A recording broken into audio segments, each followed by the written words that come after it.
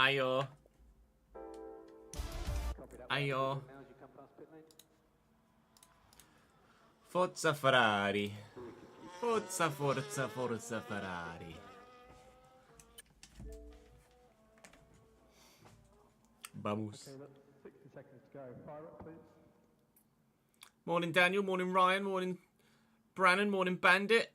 Evening, Zach. How are we? Thank you to Hardwood Rundown, Sergeant Milk, and Sergeant Milk for the follows. Appreciate it. I think actually Sergeant Milk followed at the end of the last strum. We begin today with our first Grand Prix at Ferrari in the driver career mode, and then from there we will move on to a watch long for the Hungarian Grand Prix IRL. We might have to come back to the Bahrain Grand Prix after the race as well, because I'm not sure we'll get all of it finished before the Grand Prix begins at 2 PM UK. So we will get a crack on here very, very shortly, and then we will be back to the RTG after that for the rest of the transfer window, or at least some of the transfer window. So we'll get shiz going. Ads. Apologies, sir. Your subscripciones has rounded outers. In fact, let me just add you to the list. I don't know, for some reason I don't know why you're on the list, or not on the list anyway, because you do get a gifted sub every month.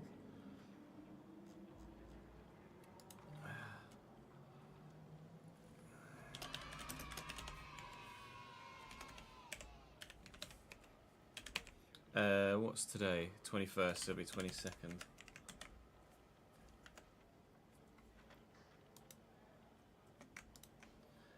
Le Bosch. I think actually we might have some to gift out today. Sort by A to Z. A to Z. A to Z. Hey man, you're not American. Like Bears is today. So let's gift that at the beginning as well. Big tanks. Non problem. This is the first race of season 2. Yes, Rob. Numero uno. Recipient is ineligible to receive a gifted sub at this time. Alright, swish. Well, Bear can't have his then. We'll try those that say 22nd, just on the off chance that they're doable, but they're not yet. So, oh. So Alfie can have his instead. Oh, well, let me do Alfie's. It might be just because I'm a little bit early, so we'll try those again a little bit later. Try those a little bit later. I'm gonna sneeze!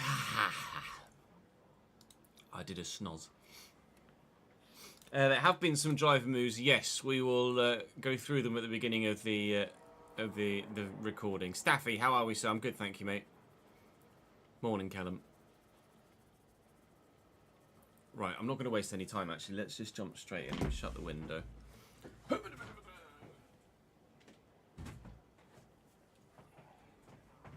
Not sure how good McLaren's long run pace is, but should be a good fight for the victory in the real life Grand Prix today.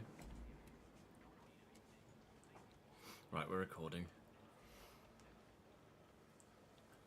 Ladies and gentlemen, not only welcome back to the F124 driver career, benvenuti alla Ferrari. We are in our new team. We presumably have been to Maranello already, since as we're now in Bahrain for this first Grand Prix of the new season. I now have Charles Leclerc sat across from me rather than Kevin Magnussen, and we are back to business with a Ferrari engine, but now with the works team rather than the customer team of Haas. So, hoping for a strong debut, although, actually, on paper, the Haas car is better than the one that we're in right now.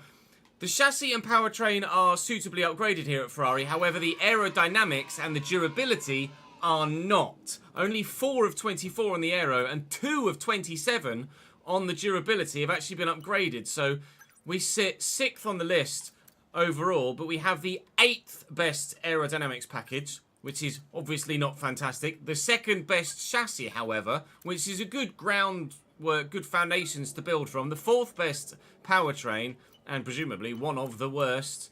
Yep, the 8th best durability. Fingers crossed Ferrari durability doesn't strike us too hard in our opening few races before we can start to upgrade in certain areas. Thank you to Tom and to Staffy for subscribing to the YouTube channel throughout the course of the intro. There are some driver changes that you would want to be aware of as we progress into this season. Those being as follows. Carlos Sainz has done a straight swap with me to go to Haas. He now partners Kevin Magnussen, so as I've come to Ferrari, he's gone to Haas. That's the one only straight swap this season. So we scroll down, you'll notice that Esteban Ocon now partners Zhou Guanyu at Kick Sauber. Nico Hülkenberg has come from outside F1 to join the fray again at Alpine, a team that he used to race for a few years ago when they were under the guise of Renault. In yellow and black, of course, rather than the blue that they're in now at Alpine. As Load FM rate, it really has all kicked off in the opening parts of this this episode, hasn't it? And you'll also notice another brand new name to Formula One at the very bottom. Logan Sargent is out of the sport, and Théo Pourchaire is now Alex Albon's teammate at Williams. So Pourchaire is in, Hülkenberg is back, Ocon moves, myself and Sainz have swapped, and Logan Sargent is out entirely, so five switcheroos. The front teams, however, are unchanged, outside of Ferrari, obviously. Red Bull still the same, Aston Martin still the same. Mercedes and McLaren still line up as they used to. My current rating is 77. I have a target of 81. I need to be at least 74 to retain my seat here at Ferrari, and I'm very much not the favoured driver here. So you might well have expected 36% only in terms of my recognition comparatively to Charles Leclerc. I do have a 6% bonus. Where that bonus has come from, I'm not sure. It might well be some of the specialists. At present, I only get one R&D secret upgrade. But hopefully, as my recognition progresses and grows, we'll be able to get more upgrades, more bonuses, more perks, and hopefully become the number one driver in Ferrari, but that might well take more than one season. And we do have a 2-year contract here at Ferrari, so we could break contract early at the end of this season, but as things stand, we're set to be here for 2 years. Can we bring Ferrari their first driver and or constructors title for the first time in over 17 years? Who knows? But there's only one place to start, and that is on the track in Bahrain. So please do drop the video a like if you're enjoying this save. Make sure you subscribe to the channel so you don't miss out on any more of it. Come and join me live on stream and see every lap of every session. There'll be links in the description down below to the Twitch channel and to the YouTube live streaming channel as well if you want to watch on this particular platform. But Football Manager is coming to you regularly-ish at the moment as well, so keep your eyes peeled for that in your sub boxes. But I'm going to keep my eyes peeled for tarmac as we head now to the first practice session. Thank you for the raids and the subs, guys. I appreciate it very much indeed. You have your moment in the sun. Embedded in the lore of the channel. I was mid-flow and I couldn't be asked to start again, so I just kept going.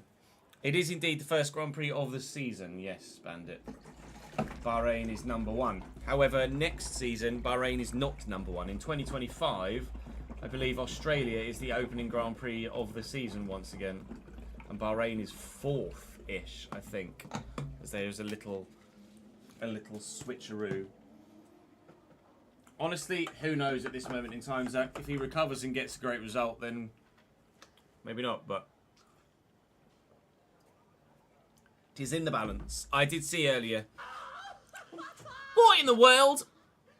A raid of 7 from Load FM 3 minutes ago, and now Patty Pat's gone and sent another 26 over as well. Thank you, mate. Can we get a shout out for both Load FM and Patty Pat, please, ads, if you're still here?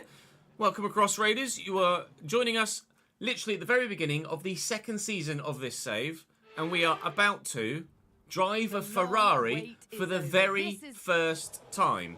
We have not yet driven a Ferrari car. We were at Haas last year. We're now at Ferrari, and hopefully going to be performing well, although as you can tell from the performance index, which isn't actually on this screen, Ferrari a mid-table, so to speak, team, a midfield team right now. So whether we're actually quick enough or not, I don't know in the early stages. I'm going to load my Bahrain setup, but I am going to have to tweak it because SRC have updated their setup since we last raced in Bahrain.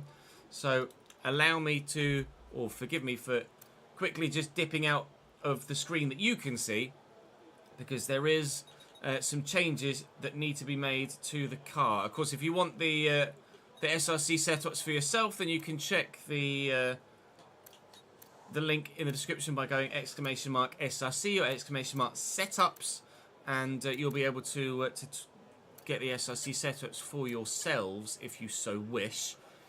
Of course, you can use the code Chesnoid for a discount as well. Thank you for the follow, Patty Pat. I appreciate it. I hope you stream it well, mate. And Bananarama, or Bananarama Mam plays. Thank you very much for the follow as well. Welcome to the channel, mate. Right, track acclimatization. We kind of know where we're going. It's easy resource points, this. I haven't watched Matt's video yet, no. How long is it? Maybe we could watch it together on stream later. Okay, your goal is to get through as many corner... Oh, I'm still on manual gearbox from Create Series the other day, which means I'm still going to be on F2 steering, so let's enable the F1 steering. As quickly and We're in a Ferrari, lads! We're in a Remember Ferrari! to activate your DRS in the DRS zone as well. Oof. She's feisty at the rear end. I can tell you that much. Yes, Reese, I did go over them at the beginning of the streams, or at the beginning of the recording, so you will find them out in due course. I'll just quickly show you this, and then you'll be able to acknowledge them for yourselves. Teo Pocher at Williams, Nico Hulkenberg at Alpine, Ocon at Sauber, Sainz at Haas. The end. No Logan Sargent anymore. He's left the sport.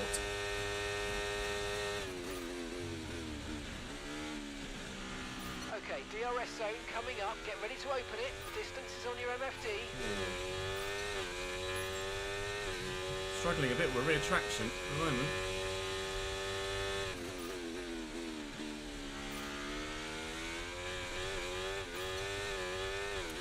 Really struggling with rear traction. What in the world? Okay, the Ferrari isn't. Not only is it a midfield car, doesn't feel that good. Maybe the car's slightly too unbalanced with the setup. I might need to tweak it ever so slightly. Even if I could miss that one.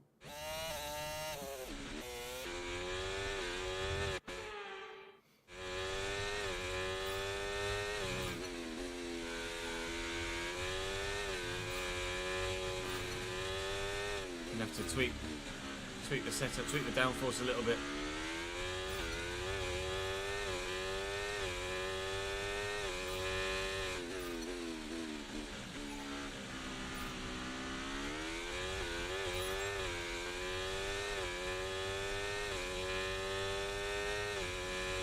Correct. Valtteri Bottas is also gone from the sport.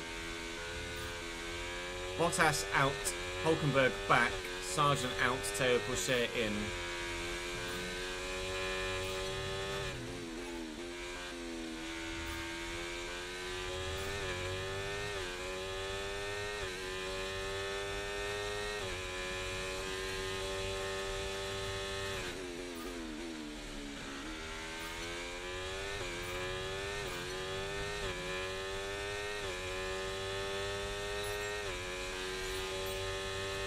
It might just be because it's the hard tyre, but I might need to put a little bit more rear downforce in this, if you'll allow me. Just for a moment. Do, do, do, do, do, do, do, do.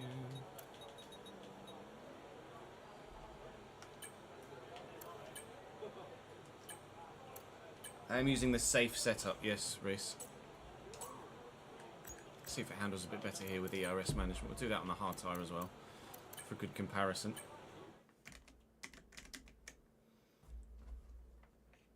Nice one. Okay, reminder, a neat way to recharge the batteries by lifting at certain points when you feel you can and by gentle braking. Try those this lap and see how you get on. Yeah, Bottas has gone on for this a test, I want you to 12-month focus on managing 12-month your long. DRS. It's really important for bike our overall ride. race pace, and so a reminder that you've got modes to play with in your MFD. See how they feel for you and see how different modes drain the battery.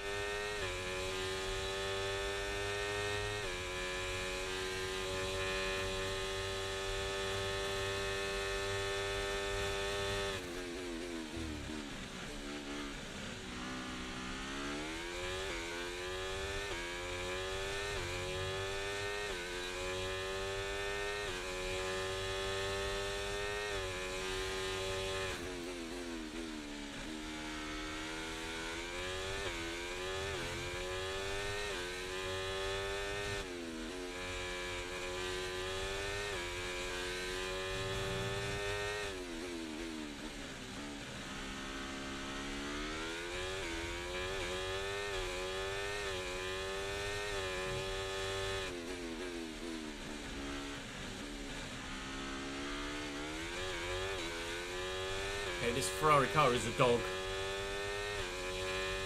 Safe to say.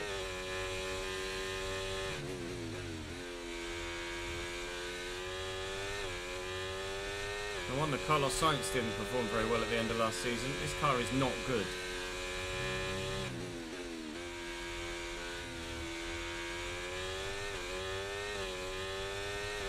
They definitely need to take more downforce out as well. I added loads more in. We're going to have to run the lower downforce setup here, I think. My goodness.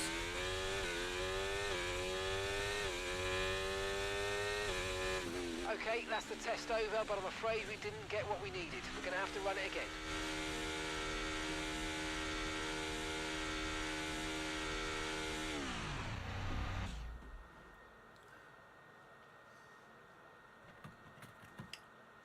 It's 35 minutes, Matt's video, is it? Okay. Maybe we watch it at the end of the stream after we've recorded the RTG.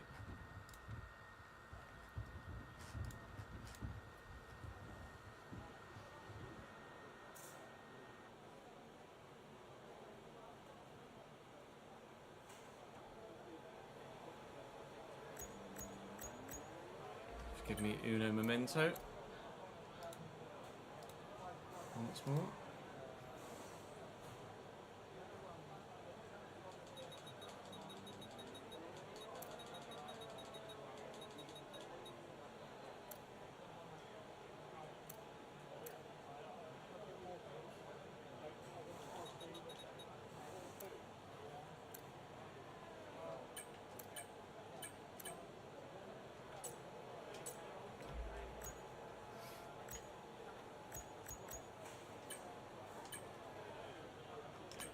I forgot the medium tyres only last one lap longer than the softs here, don't they?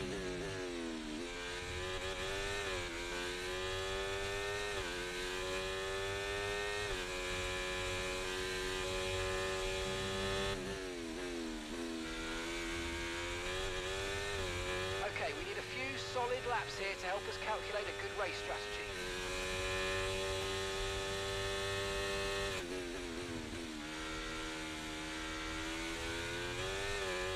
I immediately felt more stable.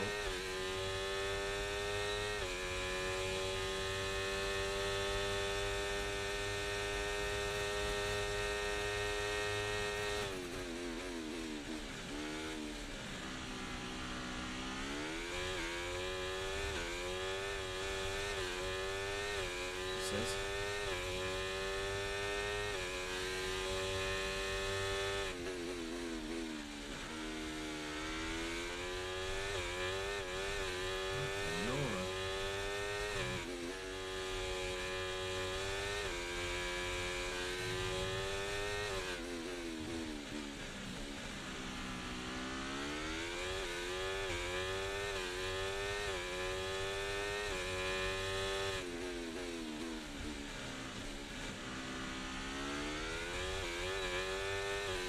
Just can't put the power down.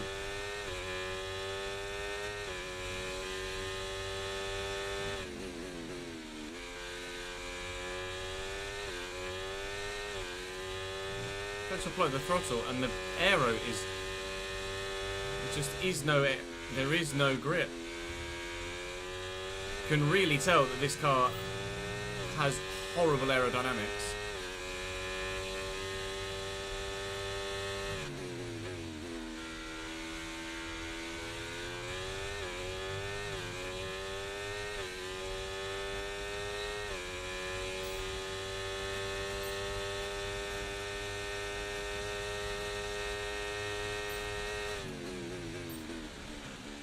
Cool, cheers, Checo. You can't put the power down. Alright, I'm confused now. Is it the car? Is it the setup? Is it just Bahrain is rubbish? What's going on?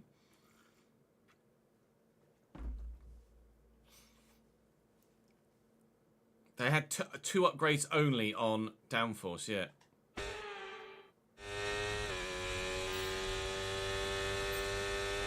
I think we're going to struggle in this Ferrari until we can get some aero upgrades on the car.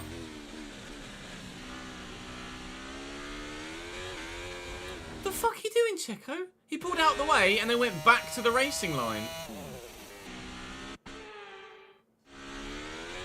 He did it again. Pulled out the way and then goes for the apex. What the fuck?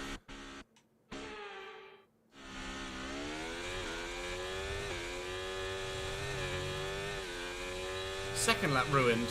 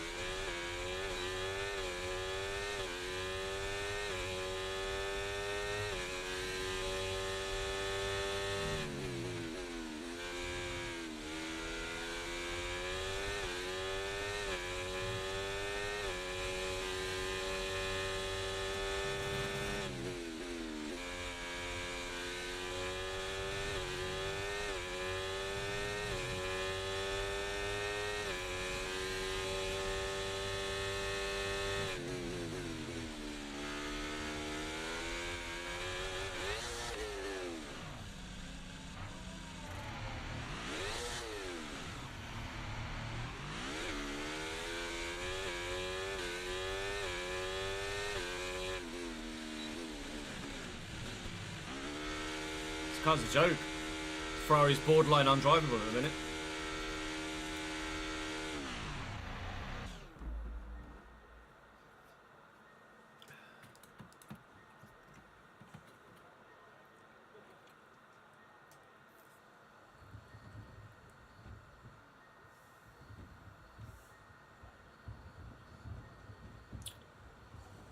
I am worried.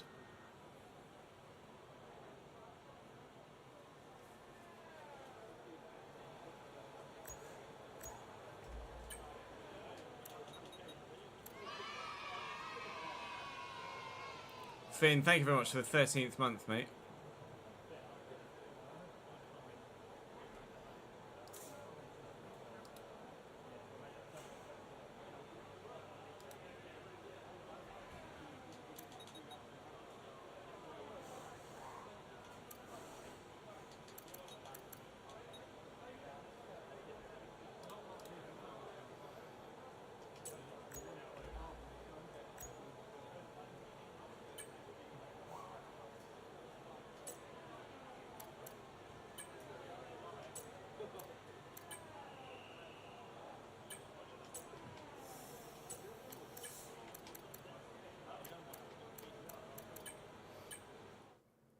The Ferrari currently, Finn, drives like an absolute horse. It's horrendous. It is not the stallion I was promised. It's a donkey.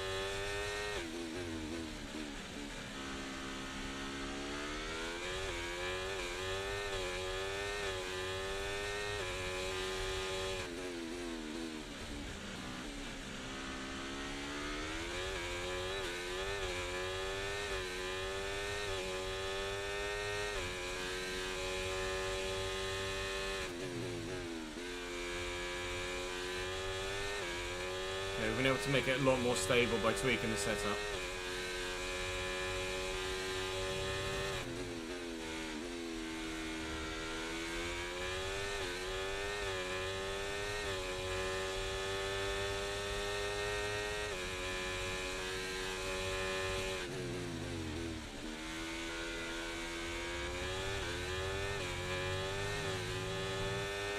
The fuck?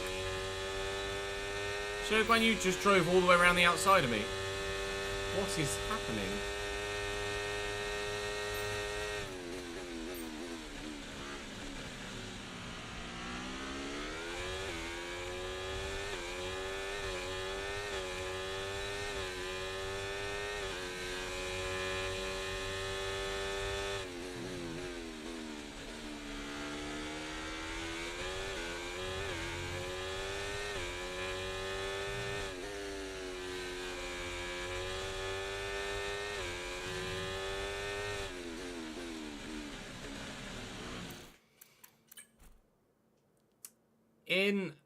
At the beginning of Season 1, when we raced at Bahrain, the AI were absurdly strong at this track. Is this track specific?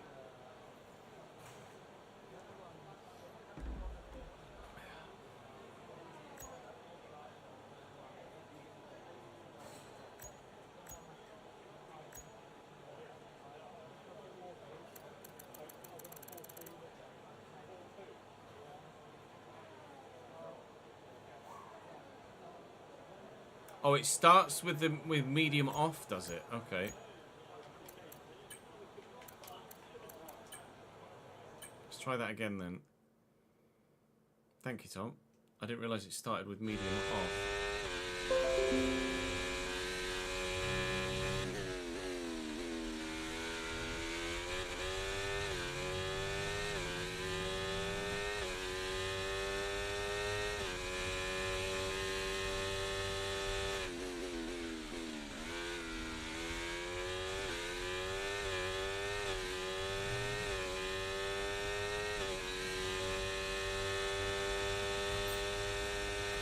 I did wonder why it was spiking all the way to the top.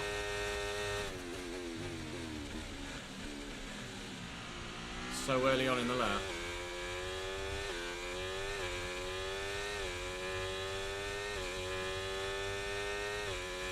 That's why it's so slow in a straight line then.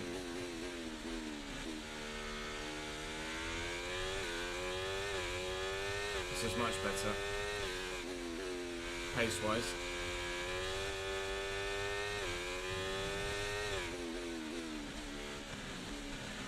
That's why I was getting overtaken left, right and centre by the fucking Sauber.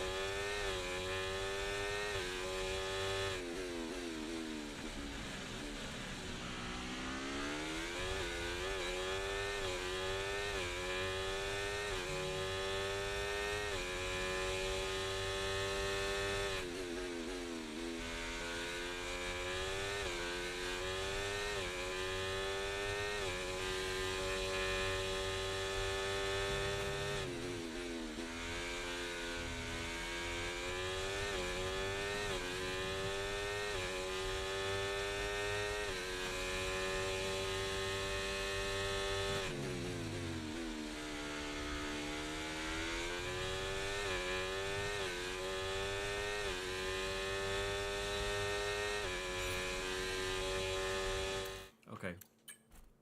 That makes more sense. The downforce is rubbish, CM. The car has only 2 of 20 odd aero upgrades. They've not upgraded the aerodynamics at all in this car. This is going to be an interesting race weekend. We're definitely now not going to finish this weekend before the real life race begins, so we will have to pause and come back to it.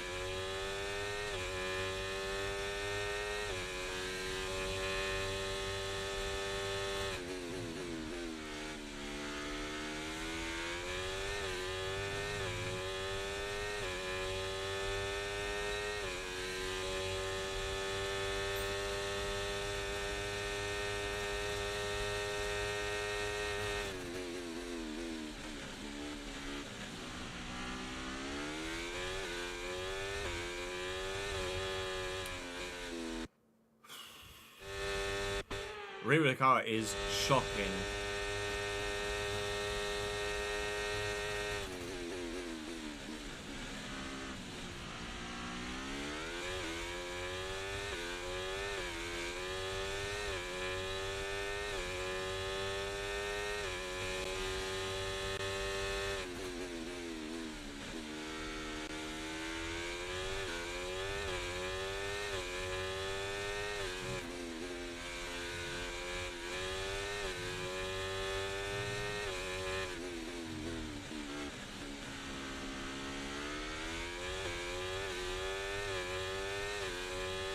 Matt struggled at Bahrain in Ferrari as well, did he? That's intriguing to know.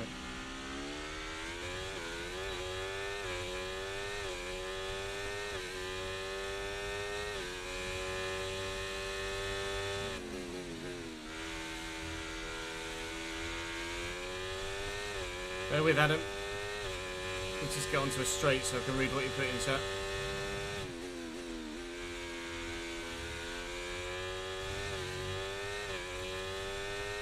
You're a McLaren fan, you're shitting yourself for later. Yeah, McLaren do look strong, don't they? Again.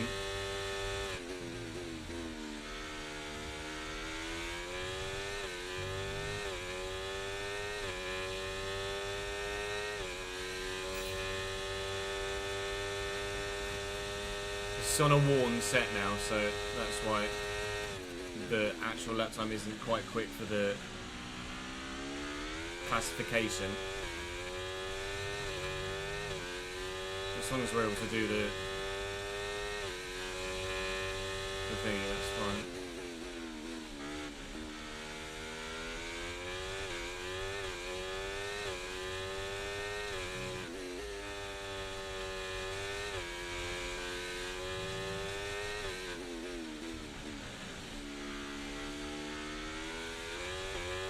You have to be really careful with the back end.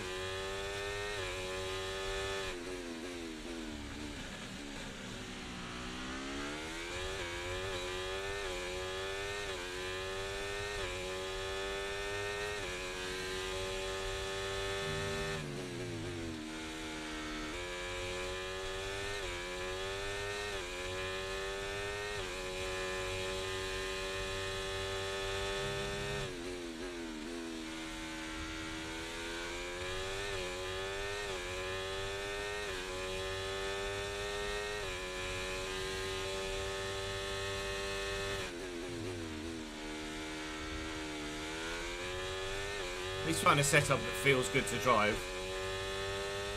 I'm having to monitor the back end, but at least it's manageable at the moment now.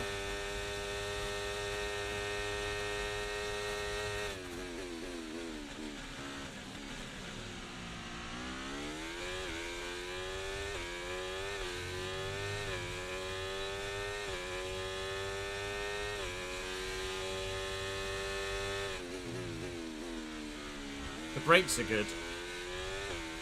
I can push braking zones. Car stops well.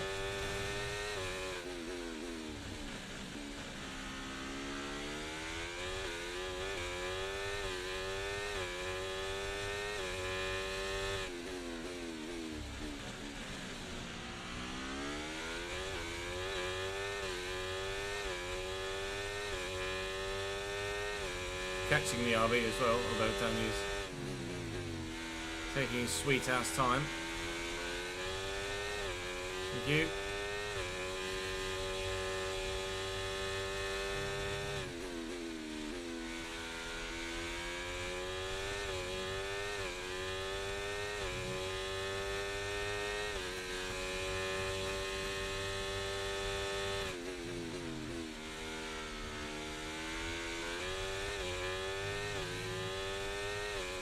You're the third fastest McLaren, is it, on paper?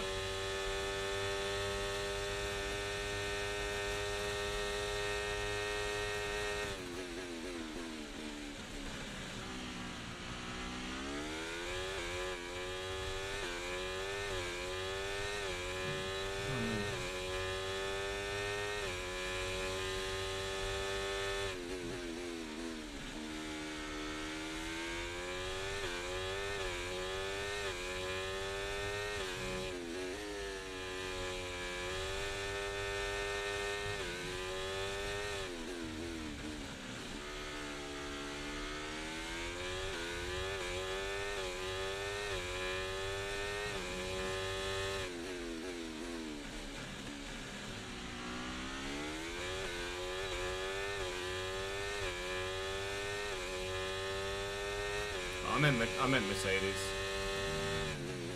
I knew it. My brain read it as McLaren for some reason, but I know you're a man.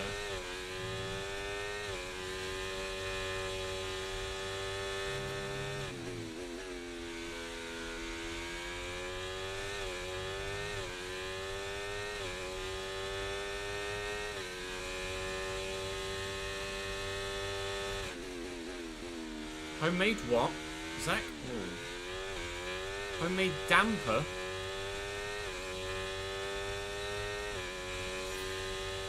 The fuck is damper?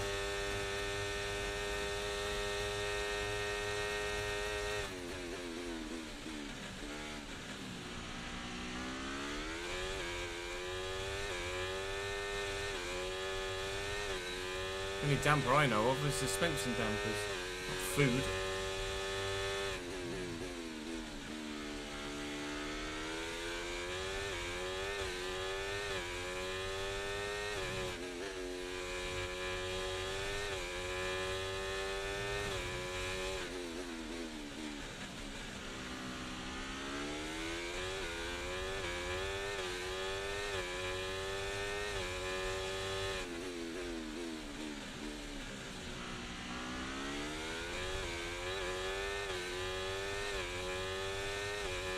Yeah, wheel dampers.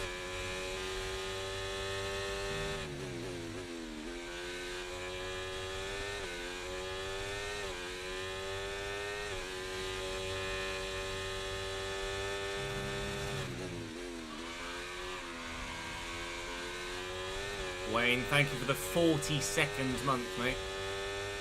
3.5 years, locked down and a brand new badge.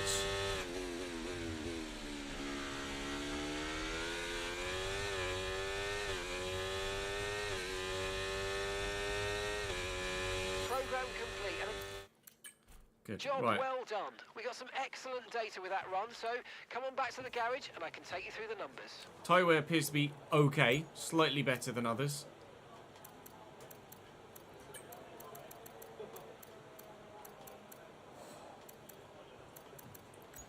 Just going to go out and do a quick lap on a set of softs. Like a quali run. Let me take the fuel out. I'm going to do a quali run just to see how good the car is. Probably Reese.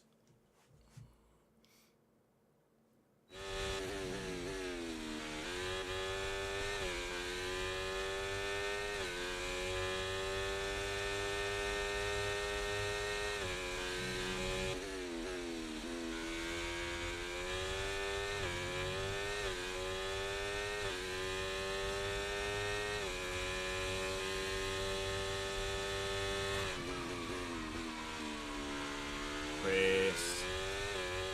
Merci, monsieur. 26 months from Chris. Appreciate it, dude.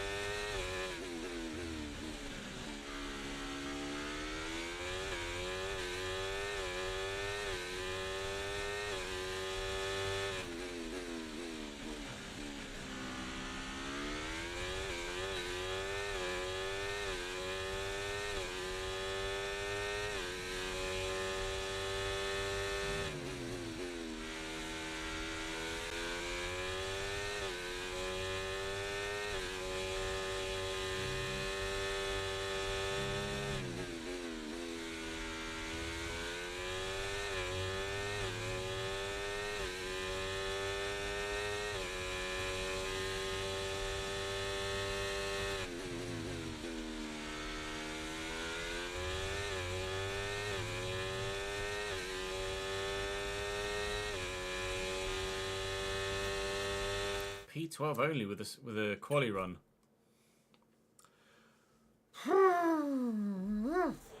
Ferrari is definitely a midfield car at best.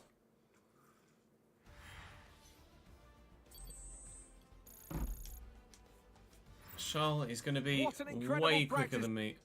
Way quicker.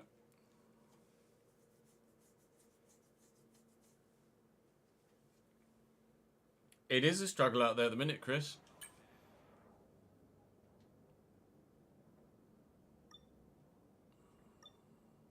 They wouldn't fear that Oscar is better than Lando, Jamie. They just want both their drivers to be quick. They don't care who's quicker than who. Adds as emote fulfills my thought process entirely.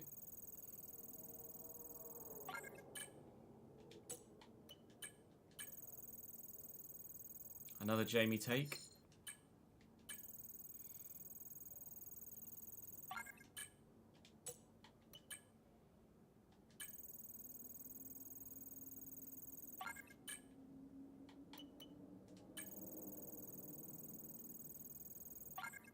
Oh, just with 4 seconds to go. Vamos. The aero wasn't the area that needed protecting, though, was it? It was the chassis and the durability. So they just haven't upgraded the aero at all throughout Season 1.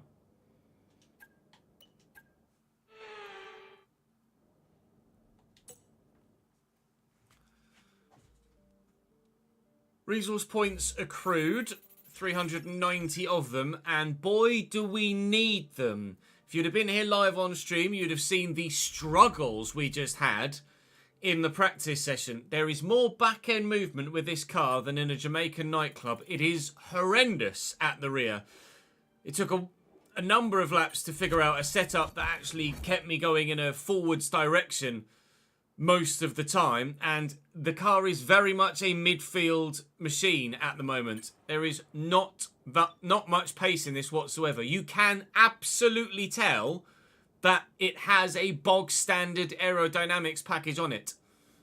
It's just not good at all.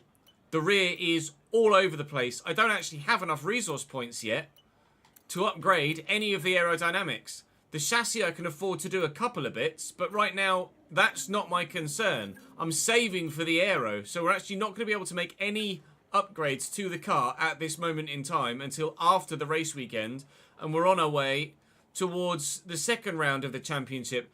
Qualifying might be Q2 only in a Ferrari, and I can't quite believe I'm saying that, but the car is that bad. This is no prancing horse. We're driving a donkey right now.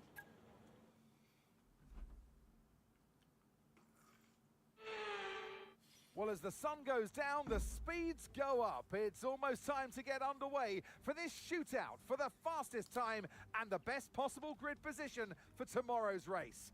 Let's get on with it. It's qualifying for the Thank you for the follow, Bahrain Grand Atara. Prix. Welcome to the channel.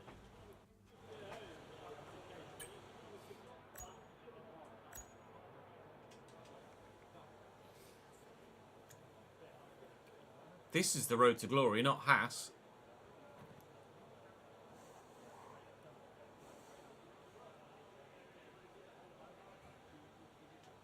Do we do 2 runs? I'm going to have to do 2 runs, I think. I have to burn through a set of tyres.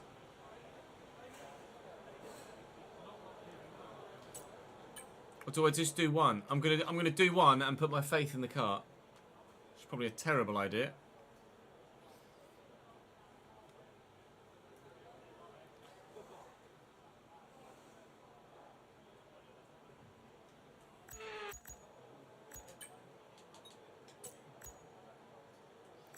So I'm going to need a late 27 probably to get through. A late 27. Okay, me again, mate. We've made some changes to the way that ERS works this year. Oh, have you you're gonna really? have multiple modes to choose from in the race now. Have a play around with them in your MFD during the practice sessions and think about how you might use them on race day. I'll check back with you soon to chat more about it. In the practice sessions, this is qualifying, pal. Sam, thank you for the 4th month, mate. Glad you're enjoying the content, pal.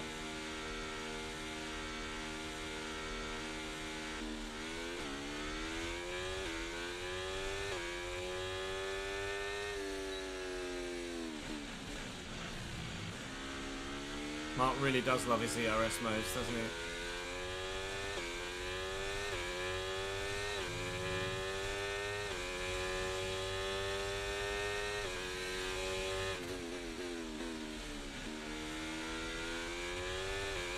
Okay, there's 2 minutes left in this session and we're in the drop zone. We need a quick lap or that's qualifying over for us.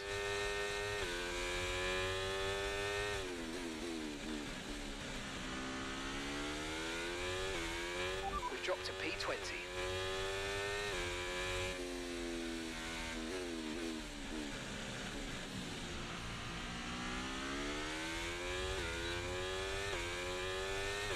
It is at the beginning of qualifying, Taffo, yeah.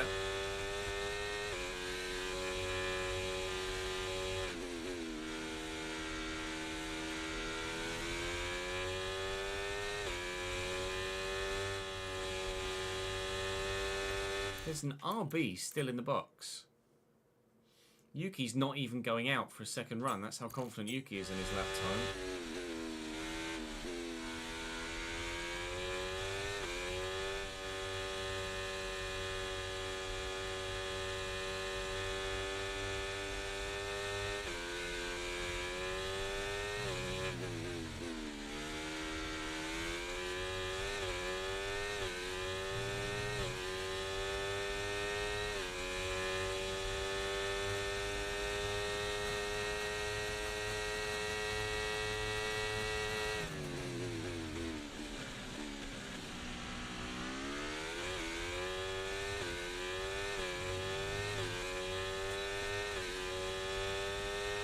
And that's just 30 seconds left in the session.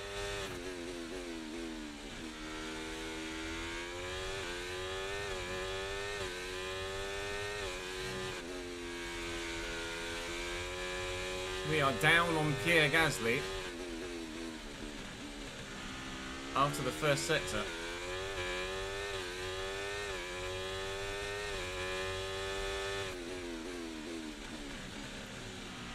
And deep in 11. Sorry, deep in 10. I'm going to go out in Q1, lads.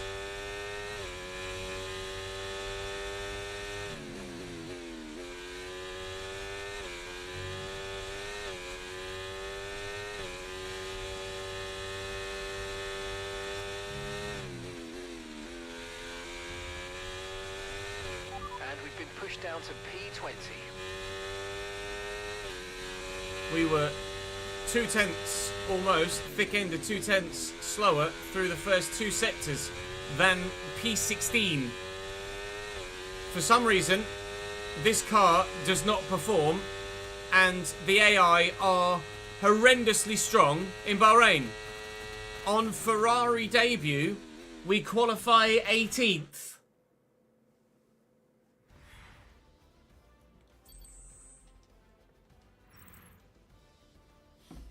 And Charles is P2. How he is putting this car round this circuit that quickly, I've absolutely no idea. I was 1.369 seconds off. Alexander Albon goes out because he set the exact same time as Yuki Tsunoda, but later than Yuki Tsunoda. I was 4.5 tenths away from getting through. Now, last year, Season 1, we significantly struggled in Bahrain with the difficulty that we were running at the time. Now, we started here in a midfield Ferrari and are, quite frankly, struggling at Bahrain again. We hope that it comes back to us at other circuits as it did last season, but this Ferrari car is no better than the Haas was at the beginning of Season 1, competitively.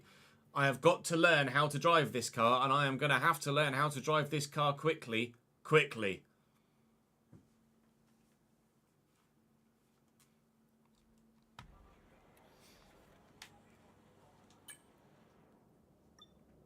I think it's just the AI. Partially, it's the AI that are just that strong here.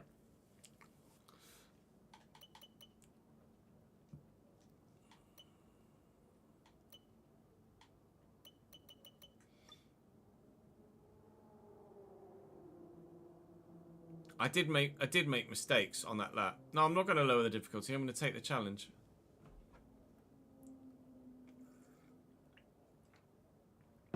Although Bahrain does feel a bit like Brazil.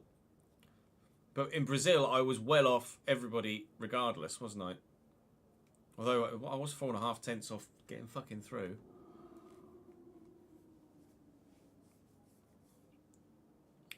Let's put it to a vote. Do we do what we did in Brazil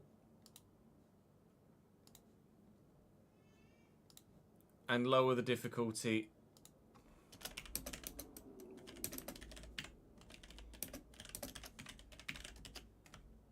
from 105 to 103?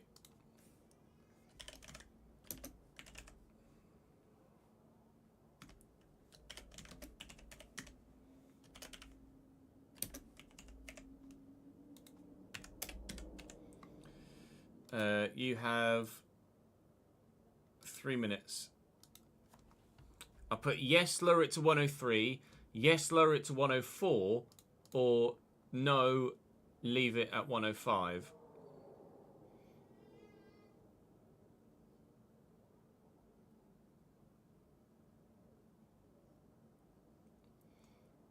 The AI are crazy strong.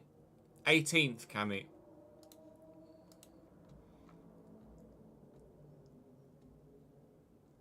The AI are just mad around Bahrain.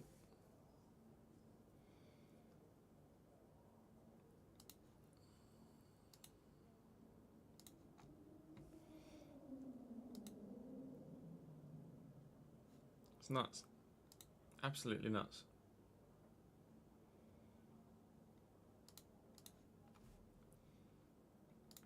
Let's have a look and see which way it's going so far. 17 and 71% saying yes 103. Okay, we do a Brazil. We drop it to 103 because that is pretty overwhelming.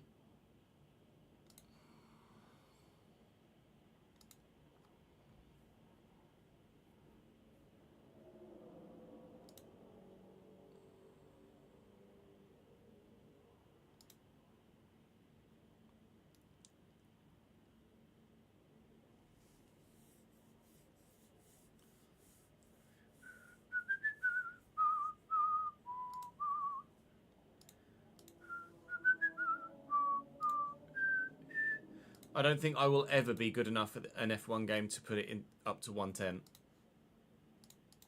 Never, ever, ever. Okay. You guys have voted. 103 we do. They're just so strong in Bahrain. Lando moved to Red Bull, straight swap with Perez. Wow, that's intriguing.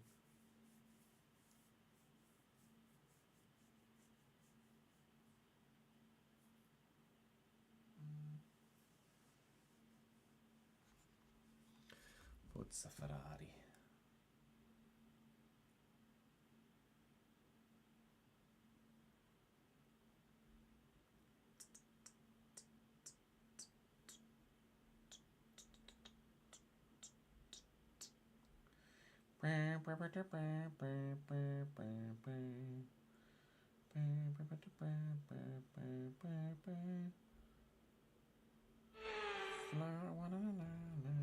No more testing, no more practice.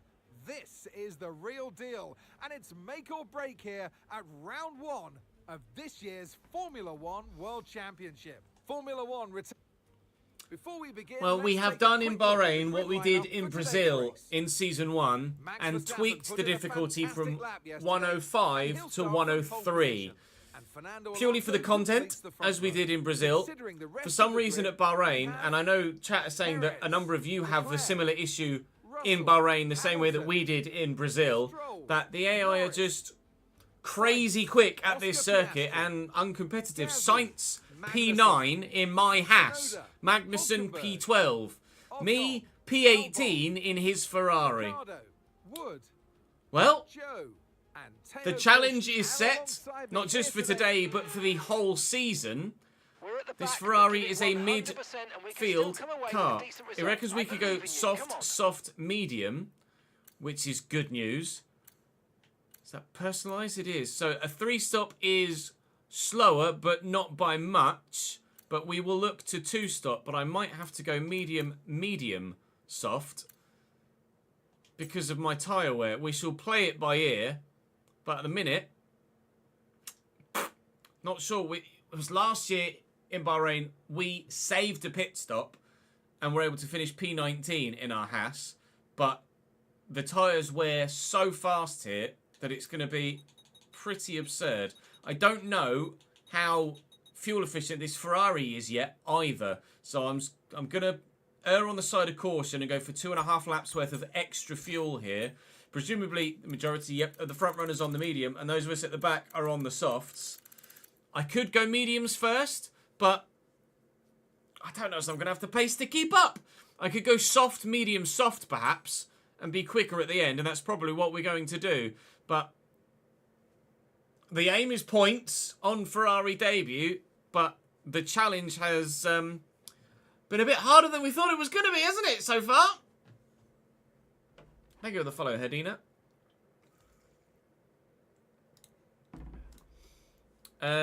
Because we've lowered the difficulty, I will put the same prediction as last time.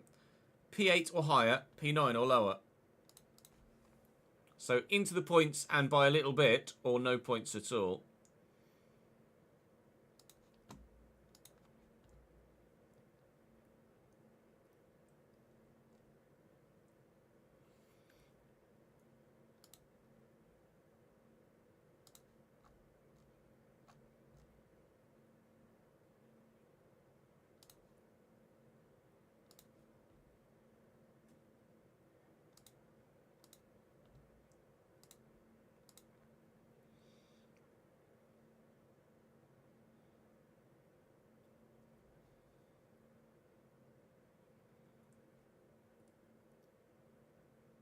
Unbelievable, Jeff. Unbelievable, Hefe. We can have a look and see what medium soft looks like, but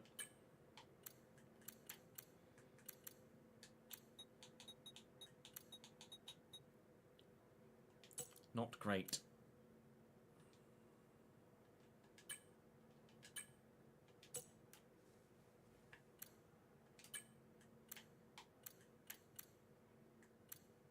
Soft, medium, soft is apparently slightly slower, but only by about a tenth.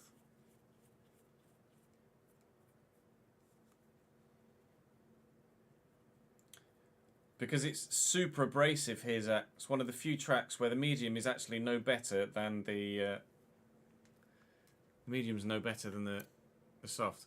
We did last year, didn't we? Do a one stop, I'm pretty sure.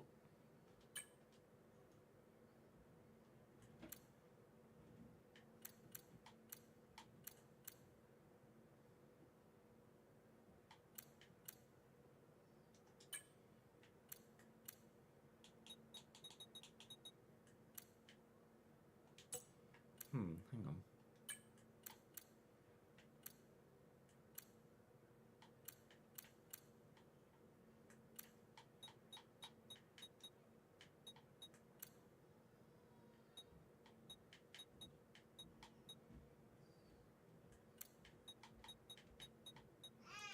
I could go soft, hard, soft.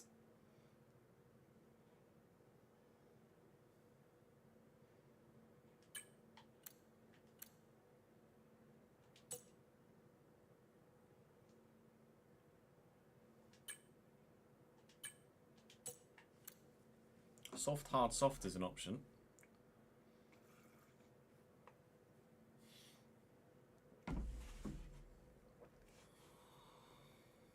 Hard, medium, medium would be super slow, Veins. Super slow. The medium tyre lasts about the same time as the soft, but is 0.6 a second slower.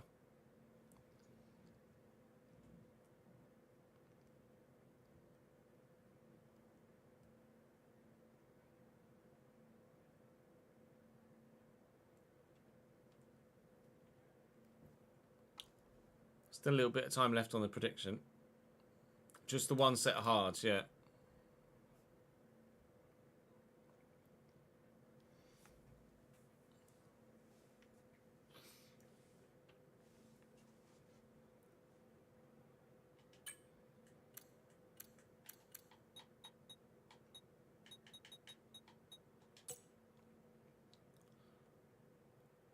Now, throwing a medium set instead of a soft set just makes me slower, Zach.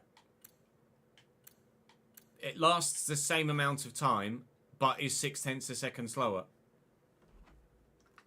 Like I just explained. Cambridge will be after the combination of this race and the real-life race, Davidenki, yes. So likely in about 4 or 5 hours' time.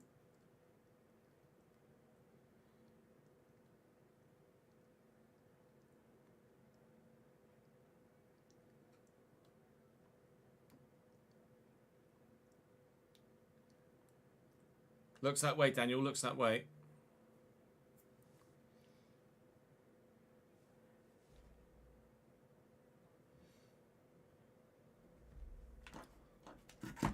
Looks that way. Looks that way.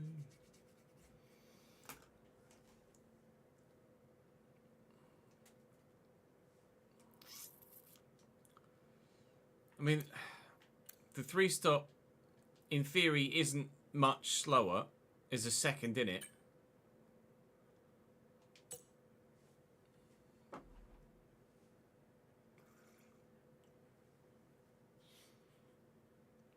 I don't even know, as I'll be more comfortable on a 3-stop. There's only two. It's only 2 laps extra on the soft set.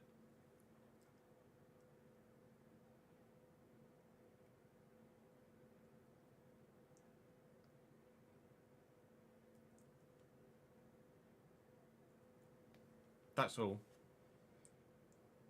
I have played with the 3-stop. It's not going to make any difference.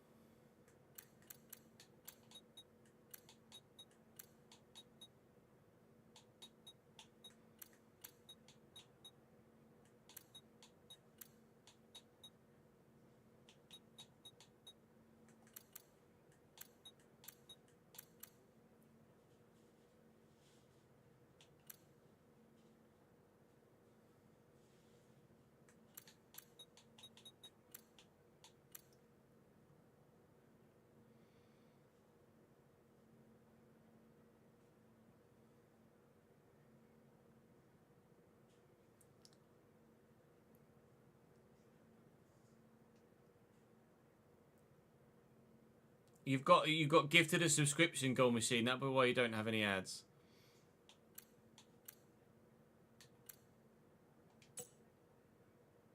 The 3-stop is just straight up slower than the 2-stop.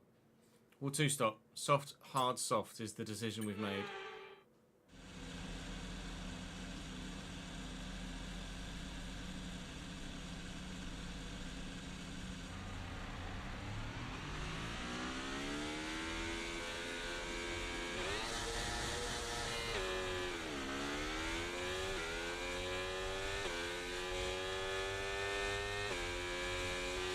Okay, so our system checks are good. We need to stay in formation and start bringing the car up to temperature, please.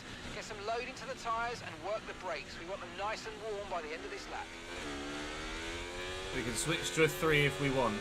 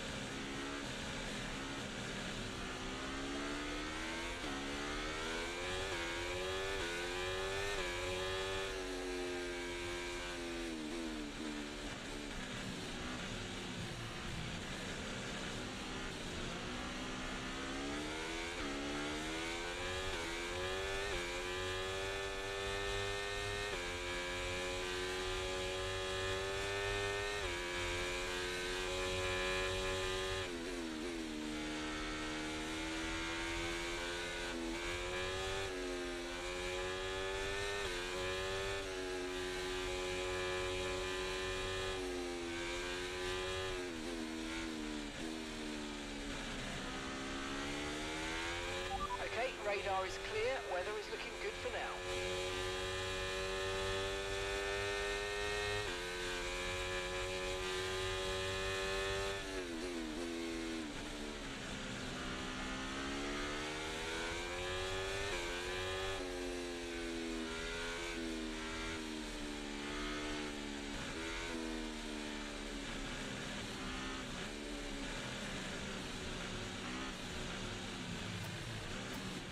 Well, race start number 1 at Ferrari is going to be a go.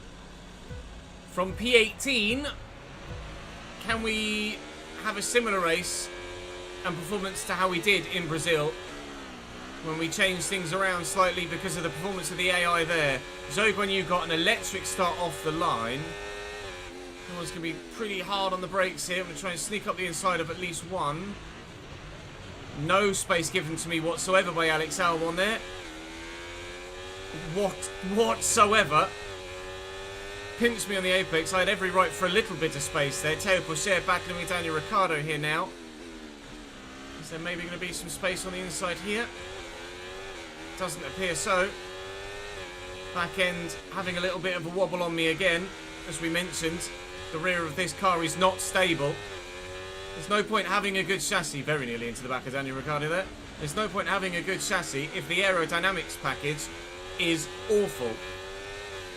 And they nullify each other. I'm going to try and get up the inside of Teo Pourchaire here and steal P17, which we have been able to do, and now I'm going to get after his teammate. Even at 103, with the characteristics of this car and the nature of the strength of the other drivers at this circuit, it's going to be a very, very difficult opening challenge in Scarlet Red. 103 is significantly higher than we raced at Bahrain last year as well, where we finished P19 in the Haas. We raced at like 94 or 95 here last season. And quite frankly, I feel like I'm quite weak after just one lap. They are so quick in a straight line. That's the difference here at the minute. And they're really powerful in the traction zones as well. I think the AI are just a bit too strong in Bahrain, quite frankly. Similar to Brazil. We should be much more competitive at other circuits later in the season. This is exactly the same pattern we found last season as well. But we'll do what we can. We'll do what we can.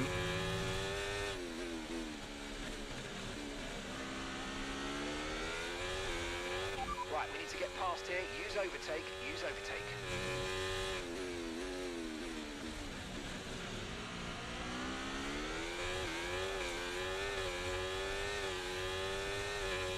ERS and DRS, and they're just pulling away from me in a straight line. What can you do?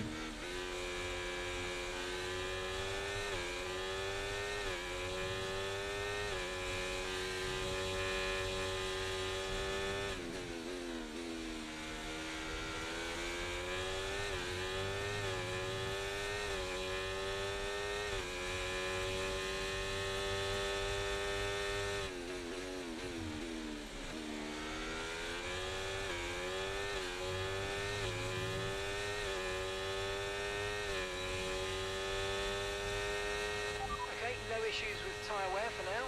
Keep taking care of them. Now have a look up the inside of Alex Albon here. One thing we did notice in practice was that the car stops very well.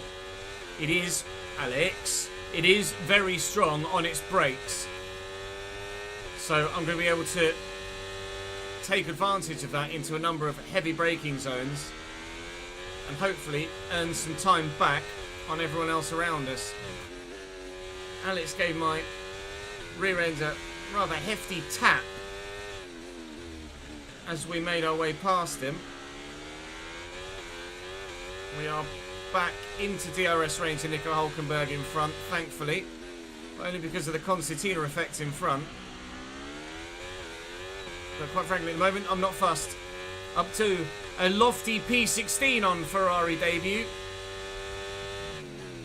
Now chasing a returning to the sports Nico Hülkenberg in his Alpine. And then my former teammate.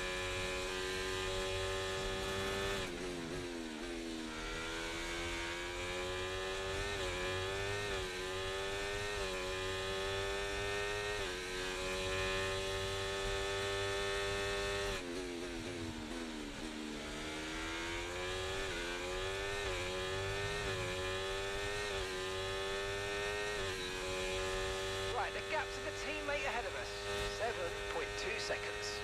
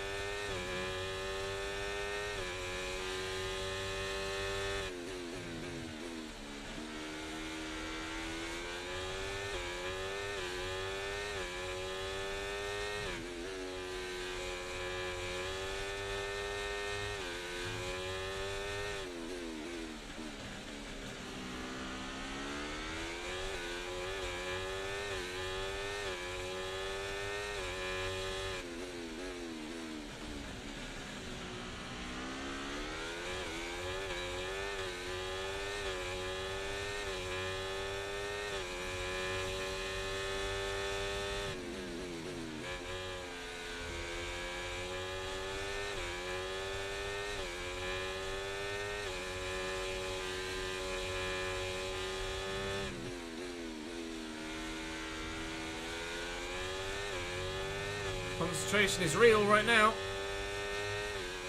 We're keeping with the group in front though, which is good news. In practice we found out that we had 7 or 8% better tyre wear than expected. But that's just than expected for the car, not necessarily than expected for everybody else. I could maybe have a look at Nico Hülkenberg the same way we did Alex Albon. It is late, but hopefully it's great in terms of a move. We are past Nico and up to P14, but now I'm going to have to do what I did last time and significantly close the gap on the car in front to get back within DRS for the next section.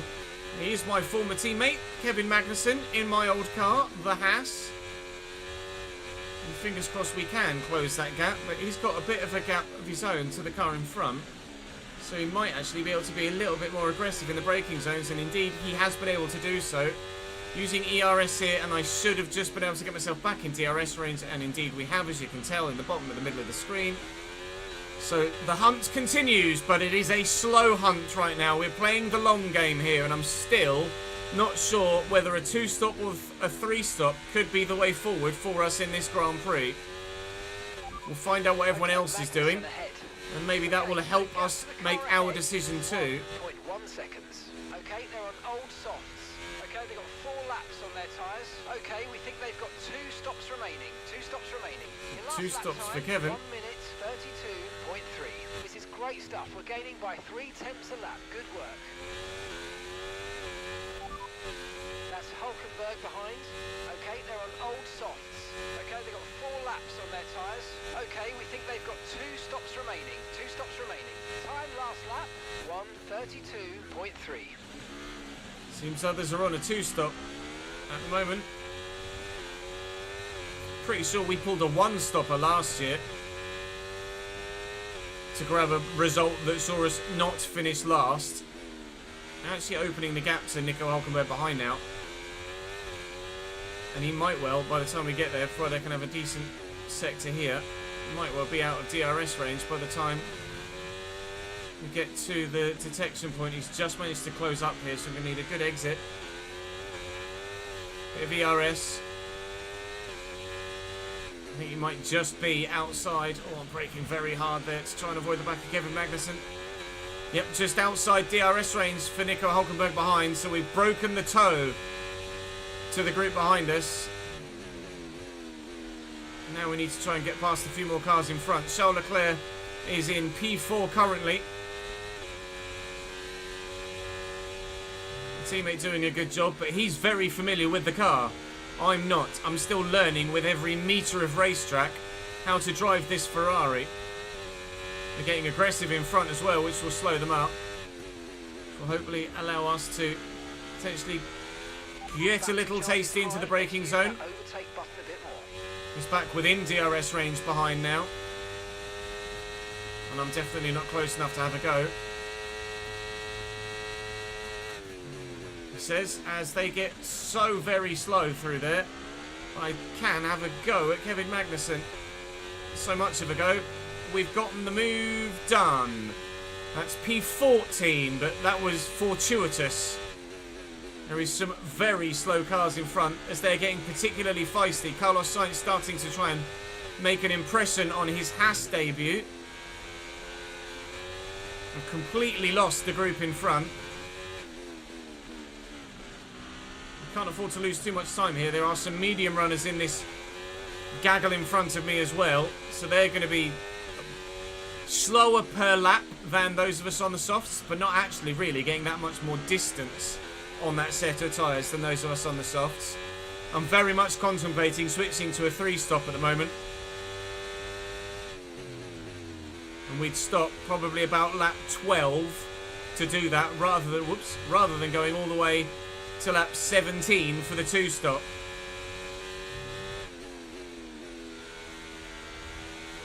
Because they've been battling so hard in front, everyone behind has caught up again. And you can see the gap on the mini-map. The front three have opened up a decent haul. Then there's the next group. Then there's this one. But Carlos Sainz currently at the front of this is P9. That is points at the front of this group in front.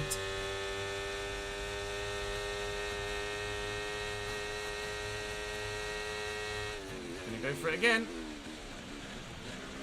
We love a move into turn 1 today. Although, a little bit of back-end action. And now here comes Kevin Magnussen. He might box me in here. I'm going to try and go aggressive. Tsunoda's going to go defensive. That's actually going to help me and hinder Kevin. So I can go round the outside. And it stops Kevin's progress. Thank you, Yuki. You made that much easier for me. And much more difficult for my former partner. Now then. Again, going to have to close up to within a second here on the group in front if we stand a chance of getting DRS down the next straight, and we have done exactly that. We are continuing to make our slow progress.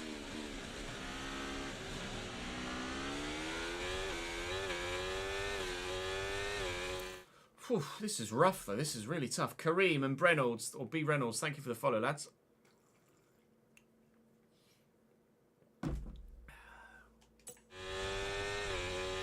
Potentially, Jamie. Just worried about the game being less stable on PC than it is on console, that's all.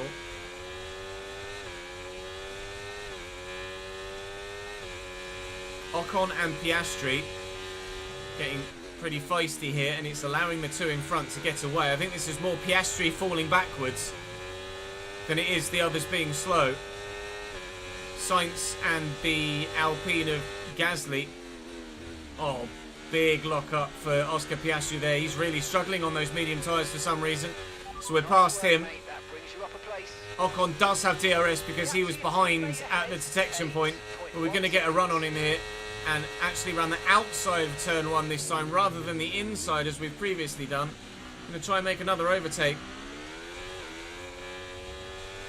Leave him space on exit. Space left. And place earned. Thank you. Now, I'm definitely not going to be within DRS range of the two in front now, as Gasly and Sainz continue to battle. So, this is where the progress that was slow gets potentially slower, and now the pit strategy is going to come into effect. We might need to undercut on those in front to actually gain some time on them. I'm fighting in the second DRS train of the race, since Charles Leclerc has dropped behind a Mercedes now. I'd be tempted to go to mediums next rather than another set of softs. But I don't know whether that's the right call. It might be make as much time as possible in this part of the race. 12 laps on this set of softs, 13 laps on the next set of softs, 14 or 15 laps on the next set of mediums, and then whatever we've got left on softs at the end of the race.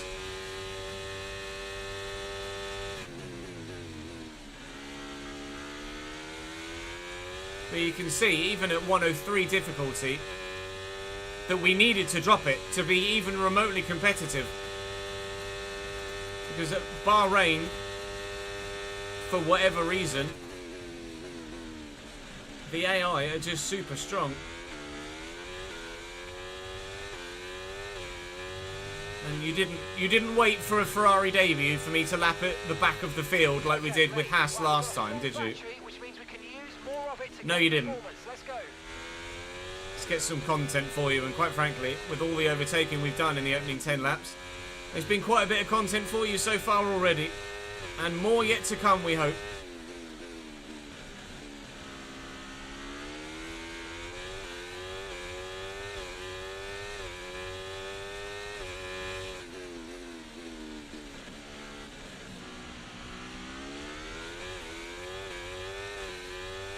You got a red flag, did you, Daniel? Wow. I haven't seen the new Wrexham kit. No, feel free to tag me in it on Twitter.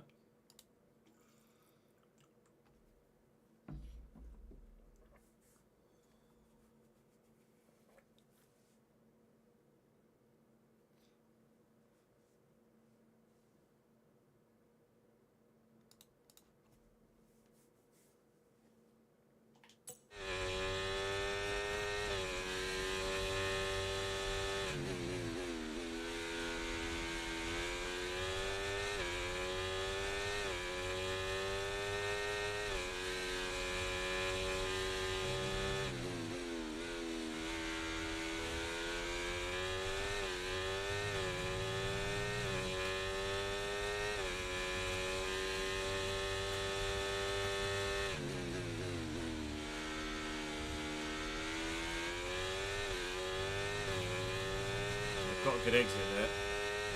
They're going to be strong in a straight line. He's got DRS, so I'm not going to waste my battery.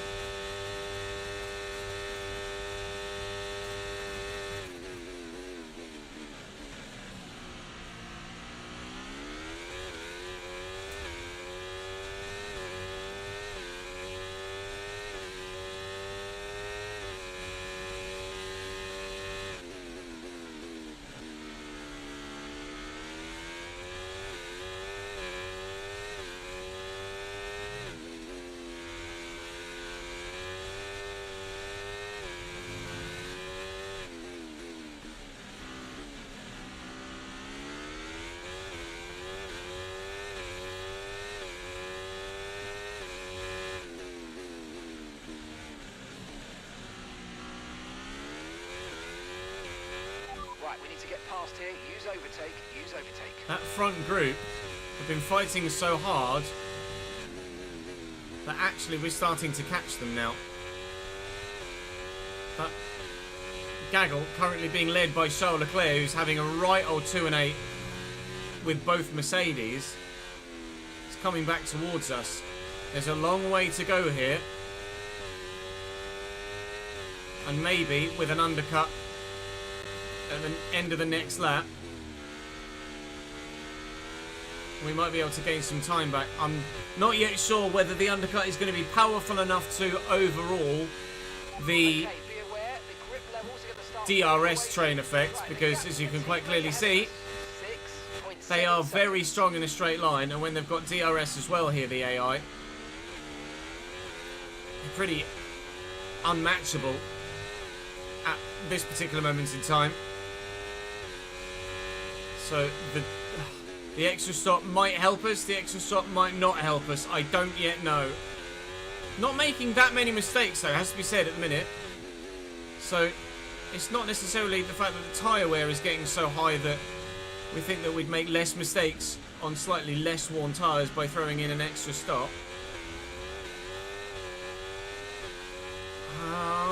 Really not sure at the minute whether to switch from a 2 to a 3 or not.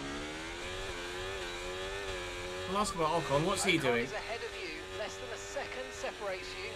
Okay, they're on old softs. Their tyres are 11 laps old now. Okay, we think they've got 2 stops remaining. So they're all 2-stop. Everyone else is 2-stopping. Last lap, 1 minute 33.0.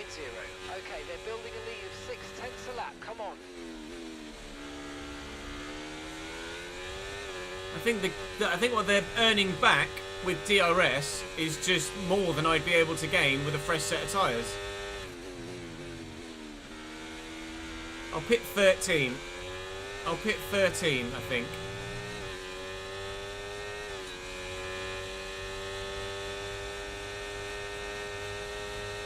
Try and take off on him. I'm going to actually play a bit of a game here. Try and get DRS on him for this next bit, which has worked nicely. Keep getting a snap there through turn 2, but look at the power of Piastri. I'm going to hold the position. I'll have to leave him racing room on the apex, but I've done alright. I'm going to box at the end of this lap then. Let's have you in at the end of this lap, please. Going to commit to a 3-stop. I'm going to box at the end of this lap and try and earn some of that time to Sainz and Gasly back again.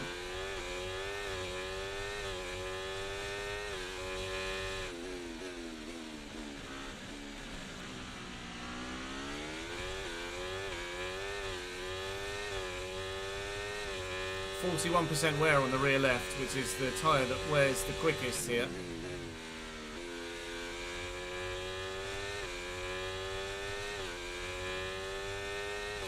I don't know whether this is the right call or not, but I'm going to make it. If it works, we look a hero. If it fails, we look like an absolute idiot. We'll be fox-massing some doors. Hopefully, all the Ferrari doors at the end of the race will be intact. Because I'm boxing now. Take you this lap.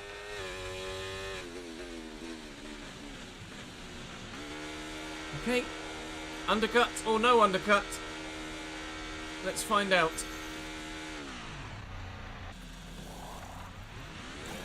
Right, let's go. Come on. That was a fantastic stop. Faster than we were expecting. Gonna run the hard now.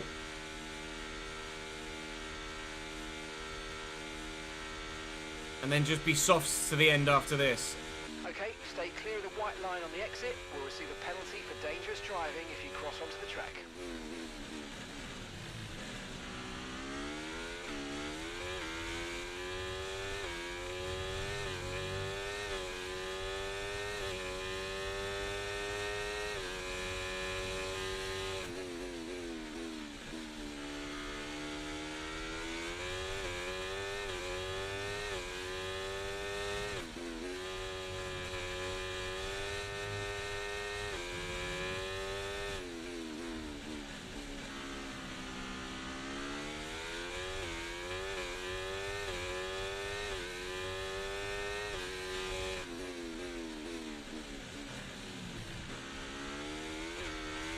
We are indeed the first car to change tyres.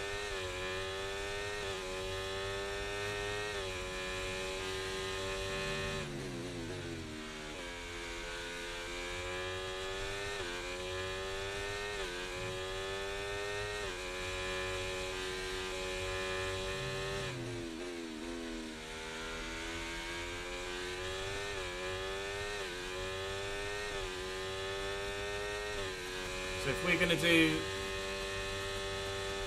I'm going to have to do quite a stint on these cars, I think.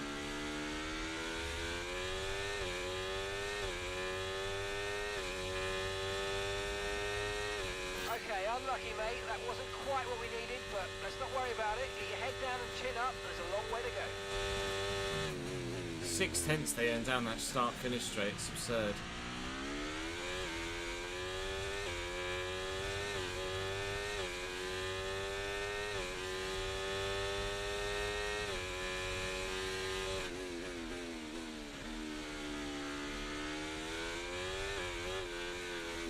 All right.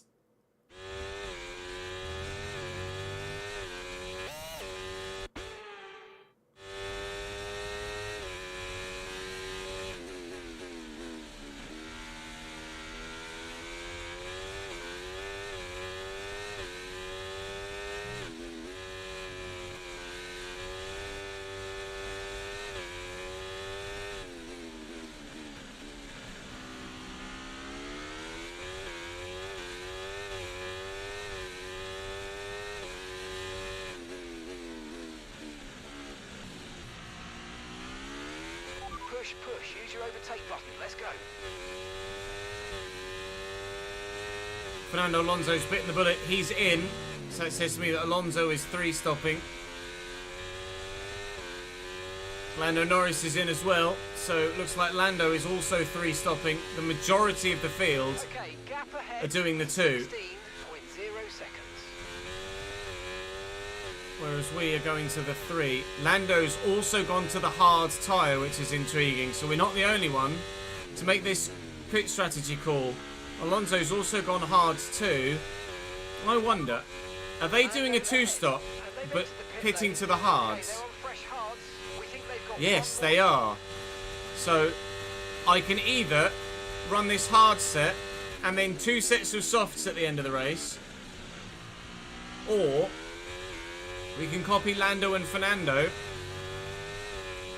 and do 1 more stop, take this hard set quite away,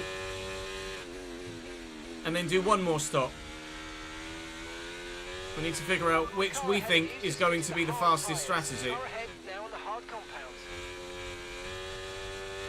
But we were definitely more than 4 seconds behind Lando when we boxed.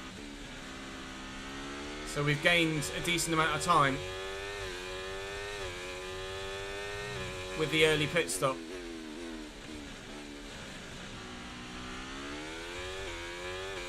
So we'll either take the hard tyre to about lap 40, which it might well tell me, yeah, lap 40, or we take it to about lap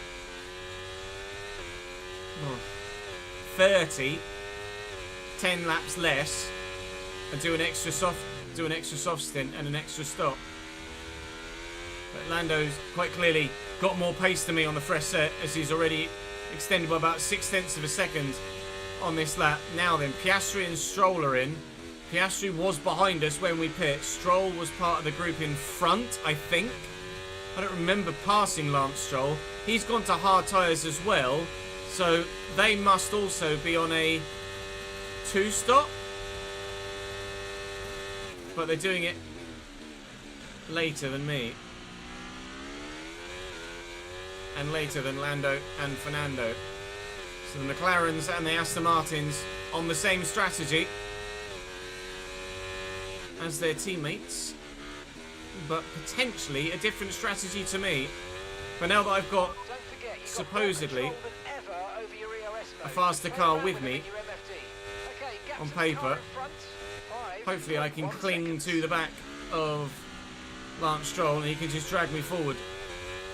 Oh. Piastri was right with us when we boxed, wasn't he? And that gap is now 7.5 seconds or so. That's the time we've gained with this extra pit stop, or with this first pit stop, should I say. So with another 2 stops, if we can gain that amount of time each time, then we gain almost a full pit stop's worth of time back again. Bearing in mind we'll be going to soft tyres next time rather than hards. Safe to presume that we'd maybe gain a little bit more time back than the 7 or so seconds we did. I think the 3-stop might well be the strategy. It might well be the play. Lots more drivers in the pits now. We should be making some more overtakes here as we, ourselves, get overtaken. But we'll have DRS down the next straight, so that's not a problem at all. And there is Gasly, the man who we were trying to undercut for time. And have done exactly that, because we're now right with him. So the undercut has earned us time on pretty much everybody that we hoped it would earn us time on. But we cannot afford to lose time now in traffic if we want this 3-stop to work.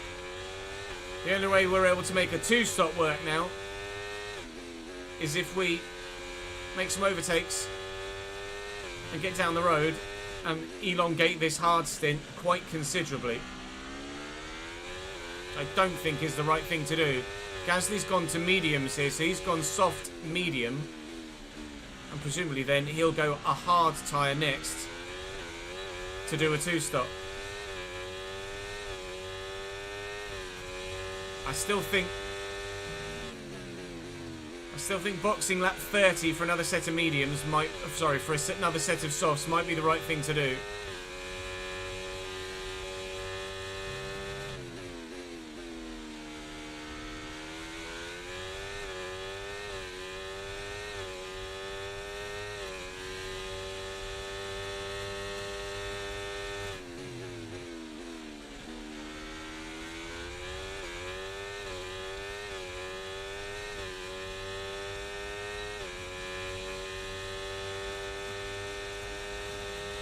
Loads more in the box. We're up to P11 now. Past Carlos Sainz, who was with Pierre Gasly, battling with him, trying to close down the front few. Time is being made here. It's just a case of whether... I'm second guessing the pit strategy with every passing corner, let alone every passing lap.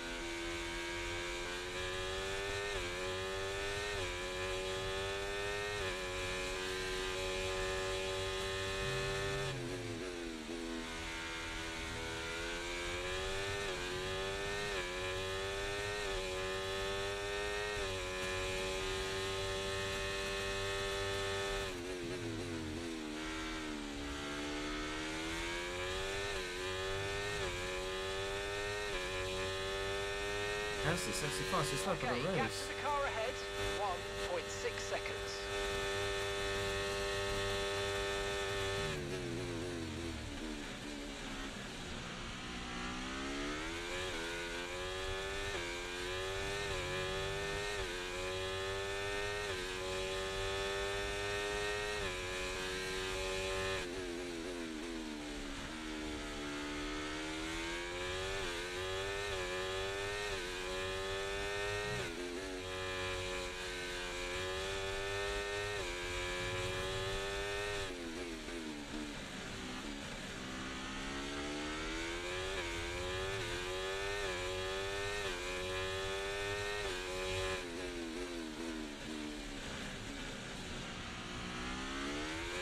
Use your overtake button more. It's time to utilise some of this energy. Come on.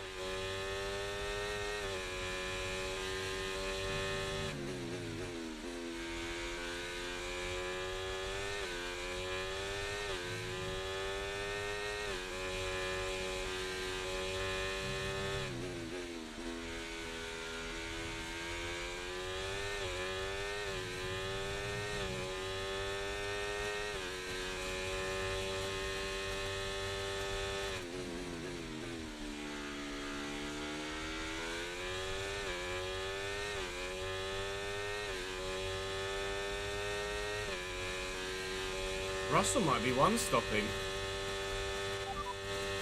Russell's gone to the hards on lap 20. Okay, they're on fresh hards. I think he's going to be one-stopping. Oh, he's got a mechanical problem. But he is one-stopping. That's why we've gained on George, because he's got a mechanical issue of some description. But he is one-stopping mediums to hards, which I think is the strategy we used last year. I can't recall off the top of my head. But with a mechanical issue, he's fallen to near the back of that group behind, and quite frankly is probably going to stay there for the rest of the race.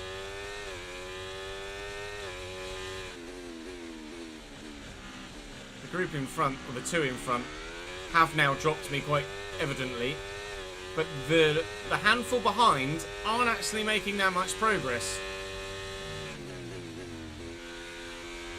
So I don't know, is the soft tyres actually going to, longer term, be the right thing to do? Charles Leclerc now in the box as well. Looks like all the front runners are one-stopping, whereas everybody else is two-stopping. And we're contemplating a 3. I think we might have to also do a 2-stop to try and protect for a single World Championship point today. Sainz is in the box now. So Sainz has only just stopped, or Sainz is stopping for a second time?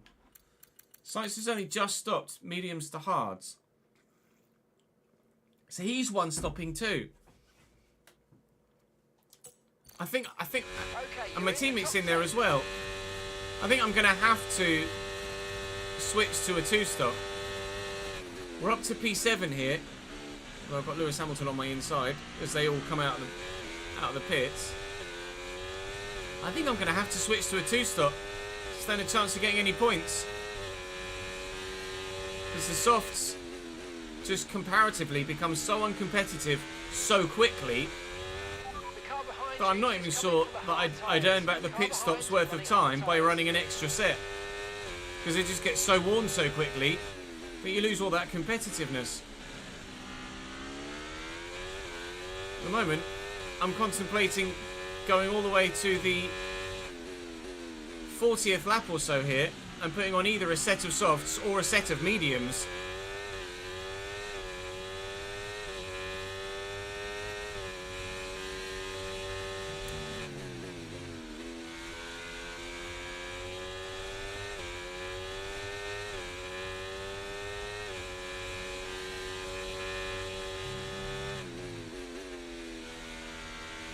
They have new both, yes. But they both last effectively the same amount of distance. Lewis just ahead of me here, so I'll have DRS. He's gone slightly deep. So we should be able to take Lewis back into turn 1. Going to go defensive. Got the run on him. And we will be ahead by the detection point. So he'll now get DRS on me down this next straight. Battling hard, but battling fairly. And ultimately, I'm sure, finishing behind them.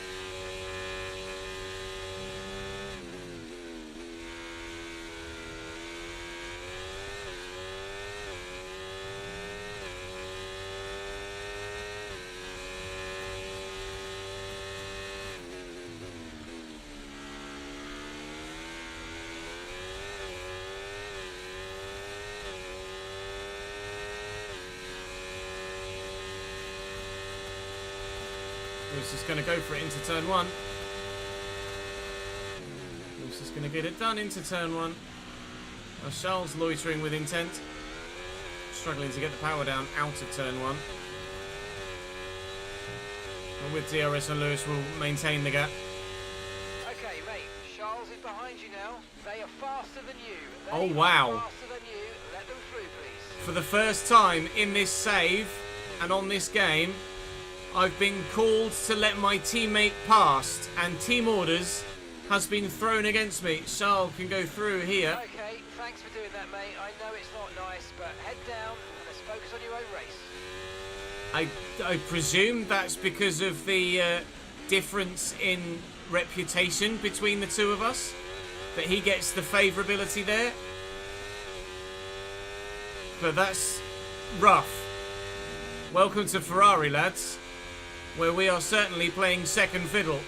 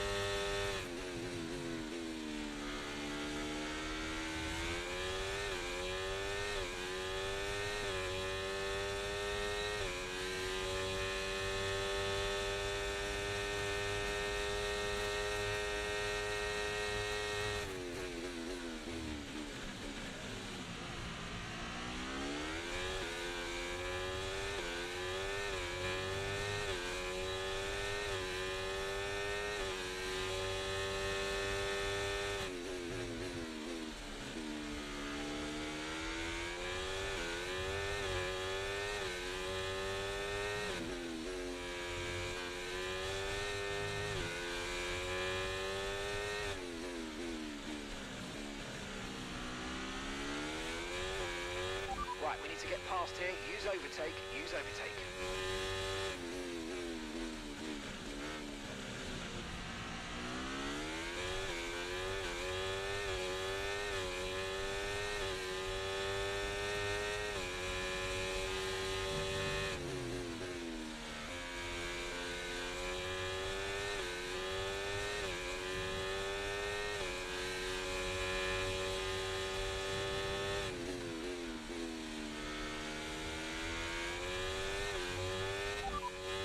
Okay, Sonoda's behind you.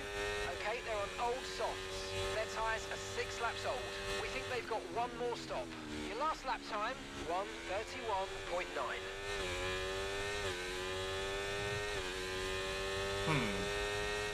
Okay, here's the gap that we're trailing the car ahead by.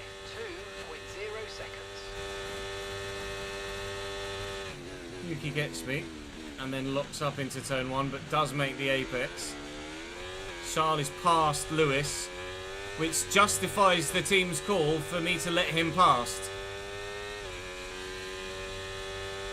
They wanted me to let him pass because they felt like he had a great chance of getting past Lewis Hamilton, and he has done exactly that.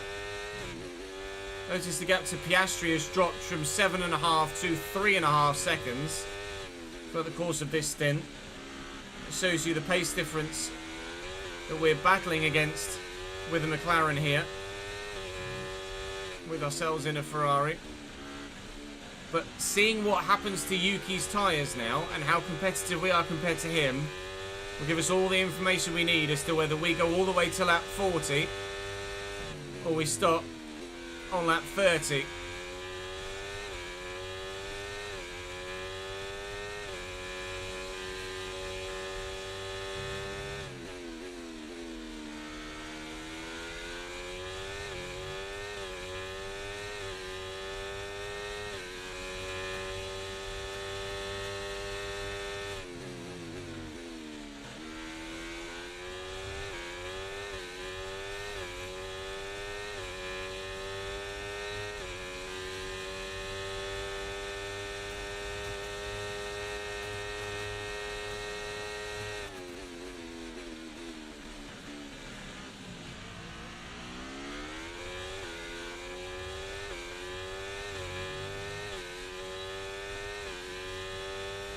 I don't know what to do, chat. I don't know whether it's a 2 or 3.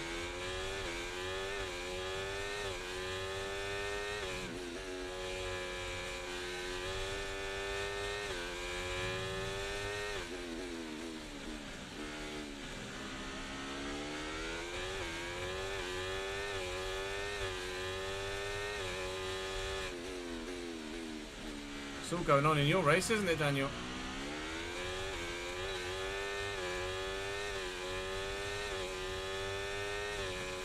Kid and Andy, thank you for the follows, guys.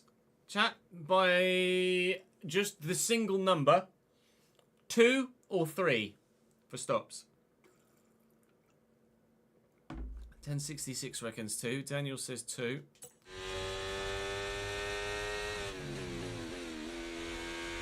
Two seems to be the call. 2 is what we will do then. We'll go to lap 40-ish.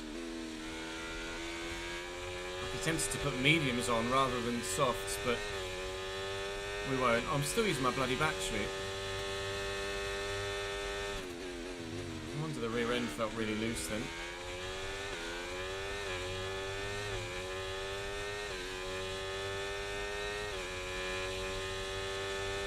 Okay, be aware the car behind is catching you by 0.5 a lap. 0.5.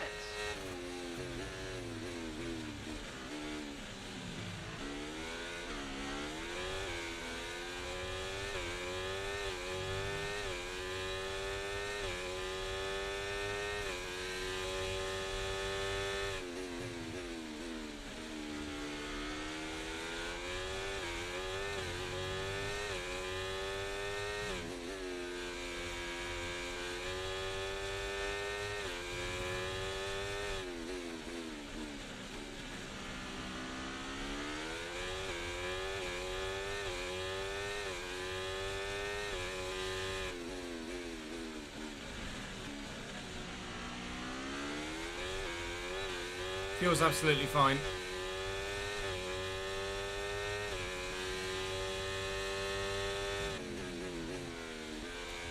I think we've judged it pretty bang on, to be honest.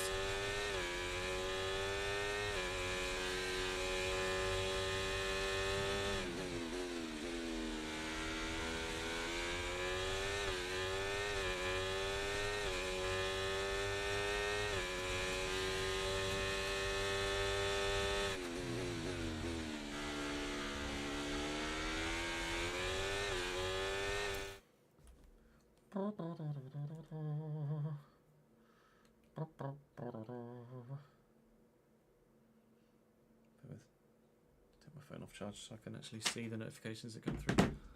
There we go.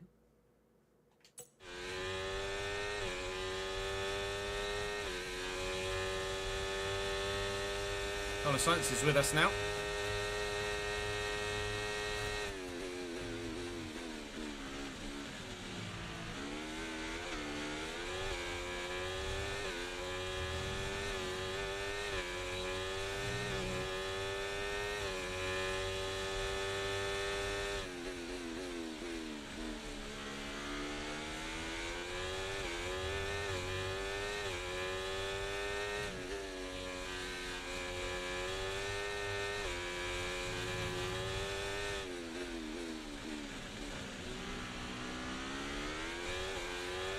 Let's use overtake and burn off some of this energy.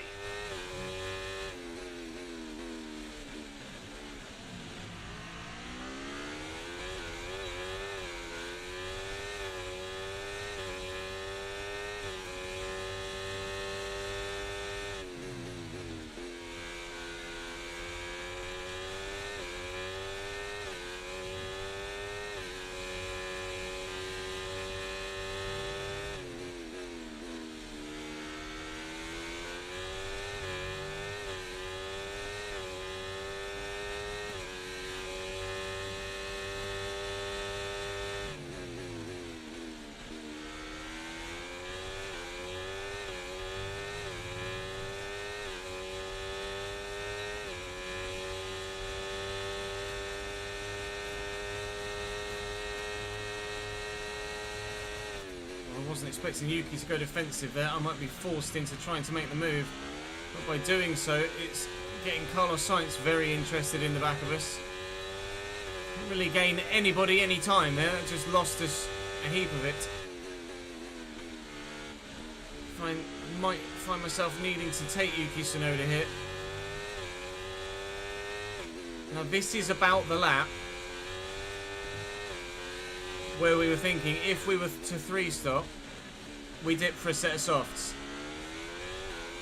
These hards that are 20% worn are just as fast as Yuki Tsunoda's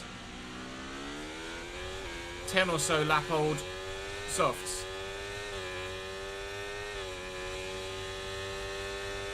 So chat had a vote. They voted for a 2-stop. It's probably the right call. I am really contemplating a 3 though. Two's probably the right thing to do.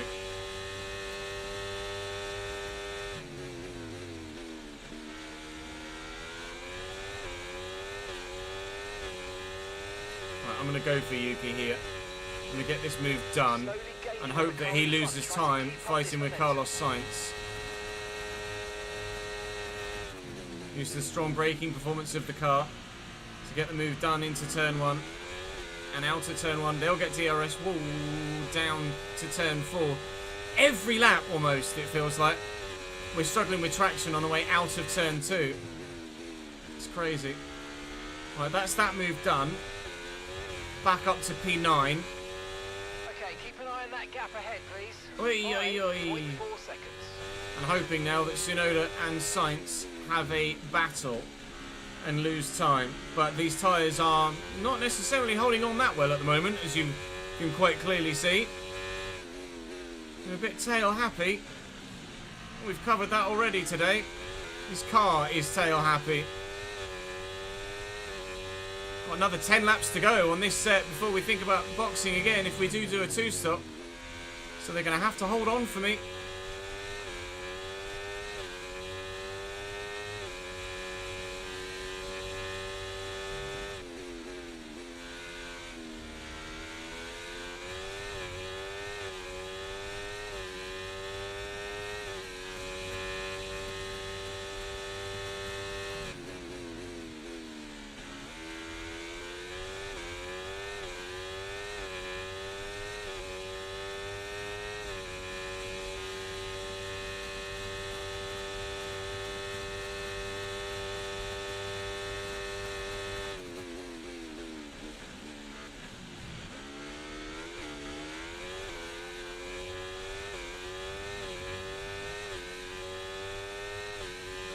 Scrapping behind. Tsunoda and Sainz fighting hard with one another. This is my opportunity to break DRS. Sainz is through, which means he will close and we won't break DRS. Tsunoda could maybe have a go at him again.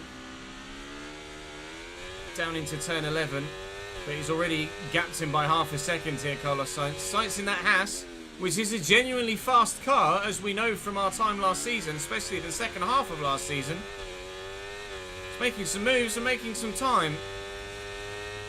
I presume he's only got one stop left. There were multiple times last year when we in the Haas were fighting Sainz in the Ferrari.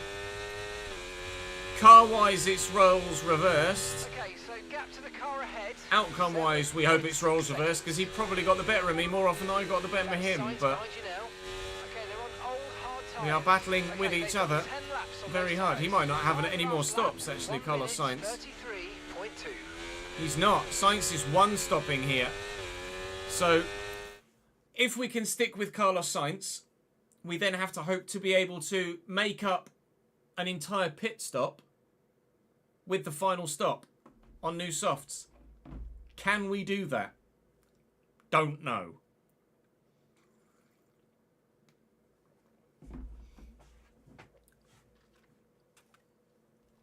Will my thumb hold out?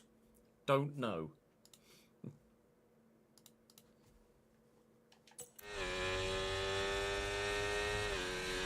goes Carlos Sainz. Really straightforward move for him. Okay, we've lost a position. That's us down a place. Have we? I wasn't aware of that.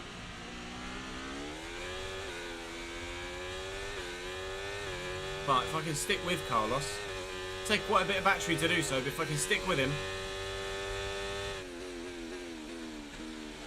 then there is the chance of a P9 finish today, which would be pretty good considering where we started the day.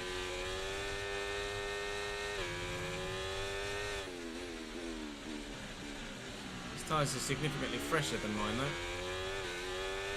Right, we need to get past here. Use overtake. Use overtake.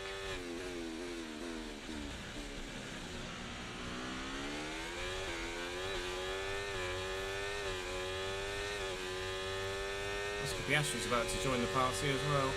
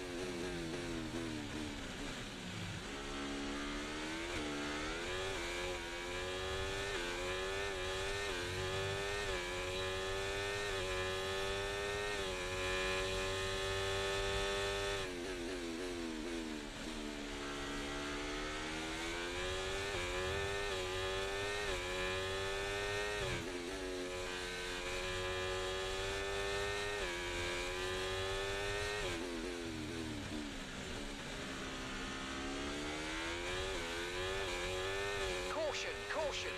Yellow flag in front. Someone's retiring. I think it's Lewis Hamilton. It is Lewis Hamilton. So George in the system at Mercedes had a mechanical issue that caused his car to be slow, but he could continue.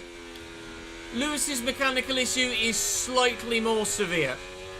Mercedes goes pop in race 1, which is not going to help them later in the season for penalties. Okay, This clear. could significantly affect their Constructors' Championship challenge. Charles Leclerc now P7, Sainz P8, and me P9. As Gasly boxes once more. And we will gain another position. And I'll be P8 in a moment. And now I am. Gap to your teammate ahead, 9.4 seconds.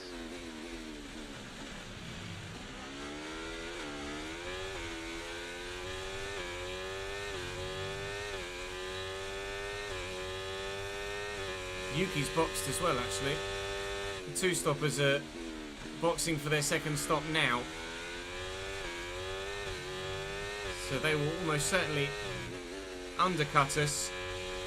Yuki will certainly undercut us when we pit in 4 or 5 laps time. We just have to then hope that our tyres last to the end fast enough to make up that time back again. I don't know whether to go to softs or mediums at the end. I don't know whether a medium stint would have us just stronger at the vital final 2 or 3 laps of the race. They probably wear just as much as the softs though, so it's a really difficult call to make. We will probably opt with the softs. I think the speed of the softs in the first part of the stint will outweigh the speed of the mediums at the end of the stint. And this DRS on Carlos Sainz at the minute is helping us defend to Piastri as well, who had close to 1.6 seconds. That gap has now grown to 2.4.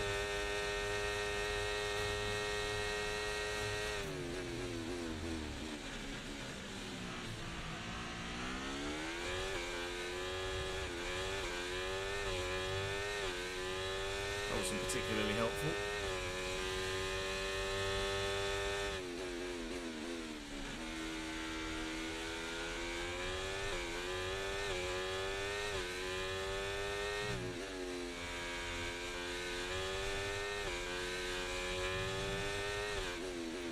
I think the other Mercedes is broken down as well. George Russell's off the track. Has he just spun? You think he's going again? Russell spinning, so as one Mercedes retires, the other one that was already running at the back because of its mechanical issue, now got a traction issue as well as he goes round and round in a circle. Oh dear, Mercedes-Benz, this has not been a great opening start to the season for you, has it? It's not superb for Ferrari either by any stretch. But it's not that bad.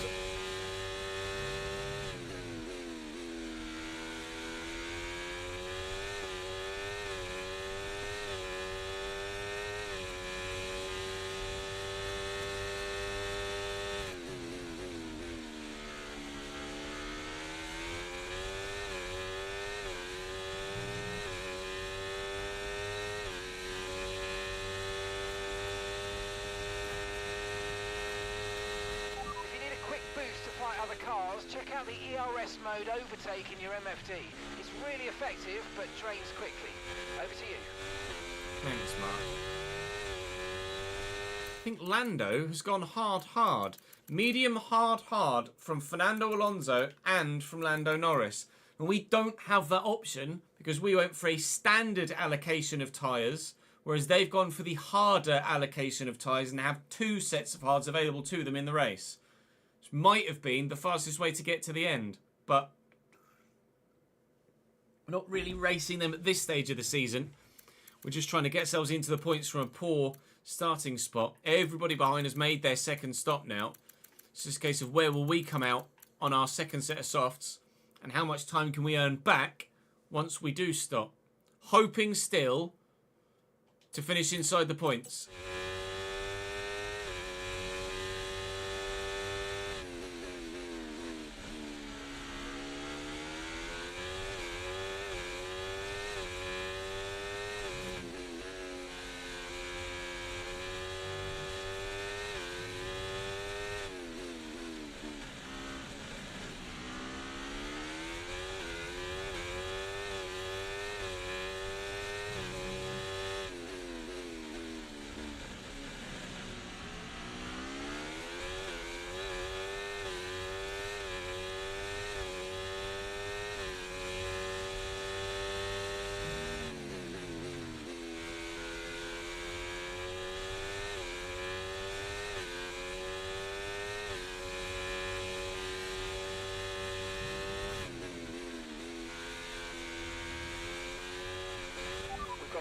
some spare energy, okay to use your overtake button.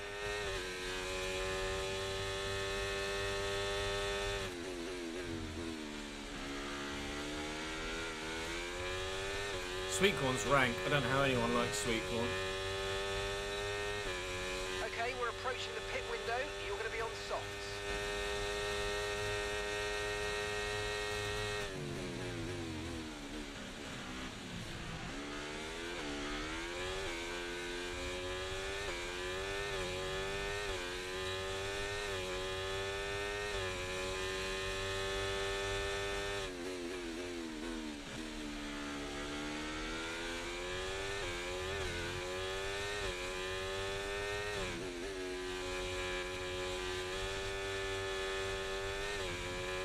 Okay, mate. Okay, science is ahead of you. We don't want to let this hold us up too long, so do your best to get past and get on with the race.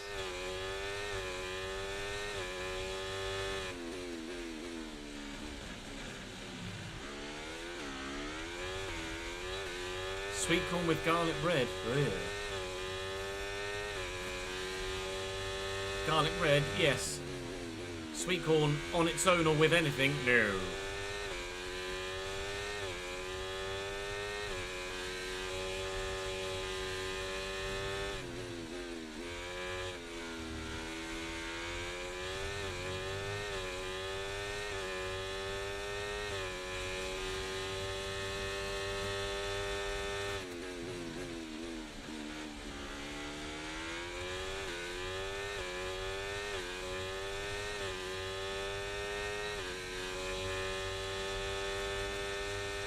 Sweet corn with garlic butter, not garlic bread.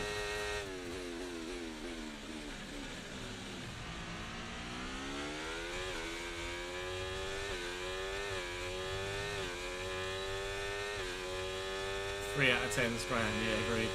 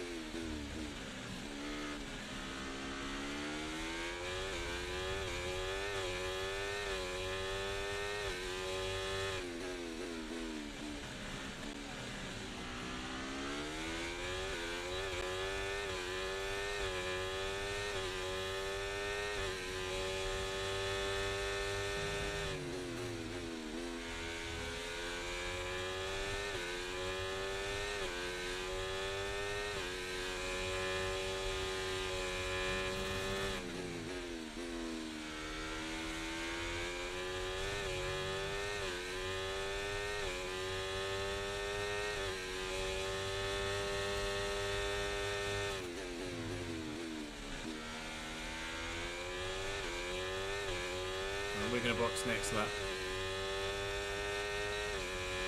Okay, we want you to pit this lap, so push now, push.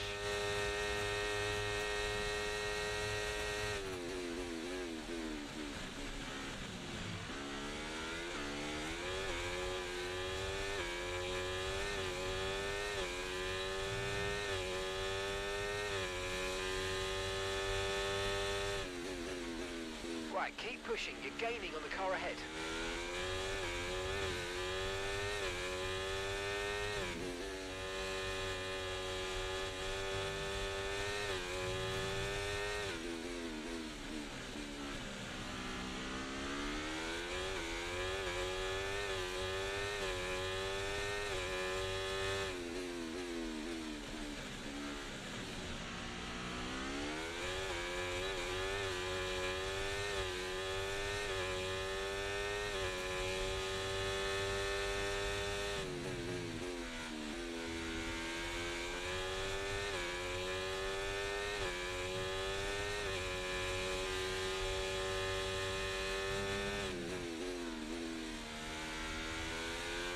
Remember, box this lap. Keep an eye on your distance to the speed limit line as you approach and make sure you don't speed. Understood. Stopping this lap. Alonso has set a fastest lap of the race. I think 3 of the last 4 laps. However, as we now box for another set of soft tyres, we might be able we might be able to take that fastest lap point away from him if Okay, let's go we can now. Come on. hold on to a top 10 position. Russell currently 10th. They're going to be past me by the time we get out of the pits. Tsunoda's on his way as well. He too is going to get past me. Up to speed now. Let's get some heat into those tyres. We're going to come out in front of Piastri. Piastri is 2 stopped. He, just like Lando, his teammate, has gone medium, hard, hard. Whereas we've gone soft, hard, soft. So our tyres are going to be really quick now, but really slow at the end. We're 11th. We should absolutely be able to take Tsunoda. Russell with his mechanical issue should be passable as well. I'll try and get the fastest lap point for the race if I can, but I'm not sure if I'm going to be able to match Fernando Alonso, to be honest. But I'm hoping here for a P9 finish with hopefully maybe a fastest lap point to boot, which would be a job well done considering where we started.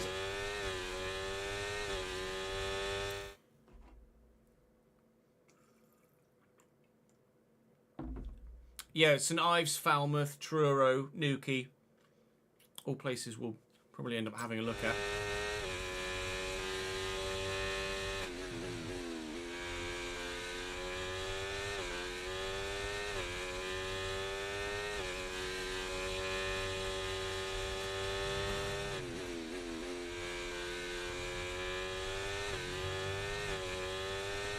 What is happening in your race, Daniel? Jeez Louise.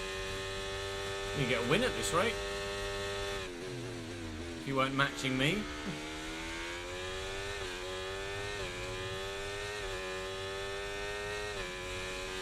So, could use some battery here and get myself into DRS range. Focus on the driving.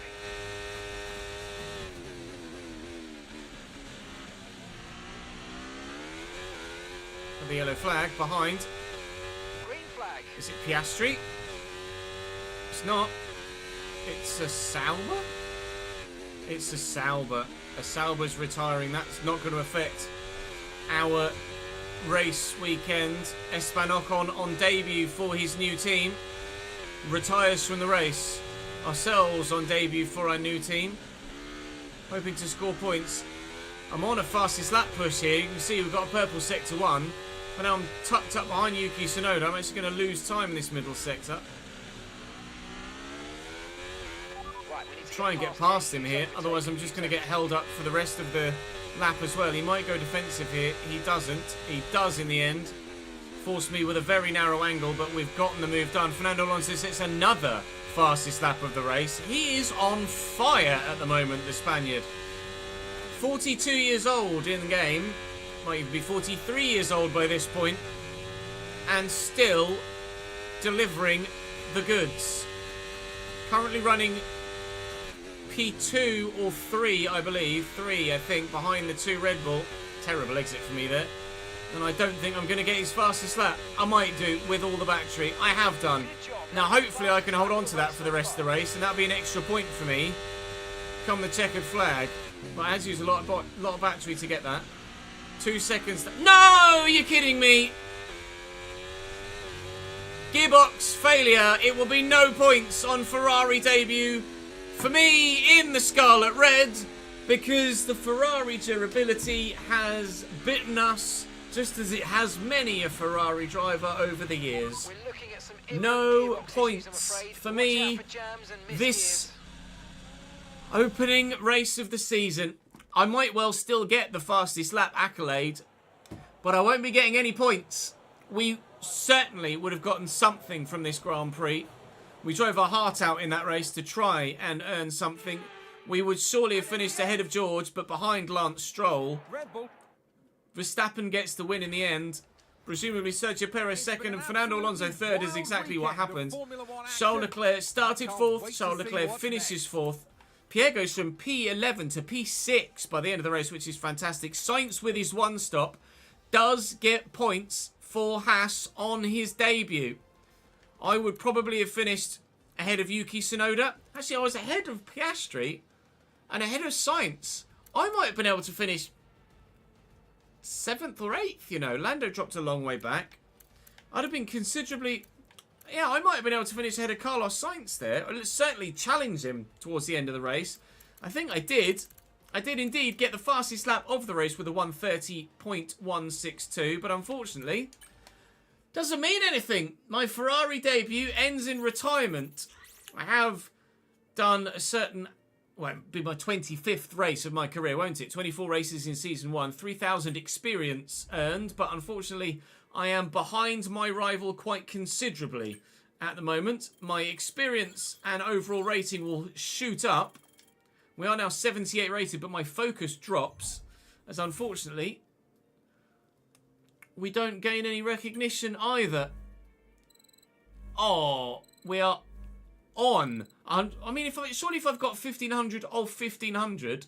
Actually, that might just be it maxed out. I think it is, actually. I think it's just...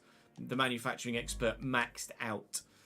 I lose 10 for my strategy analyst, unfortunately, but... a DNF from a ultimately points scoring position on debut for Ferrari. That was pretty Ferrari, wasn't it? Hopefully we will not expect more of the same as the season goes on. We'll gain 400 resource points for that. Well, that sucks, doesn't it? I'll get some more resource points by the time we get towards the next Grand Prix, so we will look to improve the car as we approach the Saudi Arabian Grand Prix.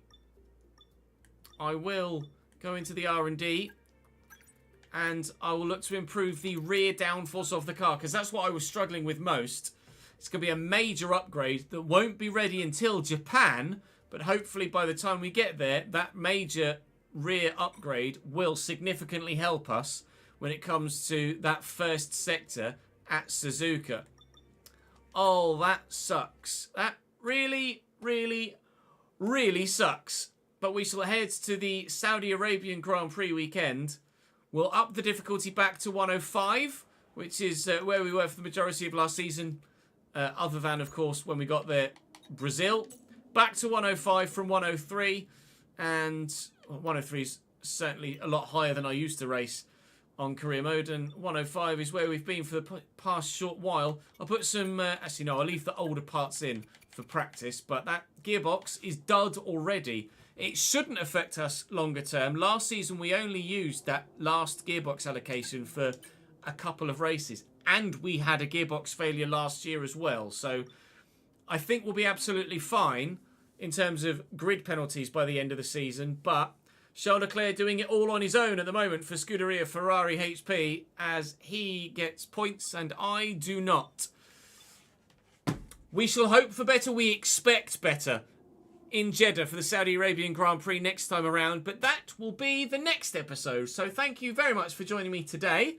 I apologise it went as badly as it did, but it nearly went well. We had a phenomenal race, showed good pace, and back on 105 for the Saudi Arabian GP, I reckon we should show good pace again. So drop the video a like, subscribe to the channel so you don't miss out on that next episode. Come and join me on stream so you can watch it all live, and hopefully I'll see you here at some point soon. Bye bye. Well, bollocks. Prediction outcome P9 or lower. It would have been right on the bubble, wouldn't it? P8 or P9 had we made it to the end. Unfortunately, didn't make it to the friggin' end of the race, did we? That's a meep. A big old meep. Easy 72k. Oh, that sucks. That really sucks. I can't believe how bad the Ferrari is, though, just as a package. That aero deficiency is really going to show its ugly head throughout the course of the race. Or the course of the season, isn't it? Right, we will switch to a watch-along for the Hungarian Grand Prix in real life now, and then we will switch to the RTG for the last part of the last part of the stream. So let's go Hungarian GP watch along. Does that fit? It doesn't. And then previous game, properties, that's going to be season 4.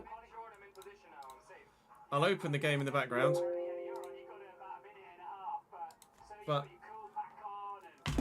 we will be watching the Grand Prix live with everybody else. So do stick around. I'd love to have you with me.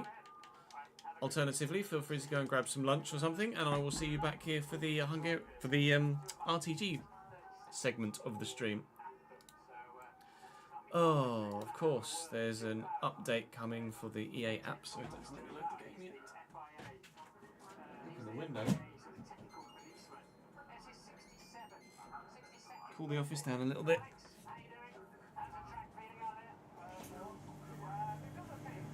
It looks like it's pretty warm in Hungary today. I'm not sure what the temperature is in Budapest. Let's have a look. BBC weather.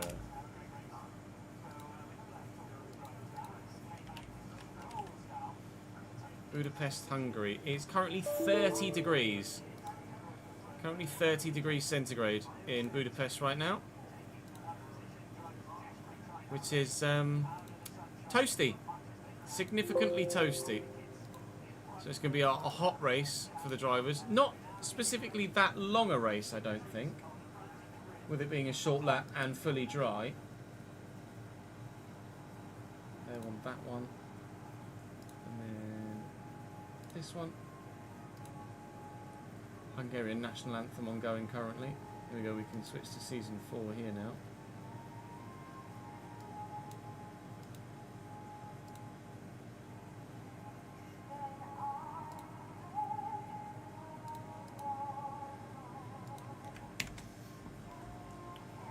Hungarian national anthem, ladies and gentlemen. I'm gonna, with this, we've got just over 10 minutes till the action begins, so I might dip and just make a sandwich real quick before the race starts, if you don't mind.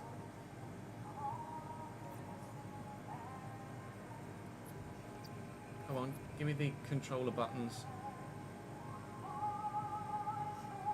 not the PC buttons. Don't do me over dirty here. It's taking an age to load, actually, which is always a good sign, isn't it?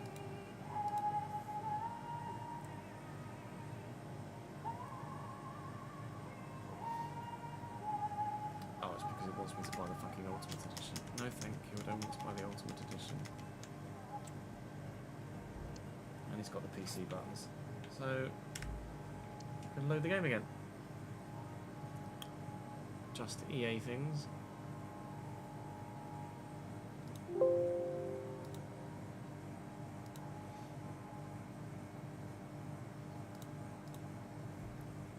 Keep ourselves on the F1 thingy, considering we're going to be watching Formula 1. Or was it Hungary here last year where Lando broke Max's trophy? I think it was, wasn't it? I just had a flashback seeing the China trophies.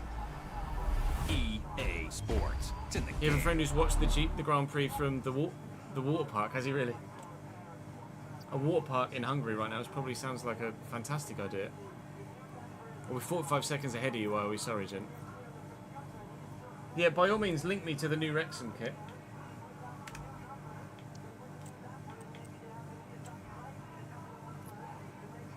Is it me bleeping? What do you mean, bleeping? What y'all talking about, Willis?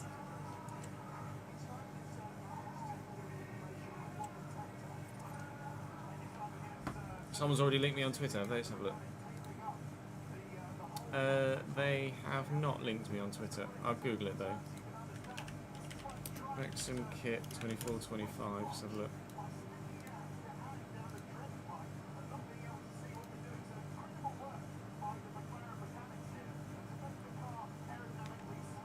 Oh yeah, it does have kind of a dragon scaly effect on it, doesn't it?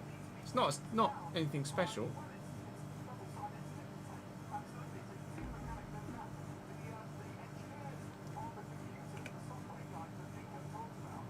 Right, I'm going to go and grab some food in real quick, and then I will... Norris has throttle issues, does he? Yikes. I will be back in a couple of moments. BRB, I'll leave you with the race.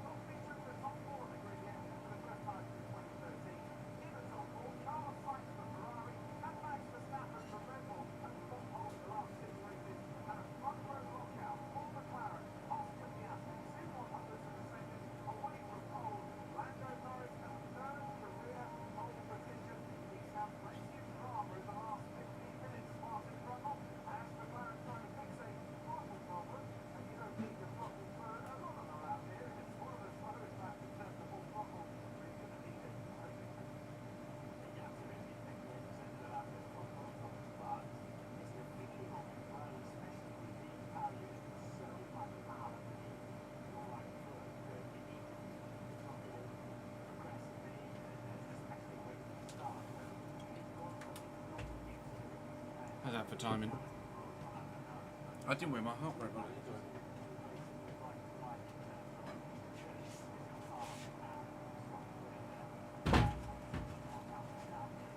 And now we've got Bahrain Grand Prix scrolling across the thing at the back behind me.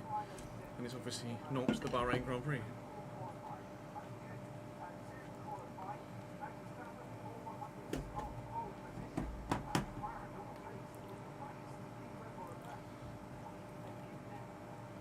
Hopefully they sort Lando's throttle issue out. Has there been any word on that?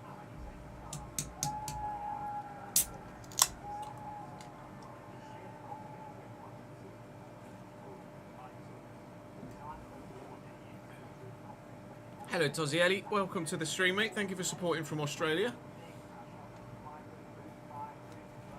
Appreciate the long distance support.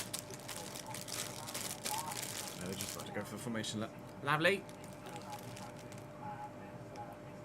I don't want this.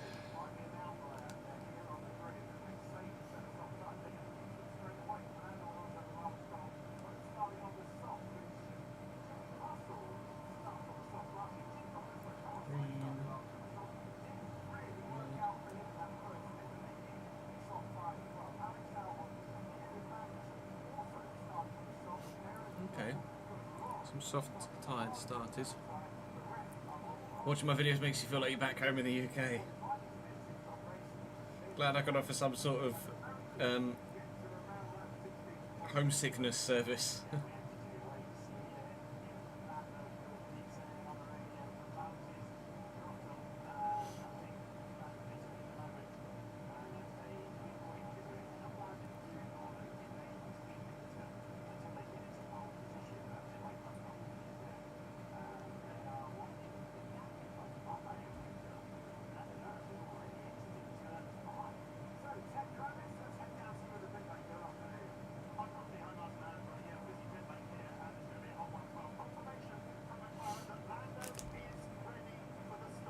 Okay, there you go. It's good news. Lando's car ready for the start, and there you go, confirmation. See you in a bit, Jen. Take pick up the message. I know you're not still at home. It's fine.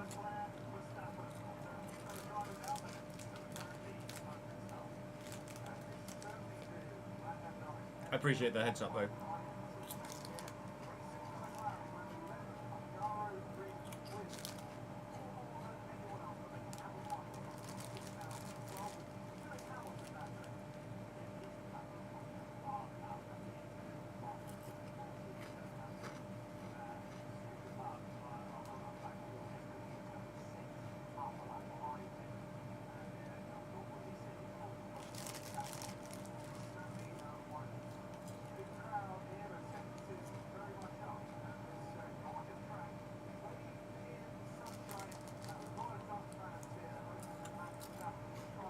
There's always a lot of Dutch fans. Weekend attendance 310,000.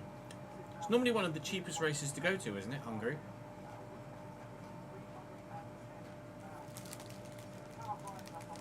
What, bucking Bronco, Jamie?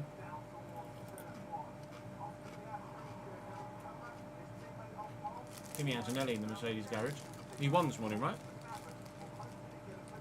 That's a very slow-moving Alpine. Ocon looks like he's got a bit of an issue there.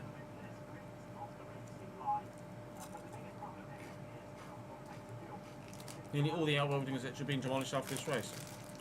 A pit building. Oh. Intriguing. He made it in the end. Ocon looked like he was struggling to find a gear there. Here we go.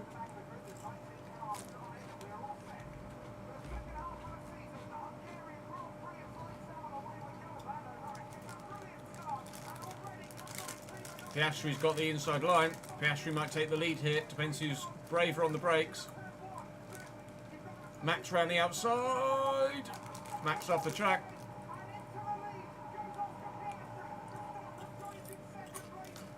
Lando might even be P4 by the end of the second corner, or 5. Round the outside of Lewis. Oh my god, that was brave. That could have been absolutely horrendous for Lando. Could have been off then.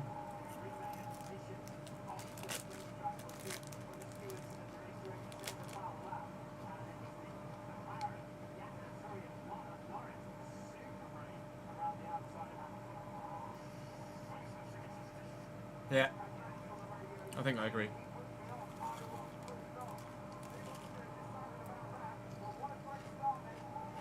No worries, Tom. I think Max should give that position back. Although I'd be intrigued to see if Lando went off the track going around the outside of Lewis. Piastri's bolting though. Piastri's gone, lads. He's off.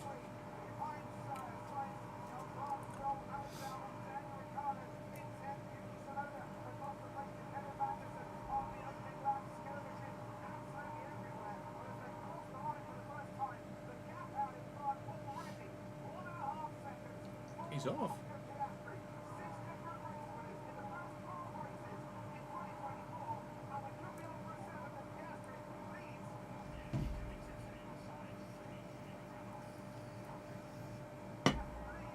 Yeah, I think Max should give that position back. I'm intrigued to see if race control actually ask him to, though. Russell's up to 16th. Perez down to 18th.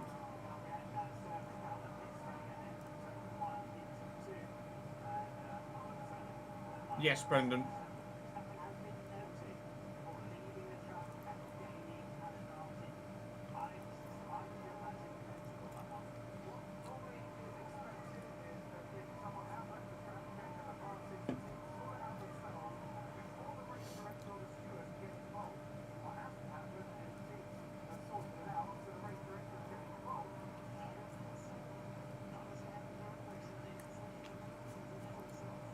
No. Not having that, Max.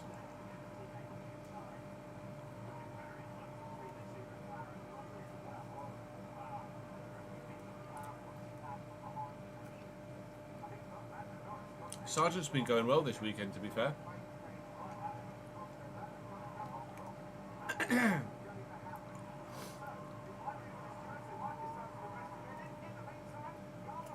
Sainz past Alonso. Alonso's soft tyres not really working that well, are they?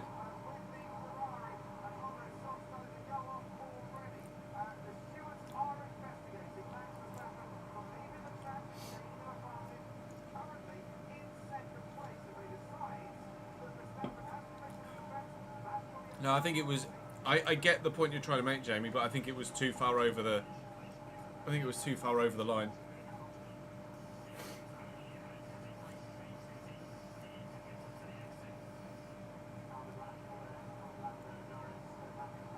Max knew exactly what he was doing there.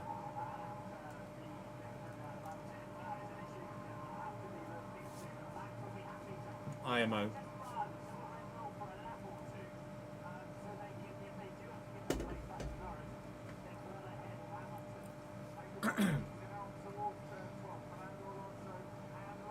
Piastri, Verstappen, Norris, the current top three. Hamilton, Leclerc, Sainz. Been a while since we've seen both Ferrari in the top six, hasn't it?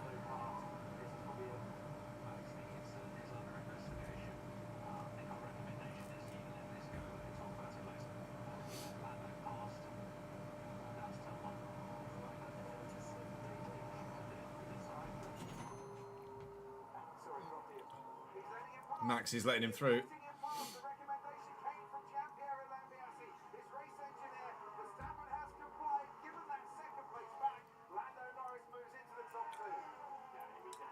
It was the right thing to do.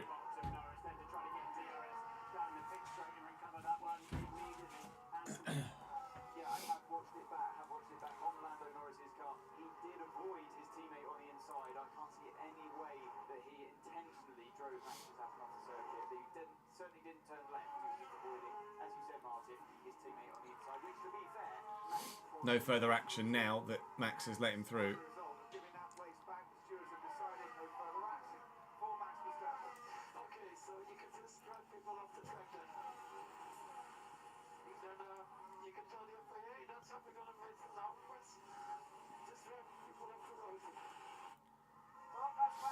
That's Max being Max.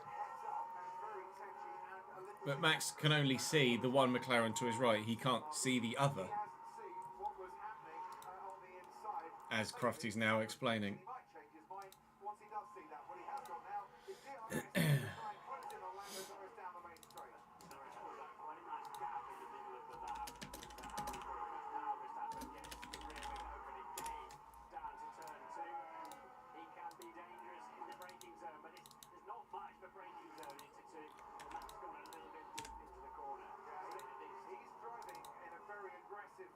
It really is very aggressive fashion. Lando had got a decent launch, it's just the Piastri was able to get alongside him.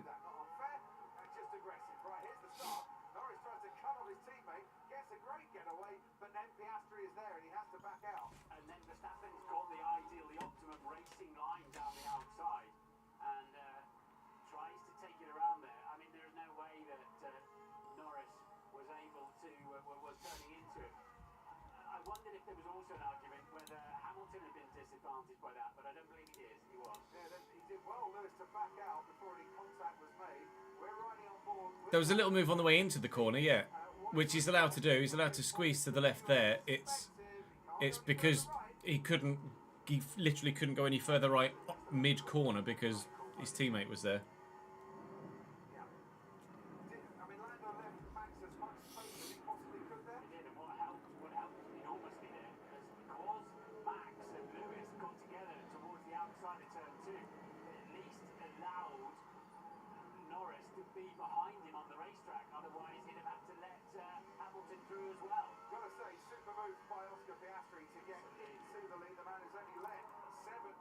Two and a half seconds at the minute between Piastri and Norris.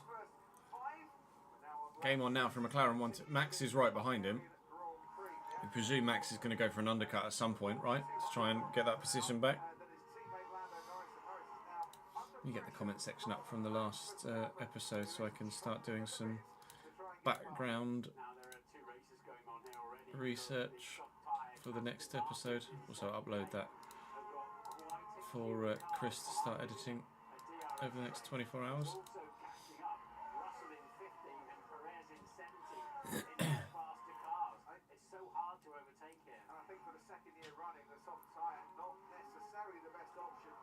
Soft's never been a good option around Hungary, has it? Especially on the game, just dies.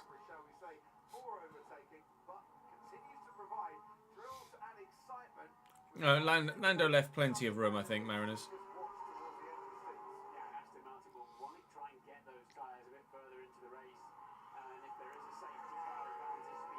Did Hulkenberg just box off softs because they decided it was the wrong tyre to be on, or what?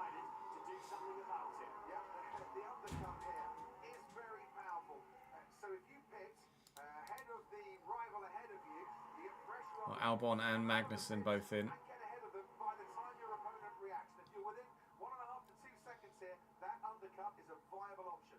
And Ocon too.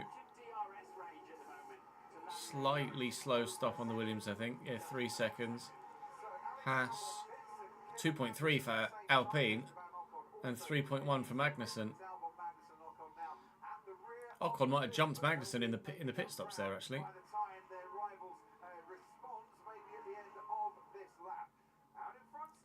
All onto the hard tyres, just the soft tyred runners going onto the hard, isn't it, really?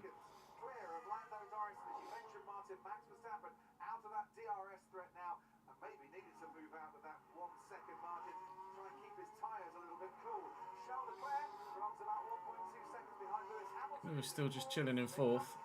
George is up. To be fair, George is up to 12th, and Perez is up to. Oh no, but three drivers boxed, didn't they?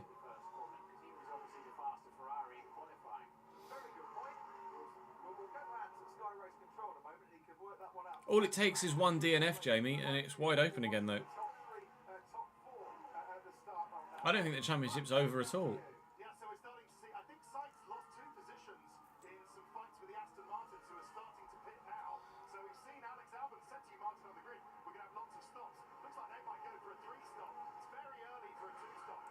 Six tenths currently, Perez behind Sargent.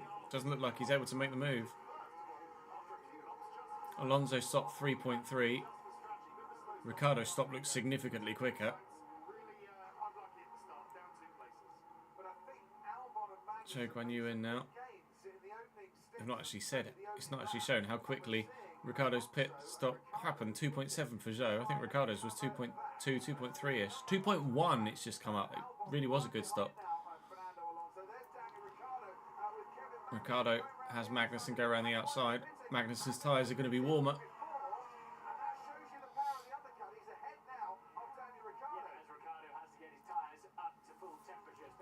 Bingo.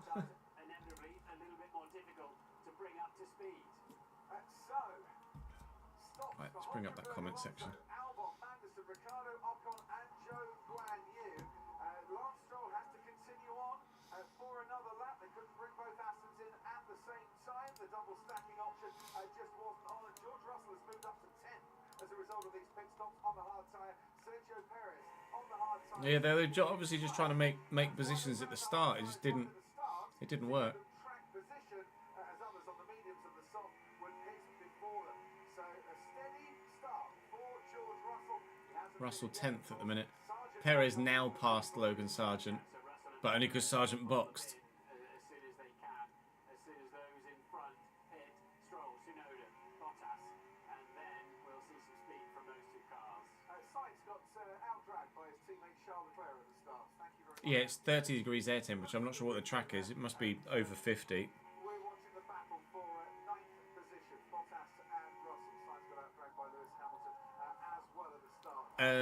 As in when Max crosses the line, Finn, or when... Sorry, when Piastri crosses the line, or when the car that they're showing on screen crosses the line.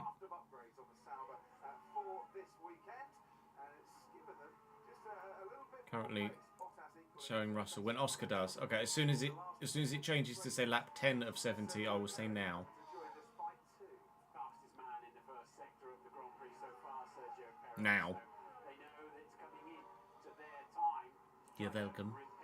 The power of Sky Plus. Or Q, or Glass, or whatever the fuck you've got.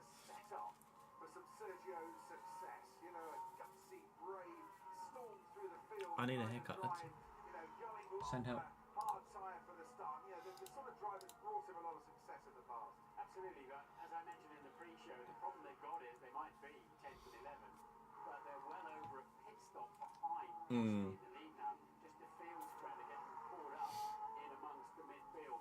Russell right on Bottas now. Racing each other, reacting to each other's pit stops for the last few crumbs of points that the big teams might leave on the table. Perez, of course, the only man to be last at the end of the first lap and go on to win a Grand Prix, the Sakir Grand Prix back in 2020. And race control.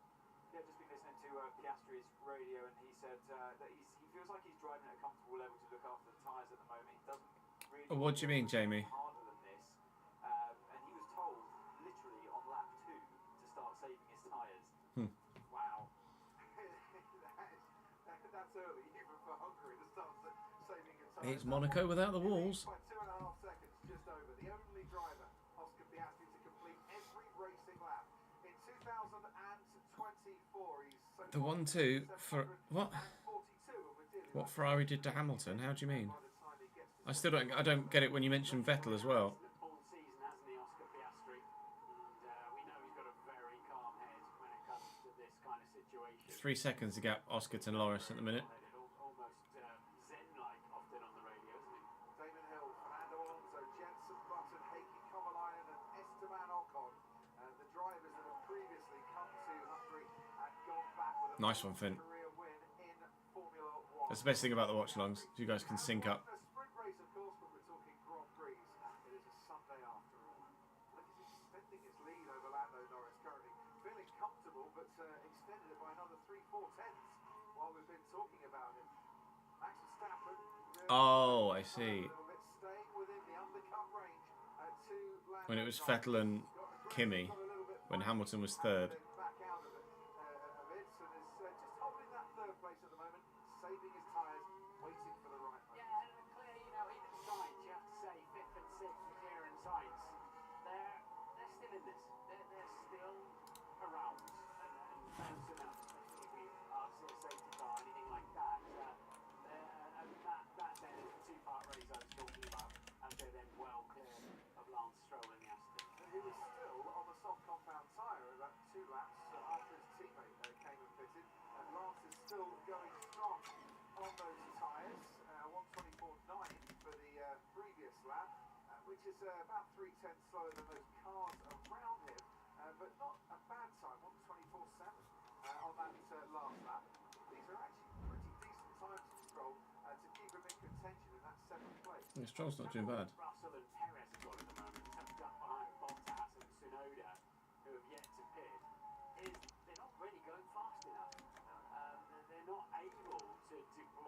performance. And those that have pitted behind them now, like Alonso and Albon and Sargent, are lapping faster. They're in the 124s. In fact, all of the gang that have pitted are quicker than Russell and Perez because they just can't get on. Ted, down to you. Just down at Red Bull, I don't know whether it's to calm Max Verstappen down or whether he's already calm and chilled about giving the place back to Lando, but he's been asked some sort of menial discussions about whether he wants to make a change to the high-speed diff. It's the usual stuff, Crofty. Just Max is getting on with it, but he's staying crucially closer to Lando Norris than Lando Norris is to Oscar Piastri, and that's if the pit window opens for them, for the two stoppers, in about 4 or 5 laps time. Yeah, that was one of the most unique things to ever happen in Formula One, wasn't it, Jamie? I think so. I think so, Ollie. At the minute, at the rate that McLaren are accruing points and the rate that Sergio Perez isn't for the team, I think there's a real chance for them to close the gap.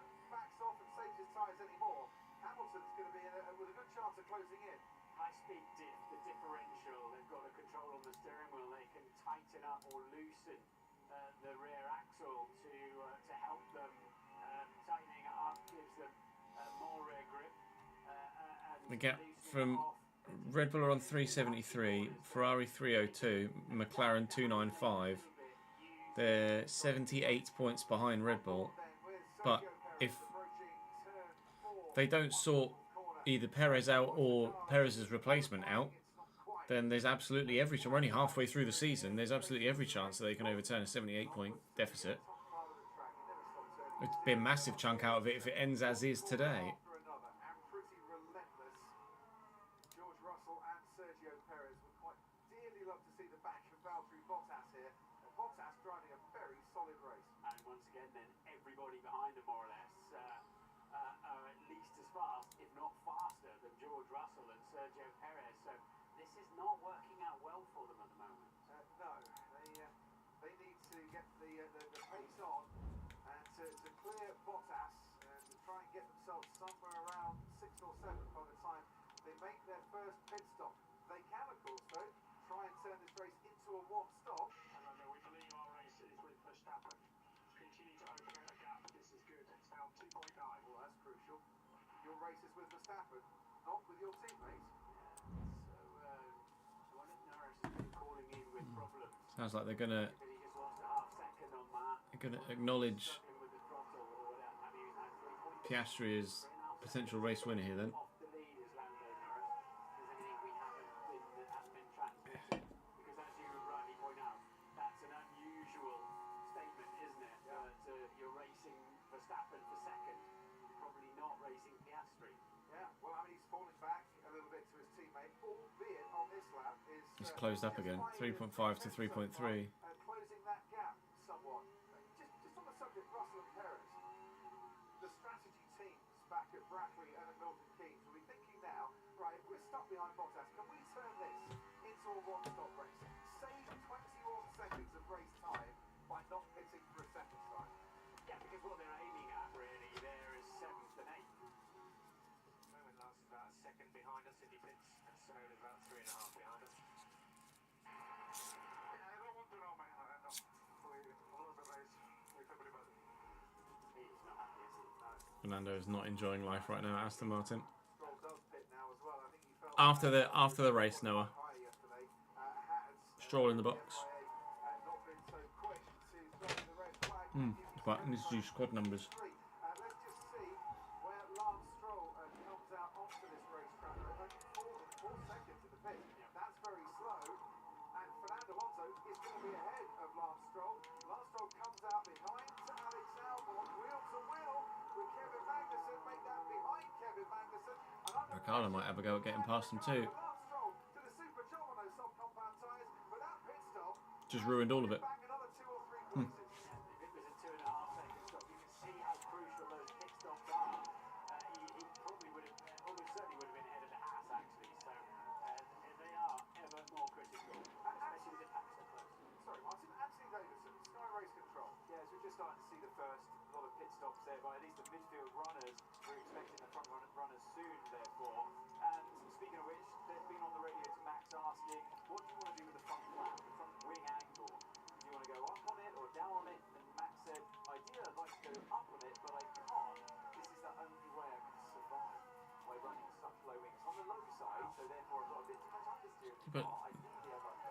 was gonna say, I can't because I don't want to destroy the rear tyres. He feels a bit yeah. for what he can do with the car balance. So, and I'm just wondering if that Mercedes of Lewis Hamilton is a bit more compliant on those rear tyres, and that's what's keeping him in touch with Max Verstappen, where Verstappen's losing touch at the pits of Lando Norris. Oh, slow front left. Front left a bit slow going off. You saw the two hands come in, one on either side to steady the chassis, and the driver's got a job to do there as well, keep consistent rev. Otherwise, there's so much power, and There goes Stroll on Kevin Magnussen. He was behind the Haas for one lap. Now getting past him. yeah, it's so much power. The chassis will rock on the jack, so you have to keep it steady. So they've got static wheel spindle to aim at. We are approaching for the top 8 here, the runners on the medium tyre. Pit window time, where the first round of pit stops should be unleashed on us very soon. Yeah, Isaac Dyer has grown by 5 out on loan at Levante. Thinking about Alex Albon and Logan Sargent currently, because there is drivers down at Williams, and look, there's the Mercedes crew waiting for Lewis Hamilton, and Mercedes have Mercedes pulled the trigger. on Max Verstappen. They're the first ones to go. This has come as no surprise whatsoever. Undercut time. Go on. He can't push too hard on those. That's the thing though, does Max react to Lewis, and then he'll basically give up battling for the lead, or does he just hang out and stick with the McLarens? Indeed, a 2.3 second stop from Mercedes. That was a very, very good one. And yeah, he just needs to ease around the first couple of laps, and they'll serve him very well then later on in the Grand Prix for Lewis Hamilton. Meanwhile, good news for his teammate George Russell. Bottas has pitted. 100% pace, please. 100% pace. It's Lando time and it's Hammer time in equal measure out there, because Norris and McLaren will see what. I don't know what to do with Reyes Cleary, to be honest. Lewis Hamilton to get too close to Lando Norris either, because Lando is going to be boxing. Oscar Piastri might just stay out. He's got a nice cushion between himself and his teammates. Lando pits first. They'll box Lando to protect from Max, and then they can box Oscar the next lap, knowing that he's not going to undercut his teammate. His teammate, yes, he's locked up. Doesn't matter. Don't need those tyres anymore. Go hard to the speed line. Every 10 counts now. And ease it into the pit box. He stopped on his mark. Left front a little bit slowly. Finally secured 2.8. That should be okay. Might look to loan a winger as well, you know. Ahead of Yuki Tsunoda. You can just see coming around the Might look to final loan a corner, winger too. and Tsunoda has got Lewis Hamilton right behind him. I don't think we have any wingers on the shortlist, actually. Tsunoda, pressure rubber, easily done. Hamilton moves up into 6th place. No.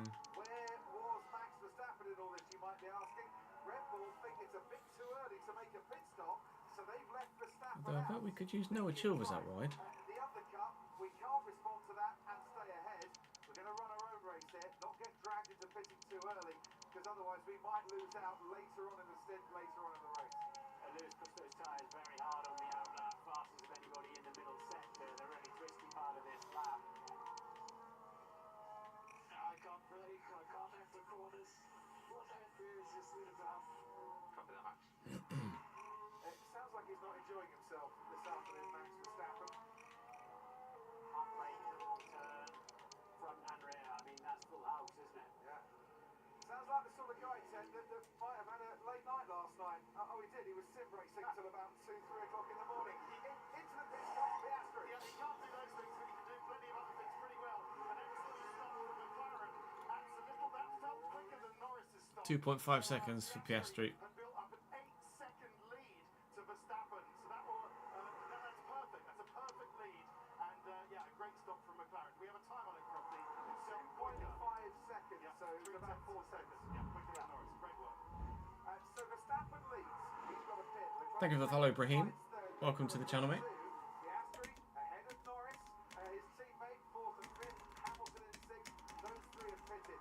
Max Verstappen is going to be coming back at Lewis Hamilton and potentially Lando Norris in the latter stages of this race. And we've seen how exciting that could be in the past. Lewis then fastest lap of the race. 5:23.3. But we were told this morning, weren't we? Overstress these hard compound tyres and you'll pay the price later on. So presumably that's what the two McLaren boys are going to be doing. But what did they mean about your race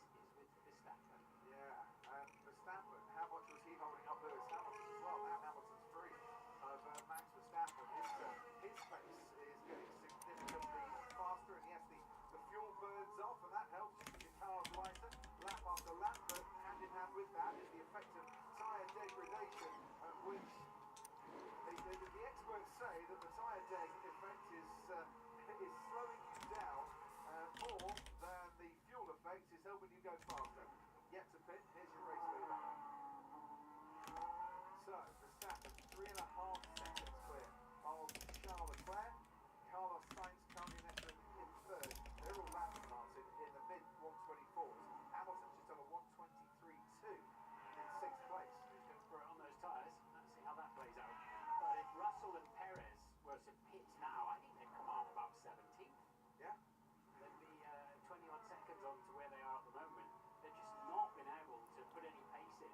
They're still 20-second stop time.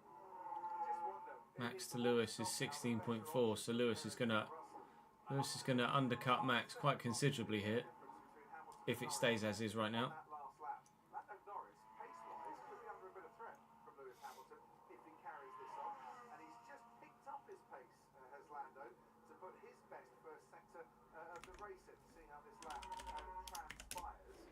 Just looking down the pit lane, not seeing any of the crews coming out to service Max Verstappen, all the two Ferraris who are yet to pit. Max is losing about a second a lap at the moment out there, but he's obviously hoping.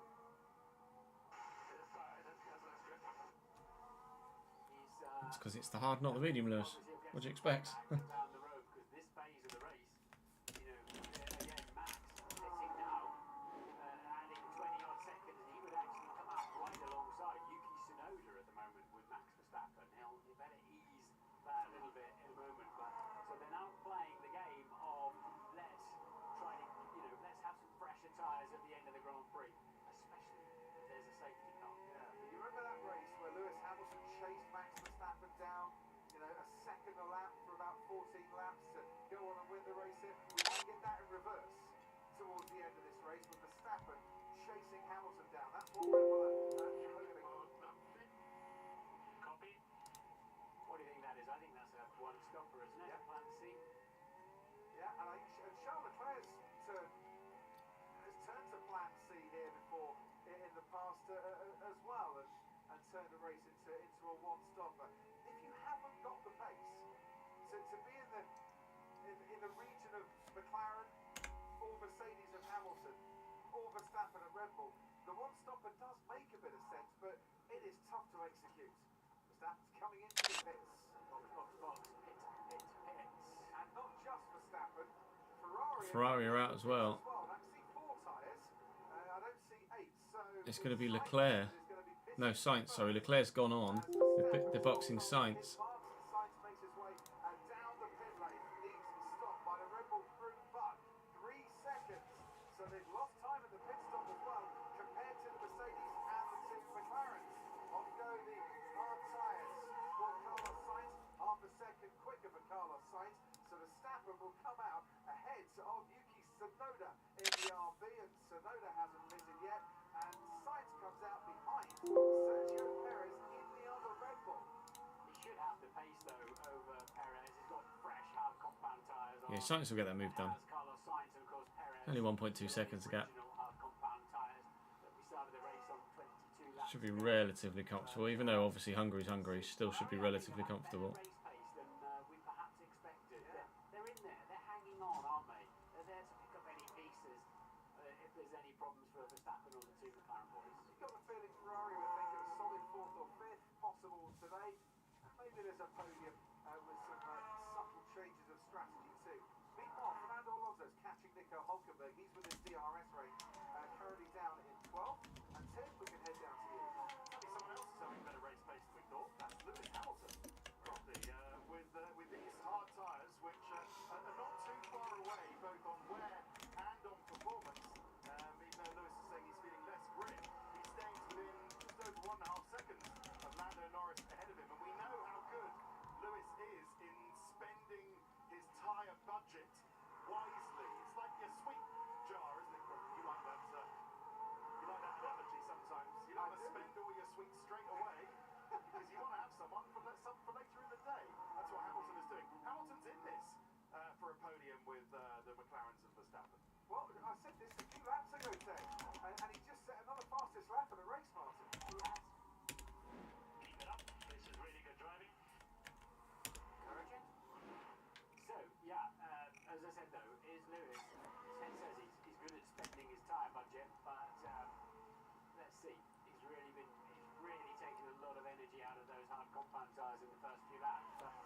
him a couple of laps at this pace, and he'll be within the DRS 1 second range of Lando Norris, who definitely is struggling for a bit of absolute raw pace, is Norris, compared to Piastri.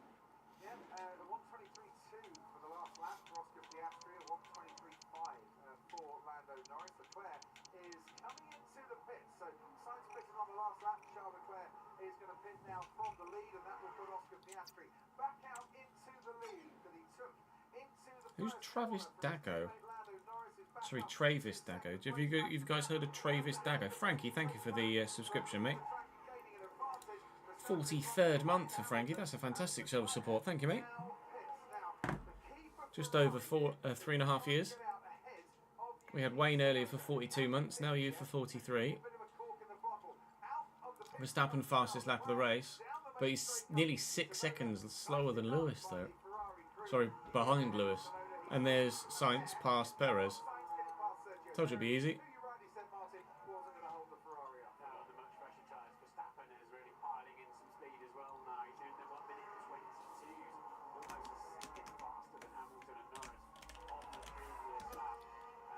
Travis Dago.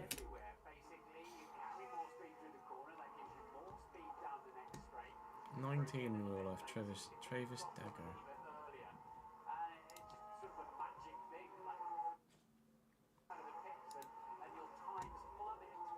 Fernando Alonso approaching turn 4, left-hand side of your screen. I think he was eyeing up a move there, Alonso on Nico Hülkenberg, but even Fernando Alonso had to back out of that one. And whilst we've been talking about Hamilton getting closer to Lando Norris last lap, and on this lap 24, Norris is starting to ease ahead again. Has Lewis taken too much out of those tyres too soon? Sweetie budget comes into operation again. Well, we'll remember well when the team told us you need to creep up on the hard compound tyres. We certainly shall. Give you a quick pause for seconds.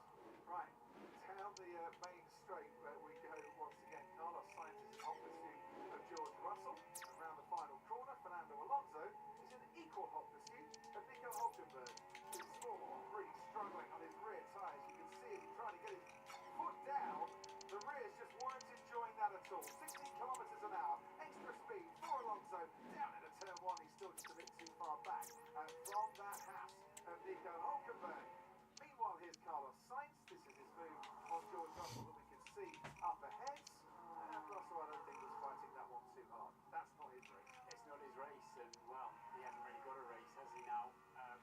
He has not been able to get through the midfield pack. They stayed out much longer than expected. He's still there with Tsunoda, but Russell would drop down to 16th now, I think, getting pitted. 5 laps, the offsets.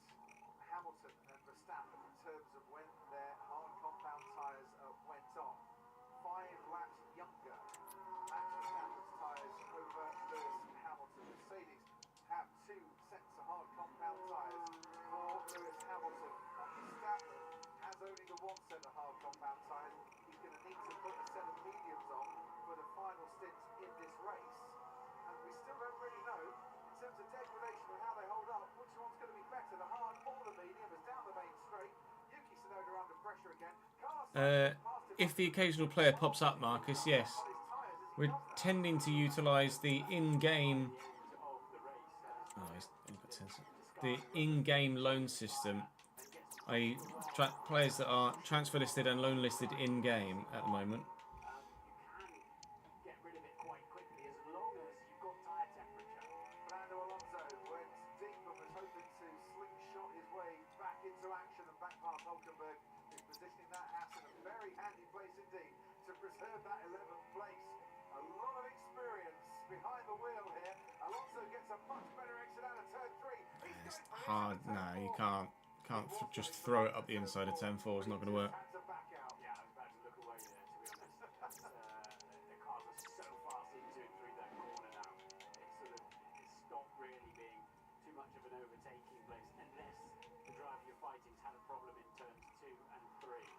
And for those who don't want to look away, don't forget you can ride on board with Fernando Alonso or any of the drivers in this race. So listen to their team radios, just press your interactive button. If you Do you have any particular Australians in mind, Marcus? Now, or use your Sky Sports login to access the Sky app, and then the team radios and the onboards are all there for you. Fernando Alonso Iran Kunda. Martin was not expecting to be racing. Story injury. Yeah, it's too highly rated at the moment. He's very, very good. He's freaking rapid is probably the most polite way to phrase it. Turbskis, thank you very much for the follow, mate. Or Turbskis. A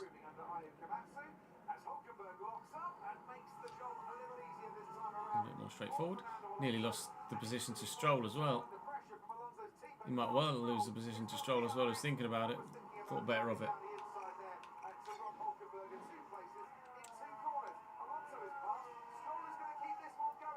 Gearbox failure, Dan. Sag. So interestingly for me, Piastri up front is just on Unfortunately. the lap of the race. My first race in Ferrari has a durability issue, 1 minute 22.7 now. He's which is absolutely very Ferrari. front as Oscar Piastri, and it looks like he's not having to crash the car too much for that. I tell you whose pace is falling off in that top Uh, Hamilton's. Like lap 42 or something, early 40s. Alex Albon wanting a plan and sticking to it. Yeah, so that's we're going to stop. That's a wire I just had his tyres around with no pace, no grip. Hamilton's pace has fallen off so much that Max Verstappen's about 8 tenths of a second faster than him at the moment. He said that he was suffering from grip and the tyres just weren't right for him, and that's kind of how it's playing out as Alonso tries to make a move on Gasly, and his teammate Lance Stroll does make a move on Nico Hülkenberg. These overtakes all being aided by different tyre strategies going on out there. Lance Stroll currently on the mediums, Hülkenberg on the hards, Alonso on the mediums too, and that's just giving a pace differential that aids the overtakes. Come on, someone in the turn 4 make a move. Alonso can't get past Gasly on this occasion. Gasly is one of a number of drivers who hasn't pitted yet. Perez, Russell and Tsunoda also yet to come into the pits. So yeah, it's a relentless track. There's no doubt about that. And I bet some of the drivers will be helping them upping a little bit because it's just never ending these corners. But we're nowhere near half distance yet. No, we're not. 17 laps to go. We at least have gone past the 25% phase, the first quarter of the race. That ended at lap 18. There will be points on offer. You have to get to quarter race distance first points. Into the pits comes Sergio Perez, who's managed 29 laps on those hard compound tyres. So, as you say, Martin, we're not at half race distance yet. Mediums going Novello. on. Sergio's gonna I'll have a look at Novello in a moment. necessarily have to, but he's not going to get another 40-odd laps out of those medium tyres, I wouldn't have thought. Yeah, really, it will take a bit of babysitting to the end of the race, and they won't be very good if it does so. Comes out behind Valtteri Bottas, but only just. Gasly stops as well. 2.2 seconds for Alpine. Really good stop for Gasly, and it does drop him down into 19th place.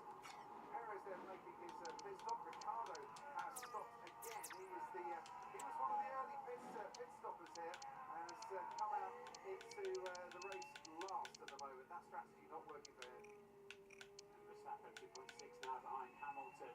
Perez, his tyres are 13 laps younger than those around him. He ought now to be able to zoom through a bit of this midfield track race. Well, it's up to Sergio again then to get back into the points. Yeah, Alonso's definitely regretting that contract extension, isn't he? Fastest lap in this race. So Hamilton was fastest, Verstappen was fastest, Norris was setting fastest lap, Piastri was setting fastest lap, now Leclerc. There's your variety in terms of speed and pace out in front. Lap 30 of 70, Yuki Tsunoda, Ted Kravitz finally gets the chance to pit. Well, he does, because George Russell was about to pit and undercut him, and Yuki thought, no, I'm not having a penny of that. I'm staying in front of you, Georgie, for pretty much the whole race so far, so I'm going to pit instead. And now what have the Mercedes guys done? Of course, gone back into the pit. So this is now George's time to finally try and put some pace together and clear Yuki Tsunoda, something he hasn't managed for the first 30 laps of this race.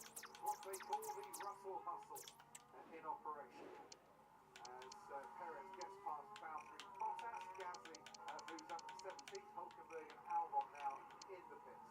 Yeah, I mean, George is 7, but he's nearly the equivalent of 2 pit stops off the lead. That's how much it's cost him in the traffic, and that's how much it costs you if you have a miserable qualifying. But he's the sort of man, George Russell, that can try and make a one pit stop race strategy work. We've seen him do that before and make those sort of calls. Maybe that was the call right from the outset today, and that's why the hard tyres went on.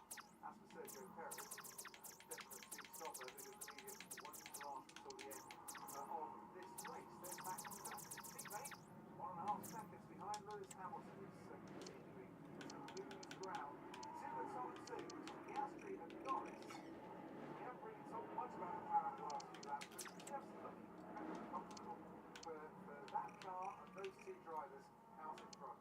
Yeah, and again, Piastri just starting to eke out an ever larger lead over his teammate Lando Norris.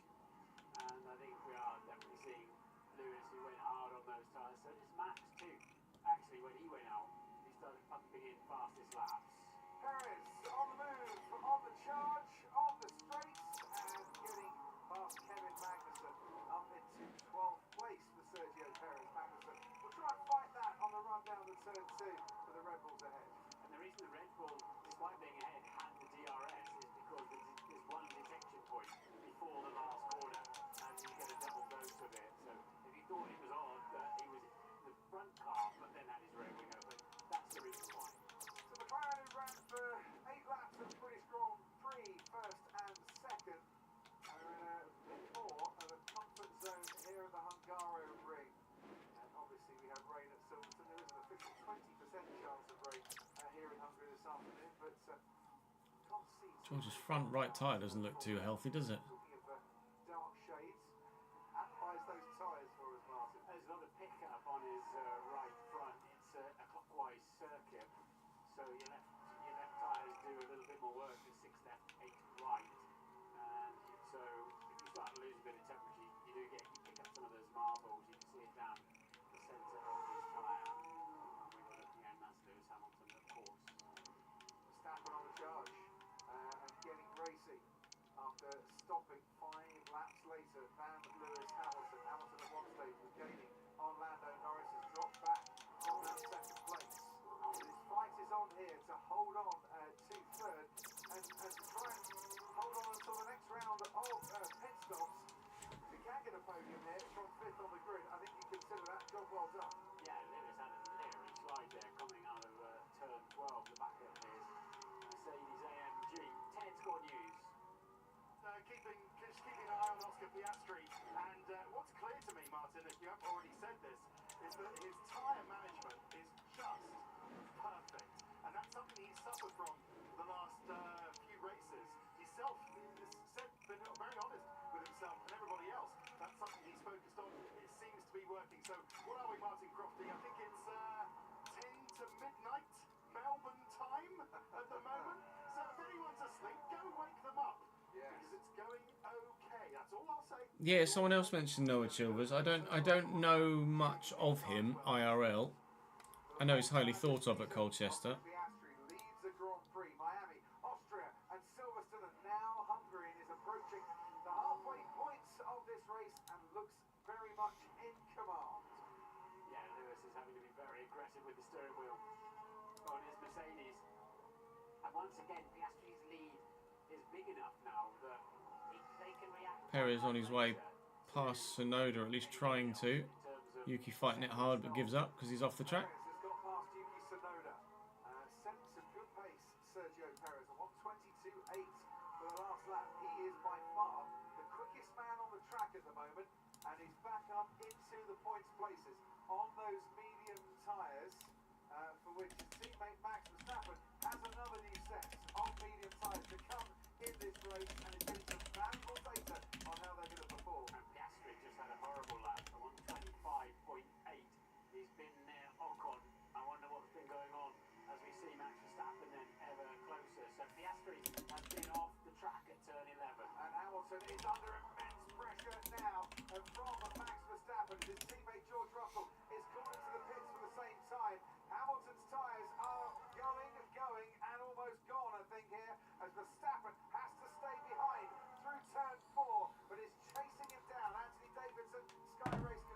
Carlisle rejected a bid for Mellish today. Did Mellish the kid that used to be at Chelsea, JK?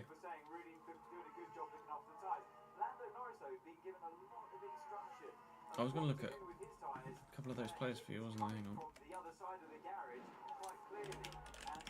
Novello. Jace, maybe? Is that how you pronounce that? Jace Tyler Novello, 70 rated at Cosenza. It's very good, actually. I don't know who else Cosenza have in their lineup, but he does look decent.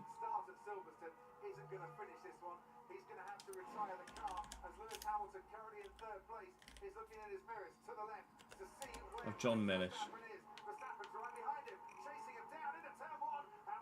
Oh, lock up from Lewis though. He's gone wide. Max with DRS. Surely he's going to get the move done now.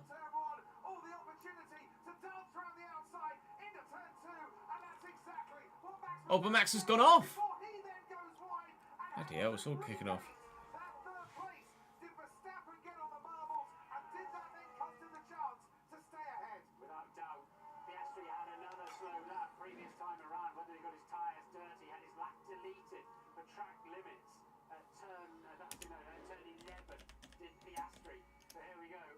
Oh, I think Jacob Maddox. No, not really.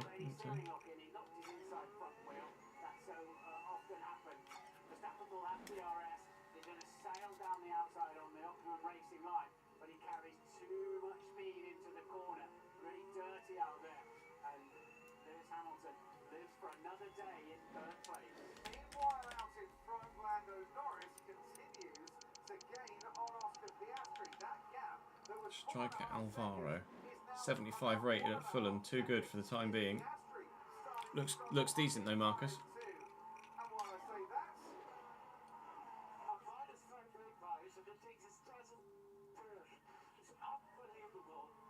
Verstappen is clearly having an issue with the way his car is handling and the way this race is evolving today. He's already had to give one place. What's happened to Piastri? Which he didn't enjoy, and we've had several reports on the radio and feedback about. Yeah, I was going to say he was well over 4 seconds. He went off 2 laps ago, yeah, but he's continued to lose the time. Afternoon, Ben. How are we, sir?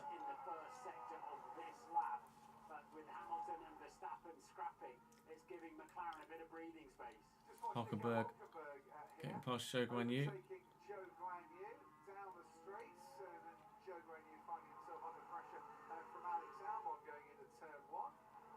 Yeah, no idea. True, he might have damaged the floor. 1.4 seconds currently to Piastri. Did they show a replay of him going off? If they did, I missed it.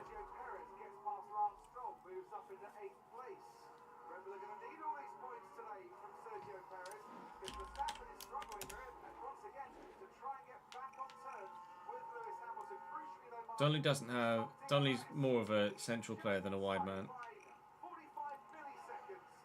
Martin just mentioned it. Yeah, I heard them mention it. I didn't see a replay.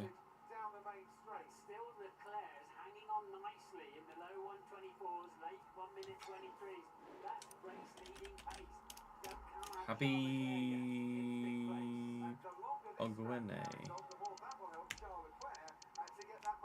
Oh, I spelled Habib wrong.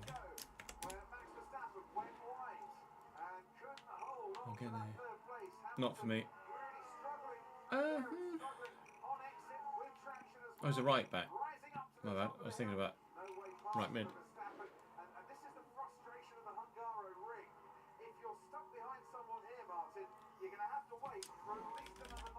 You saying Twine makes me think of Scott. He's 76 rated, isn't it? Ethan Wheatley, 72, Atalanta.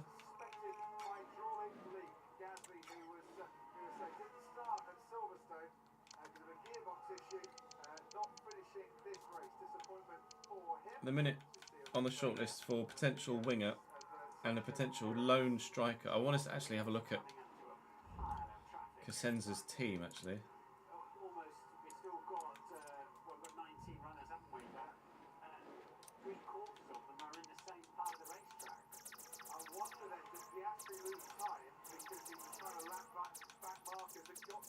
tyres because he had to get onto the marble. That could be why he lost so much time. Here goes Verstappen again, has a little look into turn 1, nothing doing. So we move now down towards turn 2, more DRS for Verstappen. Gets a good exit. Hamilton's using He's their only striker. DRS system to stay ahead. He's staying ahead by less than a car length. Going through turn 2, stays ahead through turn 3 as well. Verstappen is closer now than he has been before, and still being that close, can't quite get the room to make a move into turn 4. Actually on the phone saying 2 moves. Yeah, I was just about to say that actually. Turn 4, but Lewis is having to have 5 stabs at getting around a corner sometimes. Do you think there were 2 moves into turn 4? We'll have to see again from the Rafferty's left us, Ben. Rafferty's left us on a free. making his car very wide. We have signed another backup right back on a free. Where is he? Drager. Come out for him, ahead of Nico Hülkenberg. Verstappen now just 7/10 behind Lewis Hamilton. Out in front, the gap is now 1.5 seconds. Piastri from Norris. Charles Leclerc is still gaining on this battle as they make their way around the final corner. You'll see Leclerc right there, and you have done. Not quite in DRS range yet. Verstappen's got DRS. So Leclerc's on his way though. Kilometers an hour, extra speed. He's not as close to Hamilton on this occasion. This is really frustrating for Max Verstappen. Lewis Hamilton doing to him what Fernando Alonso did to Lewis a few years ago here to hold him up. Stout defending. There's your race leader. 1.4 seconds, Oscar to Lewis. There's the back markers in between this battle, Hamilton and Verstappen. Yeah, Verstappen then, he's clearly got... Isn't qual just pace and nothing else?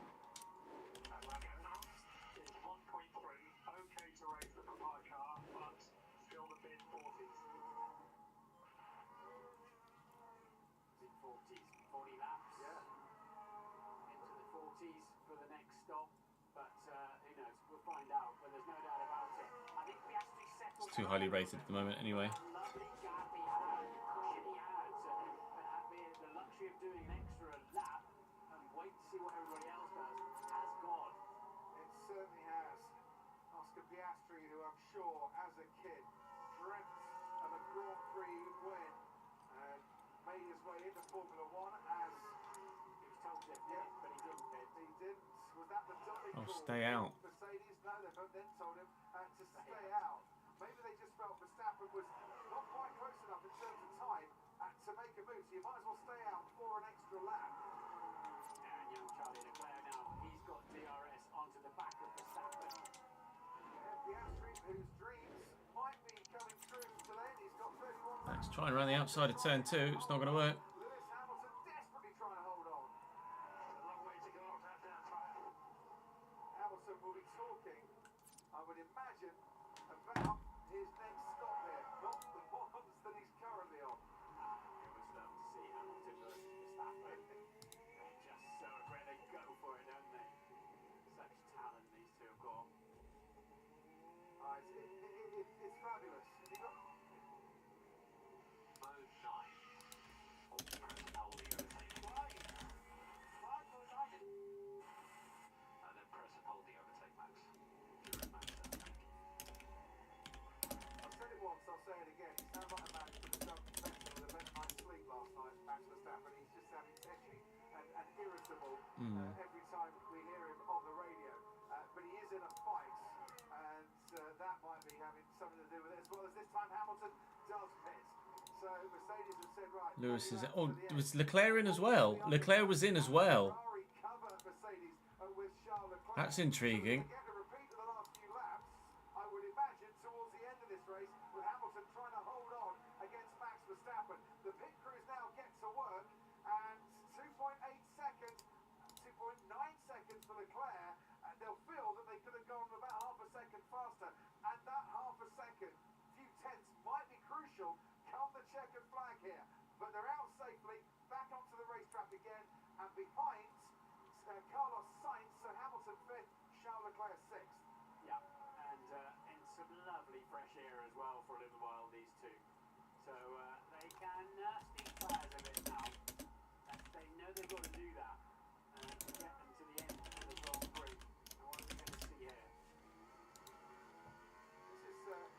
Is this where Oscar went off then? You see, yeah, it backed it in, and that's what we were talking about earlier on. I think that's when he had that horrible 125.8 lap, and his tyres got... Yeah, because there's Oscar. Oh, there's Ocon behind him. It's when he was lapping Ocon. That's quite an old replay. Yeah, lap 33. Sorry, I didn't catch that. And, yeah. So Lap 33. It's taken him why he's lost all that advantage 8 laps to find that replay. to eke it back out again. 1.8 to Norris now. He's opened the gap again. Tyres up to a working temperature. It's still impressive when we let some good undercut that is completely race. Well, if it's not the car, it's the strategy for Max is a sore loser, isn't he? Bless him. not going his way, according to him, but he had the ability to get past Hamilton and to make that move, but went too deep in the turn. Is 72 still only our highest rating? Because in January, Next time around. Probably what he's saying is you let Hamilton undercut me, and I'm yeah, lots of 72 rate players now though. ruined my race, but he's still only 11 seconds off the lead and lapping quite a bit faster than the two McLarens in the previous lap anyway, so they might get a little bit of a hurry up when they see if Max can keep pumping these laps. Oh yeah, no, I'm definitely a sore loser, Jamie. Two McLarens out front. What might help Max, though, is the challenge I know that much. down on Lewis Hamilton here. Leclerc's gone on to the So I'm they able to spot another set. another one so comfortably. Ferrari, another new set of mediums. Do you think we will not try and cover Hamilton very early to stop now? Because there's no point, it would ruin our race towards the end of the race, the end of this final stint. But Hamilton really under pressure from Charles Leclerc. He likes to nurse these tyres, bring it to the right working window. Maybe, Eds, maybe. Over a couple of laps, he can't do that because Leclerc is right on his tail. The gap out in front has increased a little bit now to 1.7 seconds. If they wanted to, and McLaren pull the undercut on Lando Norris's side of the garage to Oscar Piastri, they could do so. But surely now Piastri's got first service, has he not? Now that You'd imagine so. close together, they've brought in Lando before to help him cover off the undercut. With those Alonso tight passed runs, you would imagine Zhou or Bottas? ground rules Bottas, are isn't it? now that Piastri gets first service. Well, that you would expect only if they felt that from behind Hamilton or Leclerc or Verstappen were a threat to that second place. Would they bring Lando in first? Tom, thank you for the 32nd month, mate. Very good of you. Interesting. Yeah. So, Hamilton's 29 seconds behind the McLarens. A pit stop's about 21. He's lapping a second to a second and a half faster. So, McLaren won't have the luxury of staying out there. Yeah, too not much you've not longer. got too long to make the decision. Just talking about laps to go, and it will be 28 laps that Charles Leclerc needs to do on these medium tyres. So no wonder that Leclerc is trying to get past Hamilton now. It's now or never for Leclerc. Yeah, He's going to be really hard. It's going to be really hard. mediums are going to be dead by the end. Towards the end of the stint. Just a lot of radio traffic between the McLaren pit wall and Oscar Piastri. Do you think you can still get to your target lap time? Oscar saying, yeah, pretty much. And just a final thought on Max Verstappen v his strategists. Well, I mean, yes, they did allow themselves to get undercut by Lewis Hamilton, but I think the case is that the real point is that Max does not have a car that he's comfortable with. It's got loads of understeer. Max hates that, and if the car wasn't like that, then Max probably would have been able to get past Hamilton despite being undercut. And I think, Martin, as well, one extra thing that could be irking Max Verstappen here is the realisation that if he delays his pit stop much longer, Charles Leclerc is going to be ahead of him when he comes out. Leclerc will be on the same medium tyres that Verstappen will likely go on to. So it's not just Hamilton he's got to try and get past, it will be Leclerc first. Leclerc lost half a second somewhere. He was in DRS range and about 7/10. Now it's 1.3 seconds. Traffic maybe. Just under 2 seconds between Piastri and Norris at the moment. Verstappen another 7.5 back. Bottas fighting Ricciardo now. Daniel Ricciardo And losing said battle. sounds like a song, doesn't it? Ahead of Valtteri Bottas into 12th place. And when goes Right, I'm just going to have a quick toilet break, lads. I shall be back in uno momento. BRB. He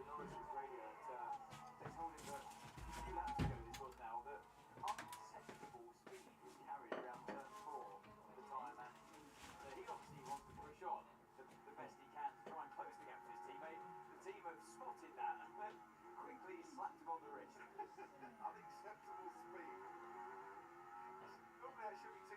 not too fast. Unacceptable. Totally unacceptable.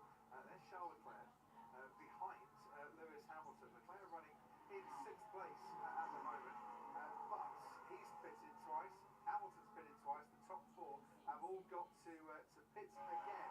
So if you take 20 seconds for an extra pit stop into the equation here, it'll all look a little bit different. And we've got, what, 26 laps to go. When do the top 4 decide to come into the pits? I'll tell you when one of them's going into the pits. Now, Lando Norris. Lando Norris getting the call to box at McLaren. And is this all about protecting Lando's position here and then maybe swapping places later on in the race, I wonder? We'll find out. He's got a 2-second deficit to his teammate at the moment. And we're going to assume that Piastri will be in next time around as they get ready. Can they dispatch him in 2-point-something seconds? It's a medium compound tyres that's gone on. Yes, they can. So, you might think that's a used medium for Lando Norris as Carlos Sainz goes past, but it's a scrubbed set of medium tyres. It's done one very slow lap. Lando has pitted to cover Hamilton to make sure he covers Hamilton. We'll manage that situation. Best pace from you now, best pace. Yeah, Okay. so don't worry about it. We're not trying to give Oscar the undercut and the win. We're protecting a 1-2 here. Let's go back, Martin. It's a scrubbed set of medium. McLaren are now doing what Aston Martin have done for a while, but why? But it just takes that shininess off the top that we're seeing, and whether maybe warm-ups a little bit quicker, especially if you've got a wet, dry day, which is what we have today. But they think it might just condition the tyre, give it a sort of a heat cycle without taking any life out of it. But as we said, McLaren had to cover off the likes of Hamilton flying along now, and we know track position is everything around here. Fernando Alonso moves back up into the top 10. His teammate Lance Stroll pits. Stroll after losing a bit of time in his previous pit stop. Was wanting to not stay there for 4 seconds.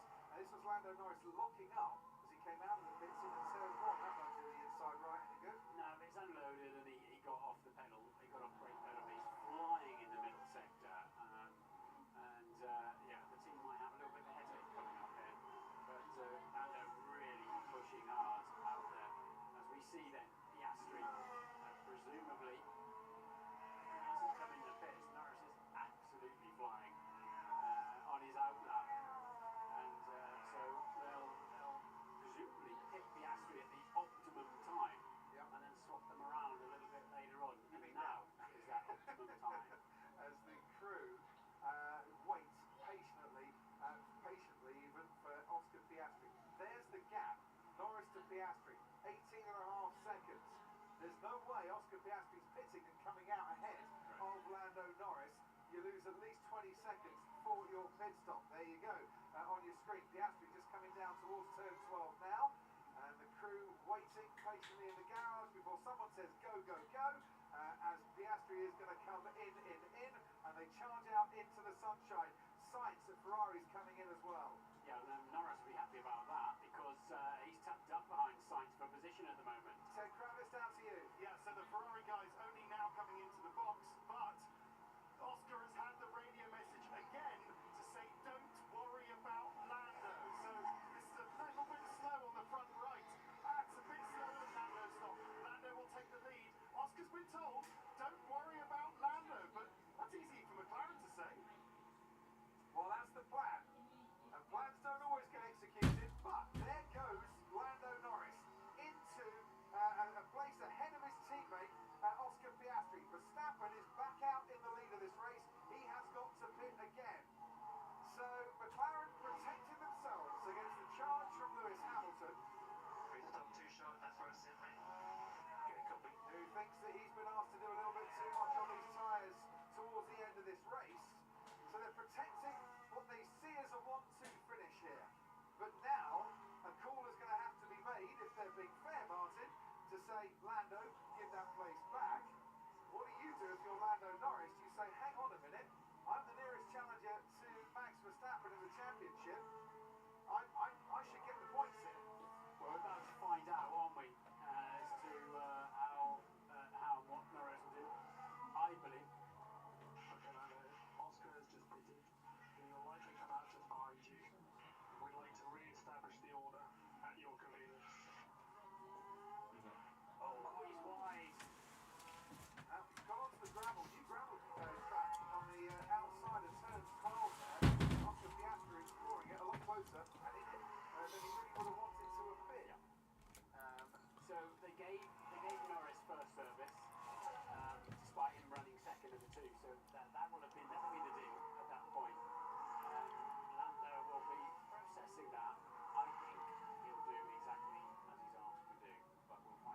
So they box Lando, then box Piastri.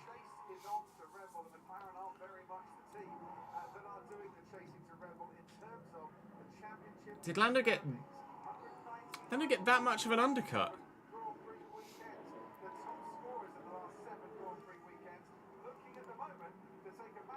Yeah, like, but that's like a 5-second swing. Or did Piastri go off again? Piastri went off again. Just a thought on that chat between Norris and Piastri.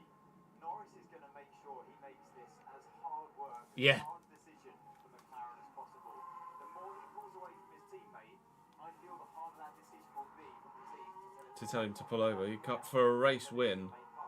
This is really important for Piastri right now. Are they gonna ask Lando to give up a race win? Stay with his teammate. But also, Martin, not to push too hard and then fall away on his pace right at the end. Race leader, Max Verstappen, hits. Through goes Lando Norris. Through goes Oscar Piastri. Through goes Lewis Hamilton. And through goes Charles Leclerc. And that's a 2.3 seconds. Right, so now Max has a significant tyre advantage, but can he make it work? They've already asked Lando to let him through.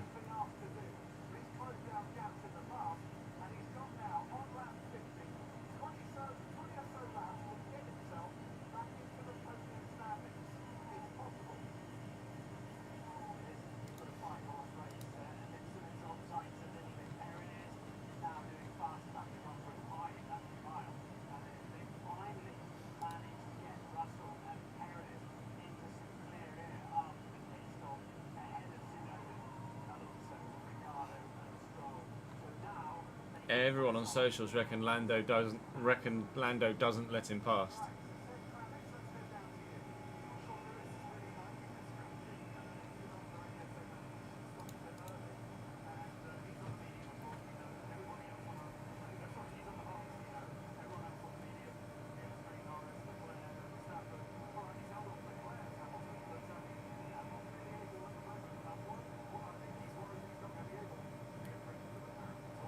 .8 seconds and growing, Norris to Piastri.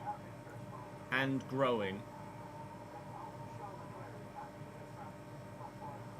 They asked Lando to let him through at his convenience. Fair enough. Perez 14.2 seconds behind Russell at the minute. Hamilton and Leclerc currently then battling it out for that podium spot. Piastri radio.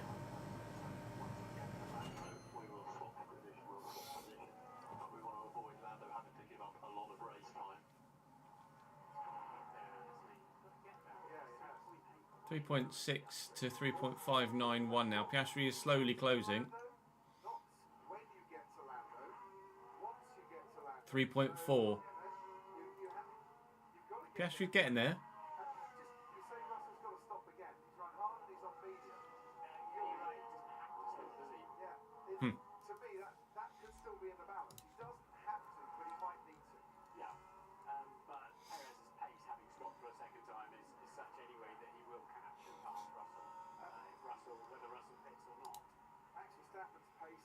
Pretty decent on this lap, his first lap since he pitted.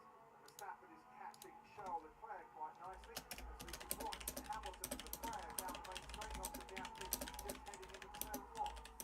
20.9 for Max Verstappen, a new fastest lap of the Grand Prix. The problem Piastri's got is as soon as he gets within a couple of seconds of his teammate, he'll start getting the turbulent air, car sliding around a little bit more, bursting his tyres. So it's definitely advantage Norris. Got to say though, at this pace, there is plenty of time for Max Verstappen to get himself right on the tail of whichever of the two McLaren is running second, which is why they can ill afford to be giving up any time. There's a second place on the cards here for Max Verstappen. If McLaren get it wrong, swapping it around, there could be a first place on the cards for Verstappen, and I'm sure that's something that 3.1, 2.999. Piastri's getting there. It seems like Lando is just easing off like a tenth a lap at a time. I think Lando will let him through. He's got news of Sky Race Control. Yeah, so Verstappen's tyre delta is 9 laps now. It's 5 laps before in the first round, on the first stint. Now it's 9 laps. I believe that's enough of a tyre delta difference to get that overtake done. Yeah, I think you're right, and it's mediums to hards. I think Lando's in the process of letting him through, just very slowly. Early to their strategy in terms of the tyres they give back after the practice sessions. Mercedes wanted the hards for the race. Radio check, please. Yes, sir, it is. Okay, save the tyres in turn 4 and turn 11, please. So he hadn't responded. He's been told to save turn 4 again. And they're like, you're hearing us? And he's like, of course I am. But clearly, pushing like crazy out there. And he's been told that's where you're damaging your tyres. Last time around, we actually took 0.6 of a second out of Norris. It's only a 2-lap offset at the minute. Yeah, he's finding himself behind Esteban Ocon currently. Verstappen with a 5-lap offset. Oscar Piastri is behind Logan Sargent. Verstappen's right with... Temporary deafness when the team are telling you something. Bless me, Leclerc now. Radio when I was a Formula 1 driver, to be honest. In the early days. Let alone anybody to swear at. Apart from myself. So look, Lewis Hamilton, 12 laps on the hard. Charles Leclerc, 12 laps on the medium. There's the big difference. Verstappen, 3 laps on the medium. Well, that's some gentle introduction. Oh, mate, don't give me that. You guys give me this strategy, okay? I'm trying to rescue myself. He's been told to go out and not take too much out of the tyres. And he's obviously... Max effectively just telling the team to fuck off. Oh, who's got a bless you thingy? MFPT, who's that? World Championship leading driver Max, you know, comes into this race with over 3 races worth of points in his pocket. Advantage. I don't want to sound too critical, but Max Verstappen is sounding like a man who stayed up late last night doing a sim race, which he did, and then got up early this morning to do a sim race, which he did, rather than getting a good night's sleep in Budapest, which, by the sounds of it, he could probably have done with. 2.2 seconds, George Russell has stopped again. Very deep pit stop from the Mercedes. Yeah, not bad stop. We're watching One of the best of the day. of Charles Leclerc's Ferrari. Max Verstappen Marcus has unlocked an emote with his channel points. How difficult it is to get some overtakes done, especially in this part of the track. But surely Verstappen's fresher tyres will get him past Leclerc in a moment. We'll see. Ted Kravitz, down to you. Just picking up a nice stop for George Russell. I want the hard tyre because that's the only new one they had left. So Mercedes also bucking the trend with George Russell, even though we've only got, what have we got, 20 laps to go, roughly? No, 14 to 16. So yeah, it's not a great tyre only to do 16 laps, but hey, at least he can go and get the most out of them on the opening laps with Verstappen. Quickly, can I stick up for the insomniacs amongst us? Hang on, you can in 2 seconds. Max Verstappen's got DRS. Lando to Piastri 3.8 now. It was down to 2.9. It's now up to 3.8 again. That's not going to happen. Now he's going to try and get the move done into turn Oh. 2. Has Leclerc got enough of an advantage? We can watch from the rear now into that second corner to stay ahead. Looks to me like he has, Martin.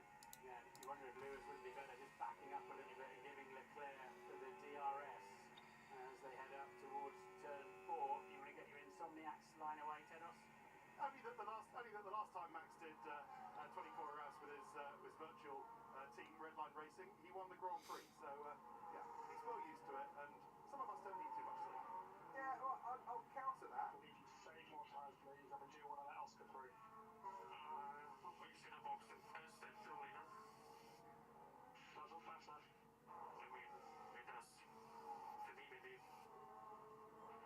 He is talking That's- about the championship there, not the current race Yep. In isolation. Yeah, well, that's not a given then, is it? That Lando's going to Lando's not going to just let him through then by the sounds of things. 3.5 seconds ahead.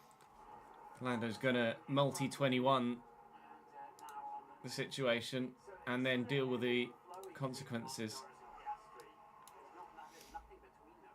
Here comes Verstappen again. He's closer this time around. Charles Leclerc is in a little bit of danger, but manages once again to stay ahead comfortably into turn 1, and then gets a really good traction on the exit, and manages to stay ahead into turn 2 as well. Not easy for me to say. I'm just going to counter Ted's line. Max Verstappen last time he was doing sim racing and went on to win a Grand this weekend. This Red Bull is not the fastest car on the track. He hasn't got that car margin that he used to have. Well, Russell is the fastest man on the track at the moment at 120.3. He'll set about. Oh, yeah, that's not. That wasn't great from Leclerc, that. Too much curve there, but got away with it. And yeah, so Russell then is setting off after Perez, who has indeed got ahead of him. But Russell's coming back with a vengeance. I'll tell you what would bring Perez and Russell into this. Would be a safety car now. Yeah, Bringing them and Oh, safety car would be mad. right back into the action. I think it would absolutely transform this race. On board with Charles Leclerc, he's not going to get any assistance from Lewis Hamilton, but he might do from the car in front of him, which is a back marker, and it's one of the Salvers. Now, he hasn't got DRS to try and lap him, but there goes Verstappen. We didn't see it off board. We didn't see Verstappen through on Leclerc. but there goes Verstappen into turn one. Charles Leclerc needed a bit of DRS to try and stay ahead there. It didn't happen. Max Verstappen has now got his man, moves up into fourth place. This is... I think he'll drop the Ferrari like a hot potato now and set off after Lewis Hamilton. And Lando, we still think you're using the tyres too much. Turn 4, turn 11, and the rear exit, turn 6, turn 9. Oscar's 3.5. I know you'll do the right thing. Yeah, but it's come down from 3.8, it's now 3.2. I know you'll do the right thing. That's a call from the team to do the team thing. Yeah. But it's not They're like almost guilt tripping Lando into giving the winner. switching at McLaren as to whether it's going to happen or not. As we watch Max Verstappen and his move there on Charles Leclerc. Fairly comfortable move for Max. Put into your mind, Martin, Oscar Piastri's manager, Mark Webber, knows a thing or two about team orders. Yeah, I've already mentioned Multi21 on Twitter. Anybody? Yeah. Doing the podium interviews that day, 2021 in Malaysia. Frosty will stay in Qualadon forever. This is great Murray Walker saying, come to atmosphere where the cricket's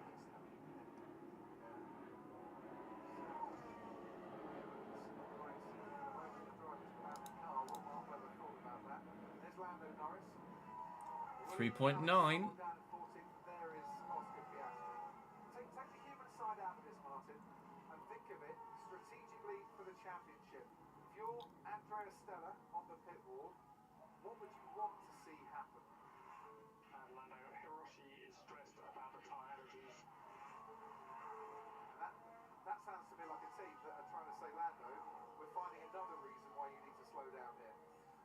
4.2 seconds. They're asking Lando to slow down, and he's categorically speeding up. I don't know, this is going to be very interesting. It will be a major issue for McLaren if this places someone to the front that they'll have to manage down, because that will be a breach of trust that they've been building up, haven't they, in the team? And they did hit him first. But let's see how it plays out. It's the sort of incident that either strengthens or ruins a teammate relationship. Because if you're Oscar Piastri, who has been very compliant in his, how many, 35 races so far in his Formula 1 career, when often, well not often, on occasion he's had to do the team thing and he's put up with it and no fuss. They both have. Yeah. To be fair, both McLaren drivers, when told to swap places through the last year and a half, they've done it. They've both done it as they've been building. But all of a sudden, they're looking at a 1-2, and that's a different deal. And Lando will be saying, look, I'm the 1 second in the World Championship. I'm taking points out of Max Verstappen today. Turn 4, turn 11. It's going to get boring. I don't think Lando Norris cares about I think Lando gives a fuck, yeah. He can get as boring as he wants. He's got a little bit tone deaf to that particular conversation. Last 1-2 for McLaren, of course. Monza 2021. It was Lando Norris that was behind Daniel Ricciardo, and Lando Norris accepted that situation. However, today's a different story. Piastri's led this race through getting past his teammate into turn 1, getting a better start. He's controlled the race in the way that his team would have expected. By one moment, Martin, where he went off the track at turn 11, he hasn't done anything wrong. Dipped a tyre in turn 12 today as well. We saw that, but Verstappen's not really caught up to the back of Hamilton quite as fast as I thought he would do. The top 4 are all 1.4 below 1 minute 20. Max to Lewis. Ted, I'm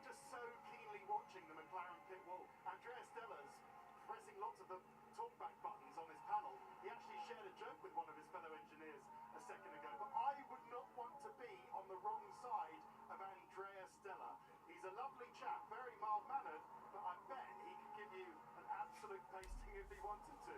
Crofty, just tell you who Hiroshi is. It's the McLaren Director of Race Engineering. Hiroshi Imai, he used to be a... Yeah, it's that McLaren have put themselves in this position, haven't they? Going on the McLaren pit wall. I'm sure Andrea Stella, if he has to intervene personally, he will. But, well, it's up to Lando in the end. And knowing Andrea Stella as I do, he sees his role as team principal to observe and to monitor, rather than to tell people how to do their jobs. But, as I'm sure Christian Horner has done in the past, there comes a time when you, as a team principal, do have to step in. We've seen it. Christian Horner, Ross Brawn, over the years as well, have made that comment when they need to make it. You must do this now. Felipe, Fernando is faster than you. Hockenheim. I had to do the interviews that day as well. About as frosty as it was in Kuala Lumpur, I must admit. Right, Lewis Hamilton behind the hats of Kevin Magnussen. Behind him, here comes Max Verstappen. Fucking under 10 laps to go. We think both cars are using their tyres too much. Just remember, every single Sunday morning meeting we have.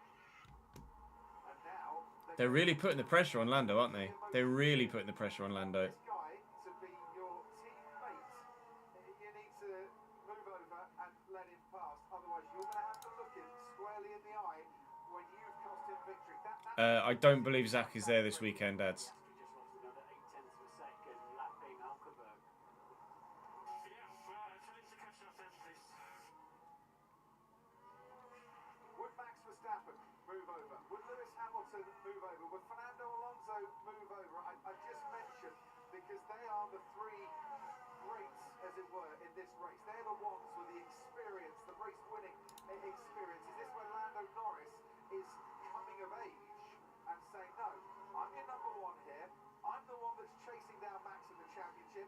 You need to give me this victory because it's your best chance of doing something about Max's lead. Yeah, and when Sebastian Vettel ignored all of this, the team seemed to love him a little bit more back in the day when he was winning 4 straight world championships. And I think the 1-2 is not in doubt in normal conditions now. It's who's the one and who's the two. The 1, 2, 3 still up for grabs though in terms of the third place of Lewis Hamilton. Still holding on to that. Lando's not going to be shitting it. Lando's going to just be Max Verstappen is going to try and get him into turn 2. preparing what he's going to say to the team in his head. To go around the outside, he's going the long way round. He's got just enough room to stay on the track. Oh, big lay down a rubber from Max there on the exit 2, sorry. Rear tyres up as well, he's very wide, it's dirty out there. And Lewis once again pushing the limits of the driving standard there by running very wide through turn 2. We saw lap after lap Lewis Hamilton defending against Max Verstappen before their second stop, and once again the undercut worked for Mercedes to keep Lewis ahead of Max Verstappen, but once again Verstappen is coming back at him, and we can see, I think, from the onboard of Verstappen here just how much racing room there was, Mark.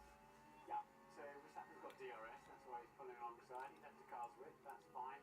And then I think you were behind at the apex, Max.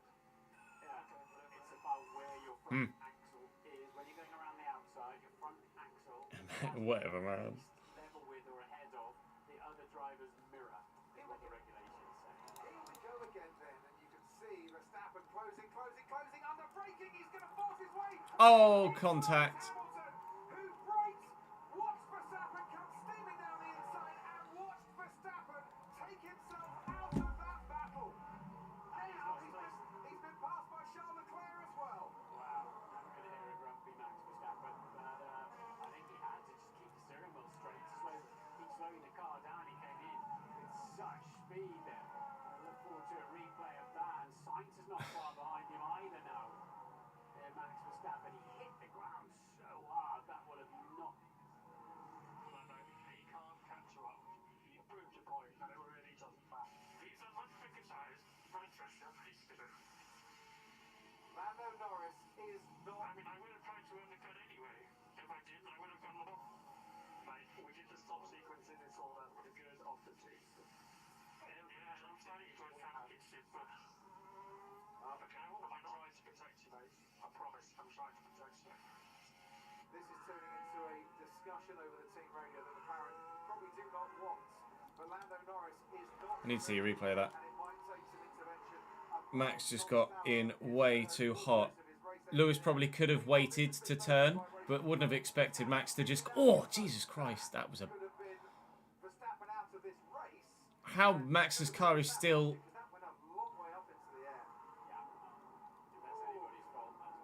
Max has just got in way too quick. Lewis is expecting Max to turn there, and he's going to try and duck back underneath.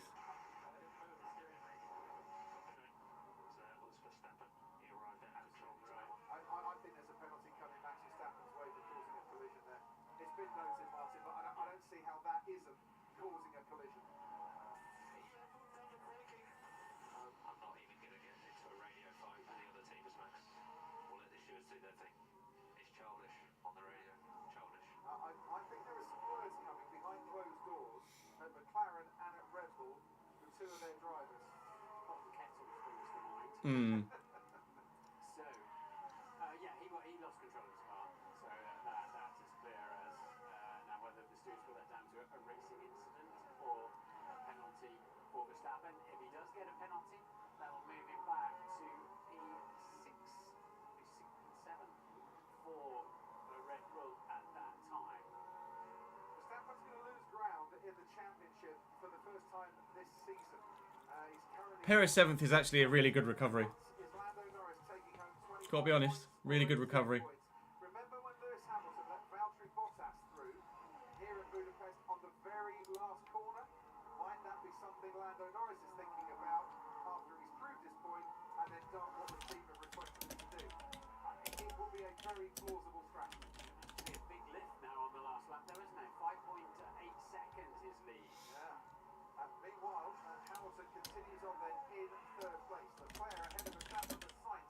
Now, the challenger to Max Verstappen, who has just driven and sounded irritable and annoyed and furious and just hurt throughout this entire race, ever since he was asked to give the place back to Lando Norris from the start.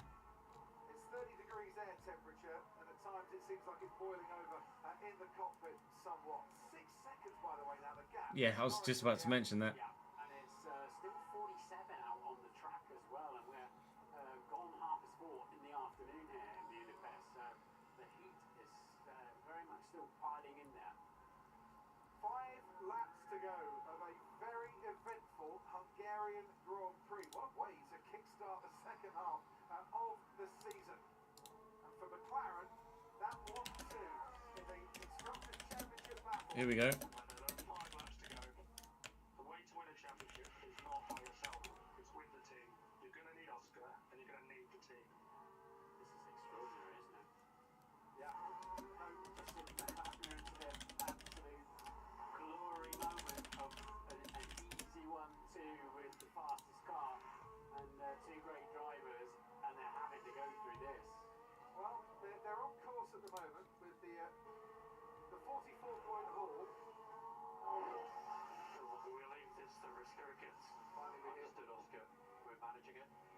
Finally, we hear from Oscar Piastri in this debate. Yeah, 44-point haul. Red Bull started 78 points ahead of McLaren. They're going to make a severe dent into the margin here. And on a day that they should be celebrating, as it stands at the moment, there will be a debrief. They're going to be smiling at the garage, but there'll be a debrief, Martin, that might be as equally in-depth and, shall we say, problem-solving as they had after Silverstone when they threw away a potential race victory there. Stewards are going to look at the Verstappen-Hamilton incident and Verstappen for causing a collision after this race. You could say as well, Martin, you know you've made it as a team and a championship challenger when you have to sort out issues between your drivers out on track. It's a nice problem to have, but it is, yeah, they really wish they didn't have it at the moment. And Lando doesn't want to play ball, he wants to make a statement. Jimmy just tweeted out saying that crash was sim racing's fault.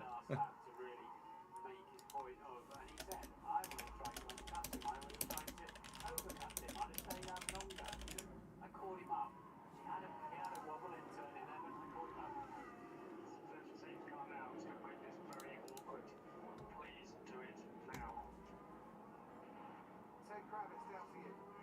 If he starts to do it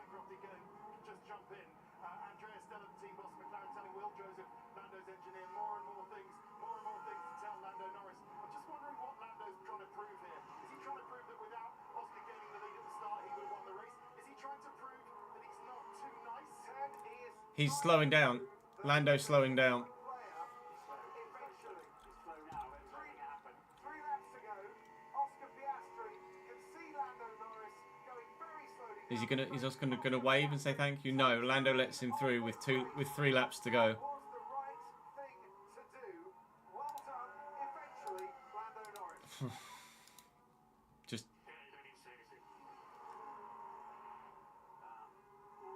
Lando can try and keep in DRS straight here. Never go back at him yet, but he really did get out of it down the pit straight. That is the moment he followed. It was a team order, wasn't it? Yes, it was not an instruction. It was not a request. It was an order. No, he's put his team through it, but he's eventually done the right thing. The thing is, Martin, he is now still within DRS range. Yeah. So, what's the orders?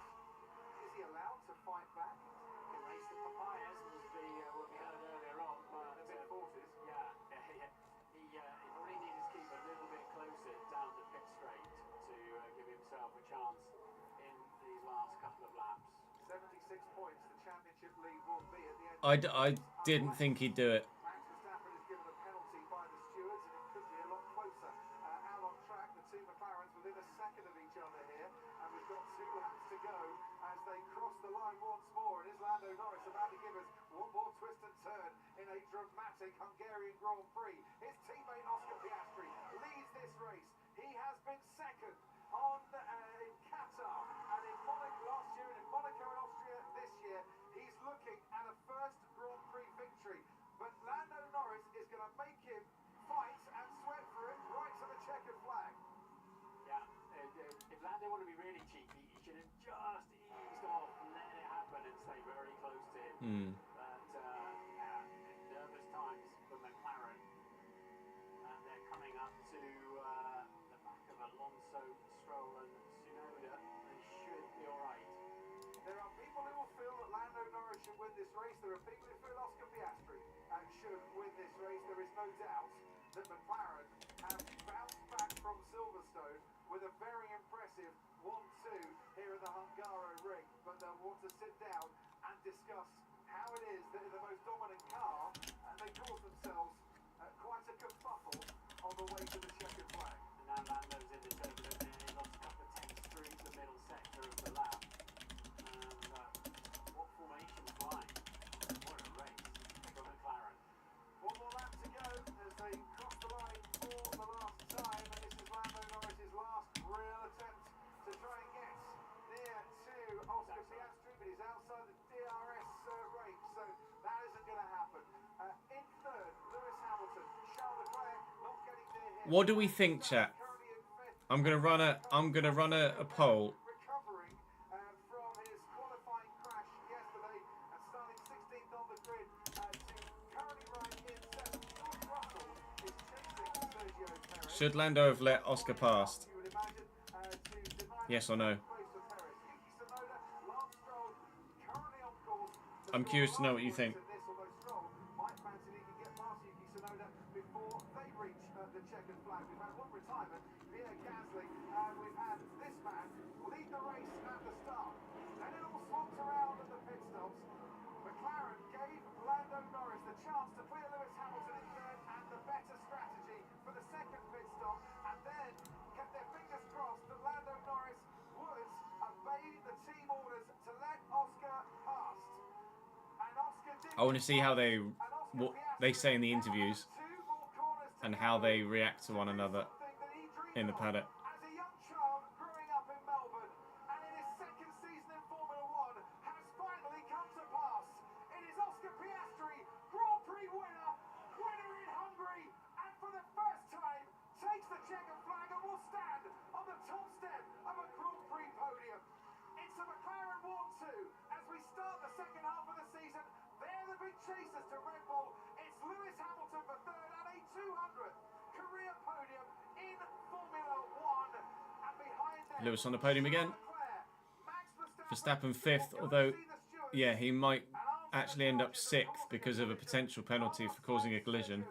Perez 7th, though, is a great result. Oscar 8th, oh sorry, Russell 8th, Tsunoda 9th, and Stroll 10th.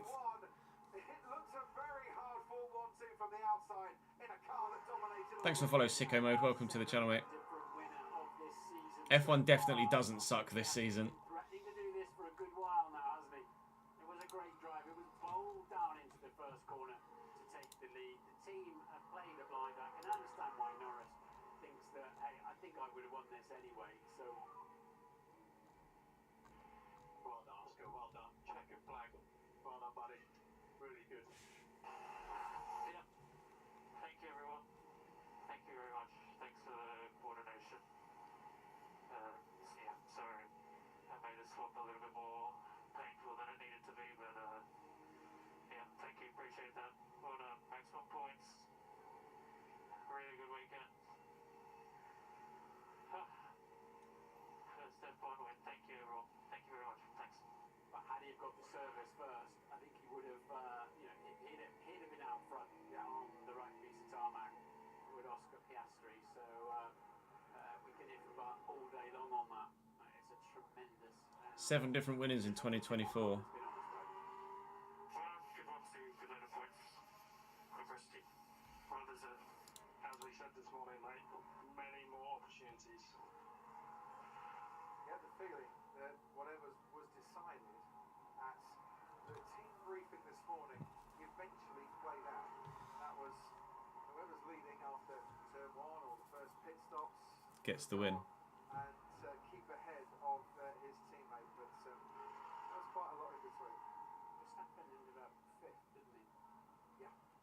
Between the two Ferraris, of course, Leclerc passed him. Yeah, Leclerc passed him a little bit earlier on when he was squabbling with Lewis Hamilton. So I'm expecting that Max Verstappen might get a penalty. For might get a 5-second. Yeah, I agree with you, and that'll put him behind Sainz, but still keep him ahead of Perez. And Perez is the only driver in the top 4 teams not to win a race. Yeah, that's fair. To follow in the footsteps of Damon Hill, Fernando Alonso, Jenson Button, Heikki Kovalainen and Esteban Ocon, Oscar Piastri First win in is about Hungary. to get out of his car, his Formula One car, and greet the crowd here as a Formula One winner in a Grand Prix for the first time. And Lando Norris's teammate first on the scene to congratulate him. Yeah, drama's one word for it. But this is the one that really counts. The 100 Fair play, Lando came across and shook Oscar's hand. to win a Grand Prix in the World Championship, Oscar Piastri.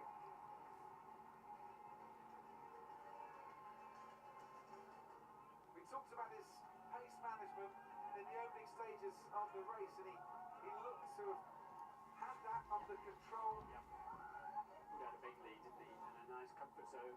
Obviously, had that little trip through the runoff area in turn 11, and that sort of turned his race on its head a little bit, didn't it? To away his comfort zones all the way through there, and that's what ended up putting Norris ahead of him. It must be said, was that little error in T11 that made his afternoon somewhat more difficult, but the team put it right. And then Norris goes to get the congratulations of his team as well. Randy Singh, the racing director. I've already tweeted that. down Already tweeted that, Zach. might be the one 75% of you say no, Lando shouldn't have let Oscar through. first front row lock. First front row lockouts here since 20. The team put themselves in that position, so Was the first front row lockout, I should say, since 2012. And on that day was Jenson Button, who came out to win. The driver who started second. And that's exactly what's happened. the team put themselves in that position, so they can't be upset at either driver. IMO. I think Oscar Piastri just letting it all sink in. Nice the return of Sebastian Vettel. Now Oscar's doing it.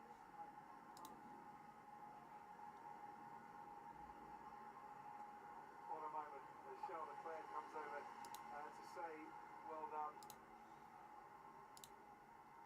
Yeah, we talked to Oscar about this earlier on. And last season, I remember actually doing an interview with him in Monza. He's very calm. I did not expect him to get out of the car doing cartwheels and backflips. That's just not how he rock and rolls, is it? No, No, it certainly isn't. I just, for the harmony of the team, as they pointed out to Lando Norris, you are going to need a team to win when opportunities have come around next. That's why they had to do what they did, and that's why I think in the end Lando absolutely accepted it. Chances are, Martin, he thought he was going to do it all along, but just wanted to prove a point that, you know, I'm still the one out in front, I'm still the I think Lando made the right decision. and then, as we Ultimately. get towards the end of the season, you know, if I'm closer to Max Verstappen in the future, well then maybe you need to prioritise me. But what it's really hurting for Lando is 5 second. It would be a 5 second for causing a collision, Zach. with the one Barcelona, with the one here. I can feel his pain. I can sympathise. Obviously, you can absolutely sympathise with Lando, but I think he made the right decision. Let's hear from the top three. Wow, this is really Formula One at its best at the moment. It's unbelievably exciting out there to watch from outside. Lewis, P3 today, you beat the Red Bulls fair and square as well. Good feeling? Yeah. Big thanks to this amazing crowd this weekend. And a huge congratulations to McLaren on the 1-2. That's my old original family, so I'm really, really happy to see all the boys, all the whole team back up front. And then for us today, yeah, the team has done a great job to continue on with. I know. I was just about to say something similar, Carl. Of all the people to do the interviews, Nico. We have the pace of the Red Bulls, but we just were able to hold on at the beginning of the race. And it was very, very tough to hold Yeah, on. I think Lando was proving a point. And obviously the close KJ. I think he was always going to let him through, but he was just proving a massive point. That's motor racing. So I'm really happy. I'm grateful for the points. Big thank you to the team. Take us through that battle a little bit with Max. I mean, it was just unbelievable to watch from the outside. How nerve-wracking was it from inside the car? It's not nerve-wracking. I think when you see the pace at which they close the gap in certain corners, you just laugh to yourself because it's not something I can do. Particularly in the last sector, they were very, very strong, same as the McLarens. So, I mean, I saw him coming from a long way back and he was able to brake a lot later than me. But he sent it up the inside.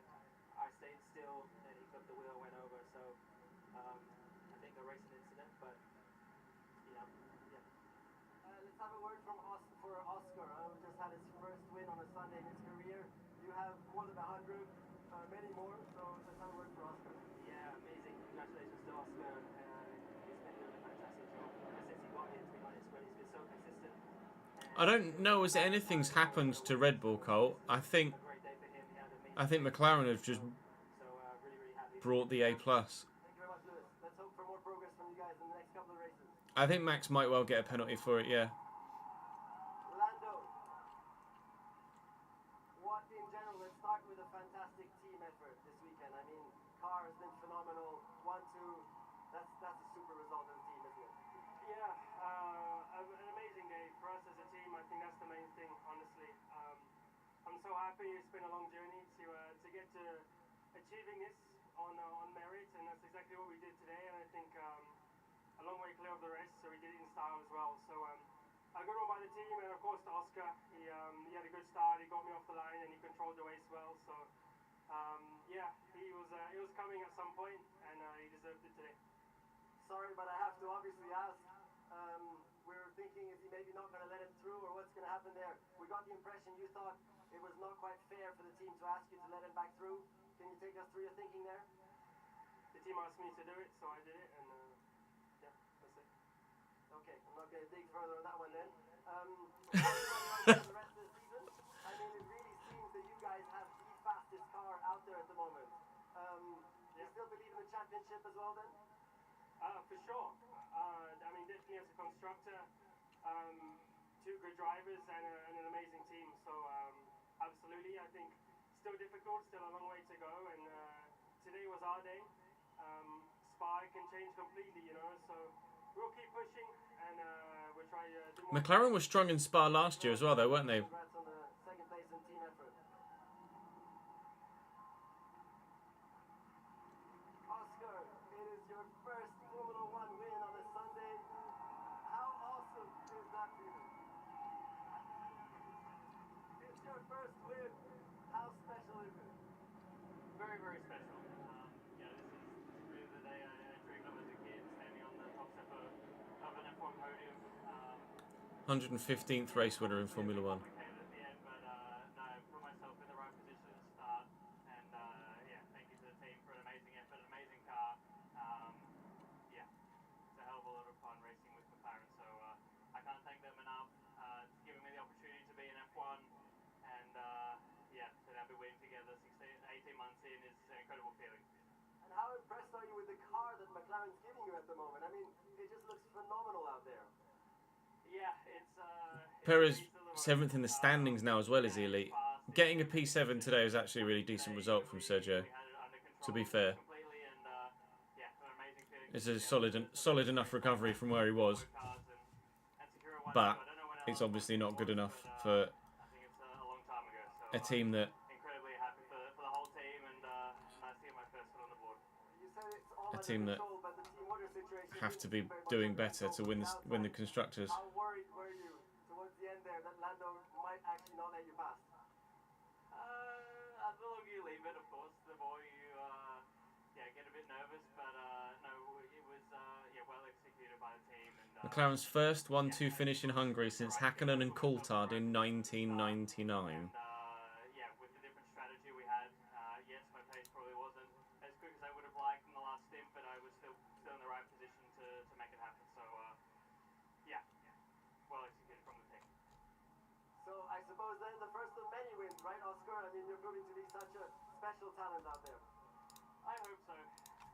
Yeah, I mean, I think I've still got some things to work on, but no, I'll enjoy the win when I can, and yeah, well, the team's given me a great car, and I really can't thank them enough for that. And yeah, I'm trying to do the best job I can, and I'm learning every race I do. So yeah, hope there's many more to come. Yeah, can you imagine if Piastri had signed for Alpine? Scenes. Expect yourself to be right at the front there as well? I think yes. I think we've proven this year that we can be quick in. I think Lewis was. I think Lewis said racing incident because he might think that people might have assumed that he turned into Max, when obviously he didn't. Max just fucking flew and had never had a chance to stop in the car. Thank you very much. Cheers.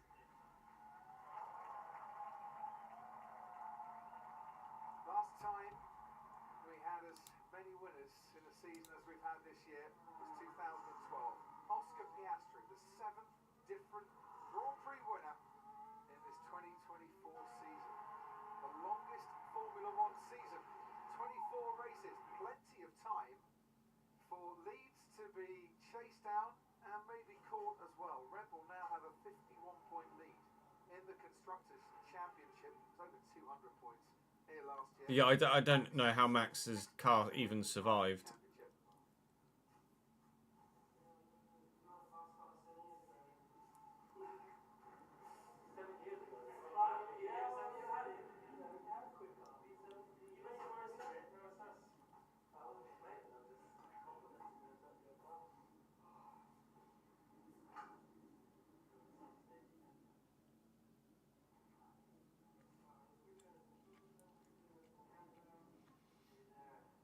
We've seen cars have similar incidents, i.e.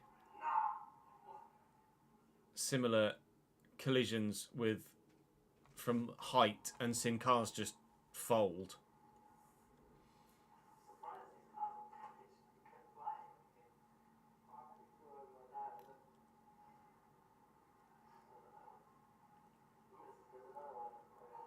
Oh yeah, he's going to show. Lando and Oscar are going to see Max's lunge.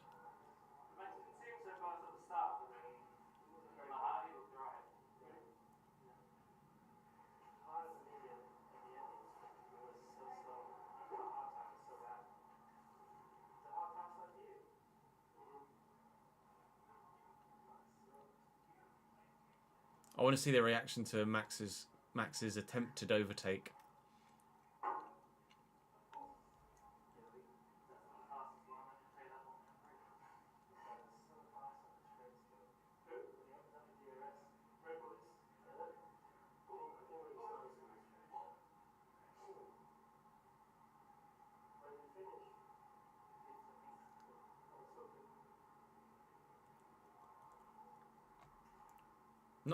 not as much of a reaction as I thought they would be. But to be fair, it wasn't really the angle that showed the size of the collision.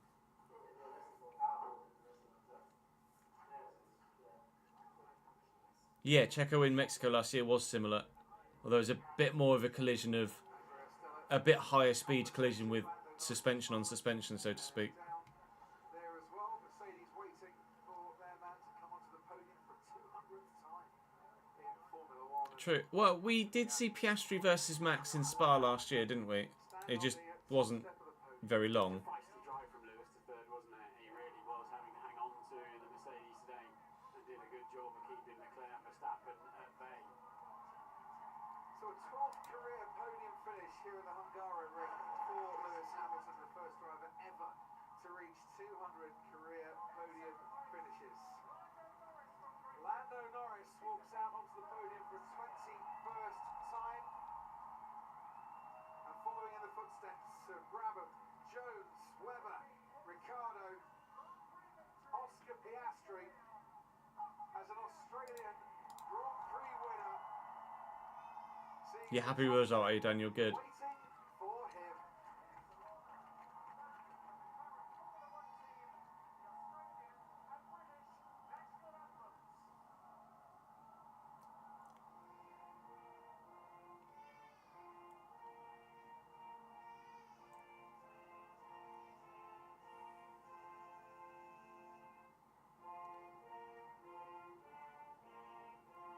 Waltzing Matilda, waltzing Matilda.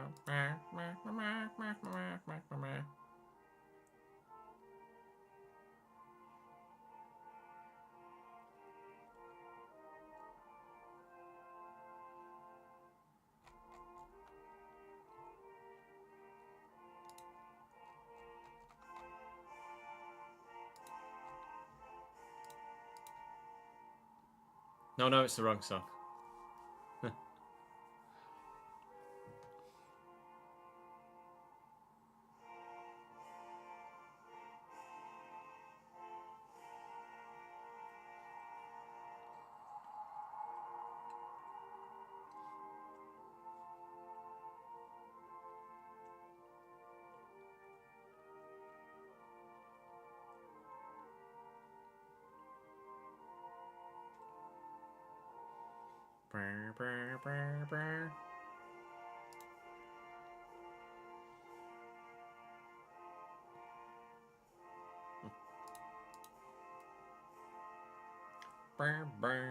Right, now I'm going to need your guys' help in deciding who the hell to loan.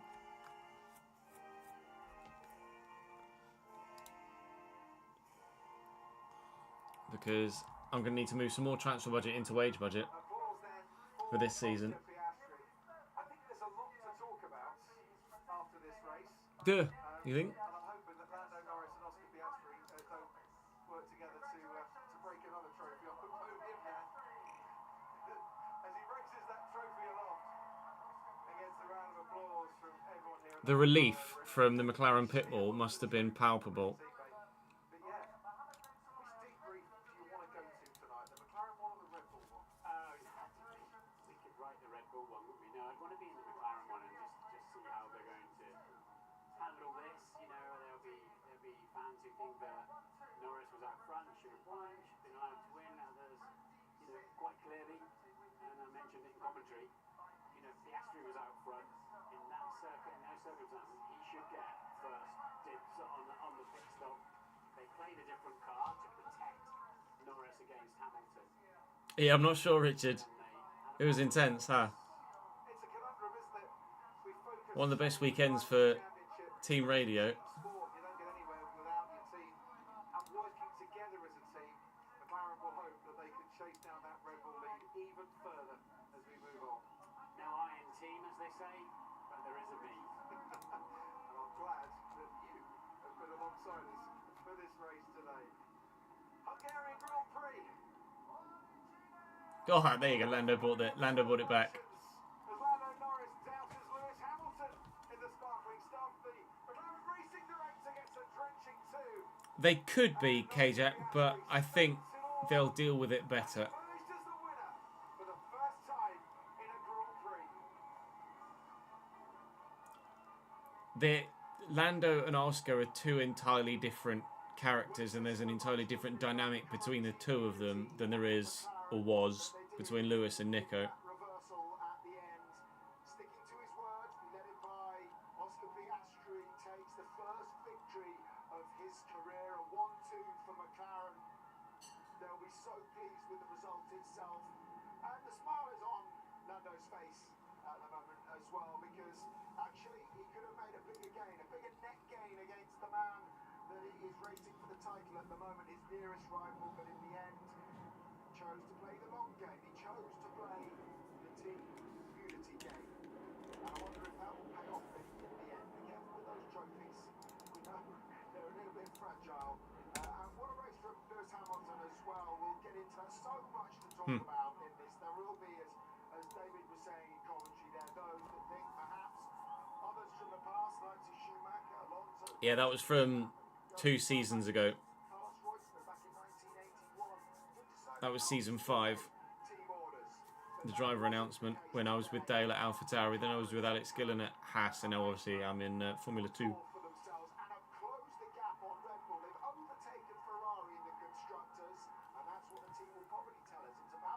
True, Zach and Andreas are different to Toto as well. Rosberg said himself before he had to become someone he didn't like just to be able to beat Lewis. I mean, that's what you have to do, isn't it? When someone is that good and that strong, you have to do whatever it takes, even if you don't agree with it. A country road in Belgium, winding peacefully through the hills of the Ardennes forest. Is it 2 weeks till Belgium or 1 week? It's just 1 week, right? There's something crazy.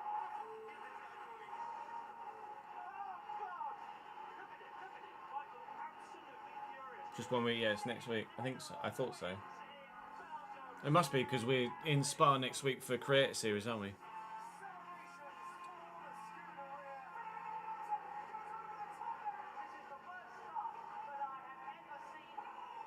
In the whole of my life.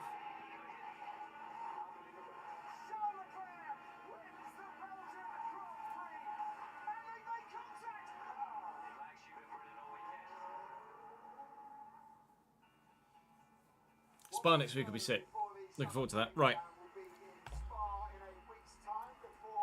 I am going to go offline, have a toilet break, come back online in 2 to 4 minutes, and then we will end, or actually might not even end the transfer window in the doohickey, in the RTG, but we will certainly record one more episode of the RTG before we end today. So go and grab yourselves a drink and a snack, and of course have a toilet break of your own after that Grand Prix, and I will see you back here in 5 minutes when we shall take on the transfer window, because we've got some decisions to be made. I'll be back in a bit.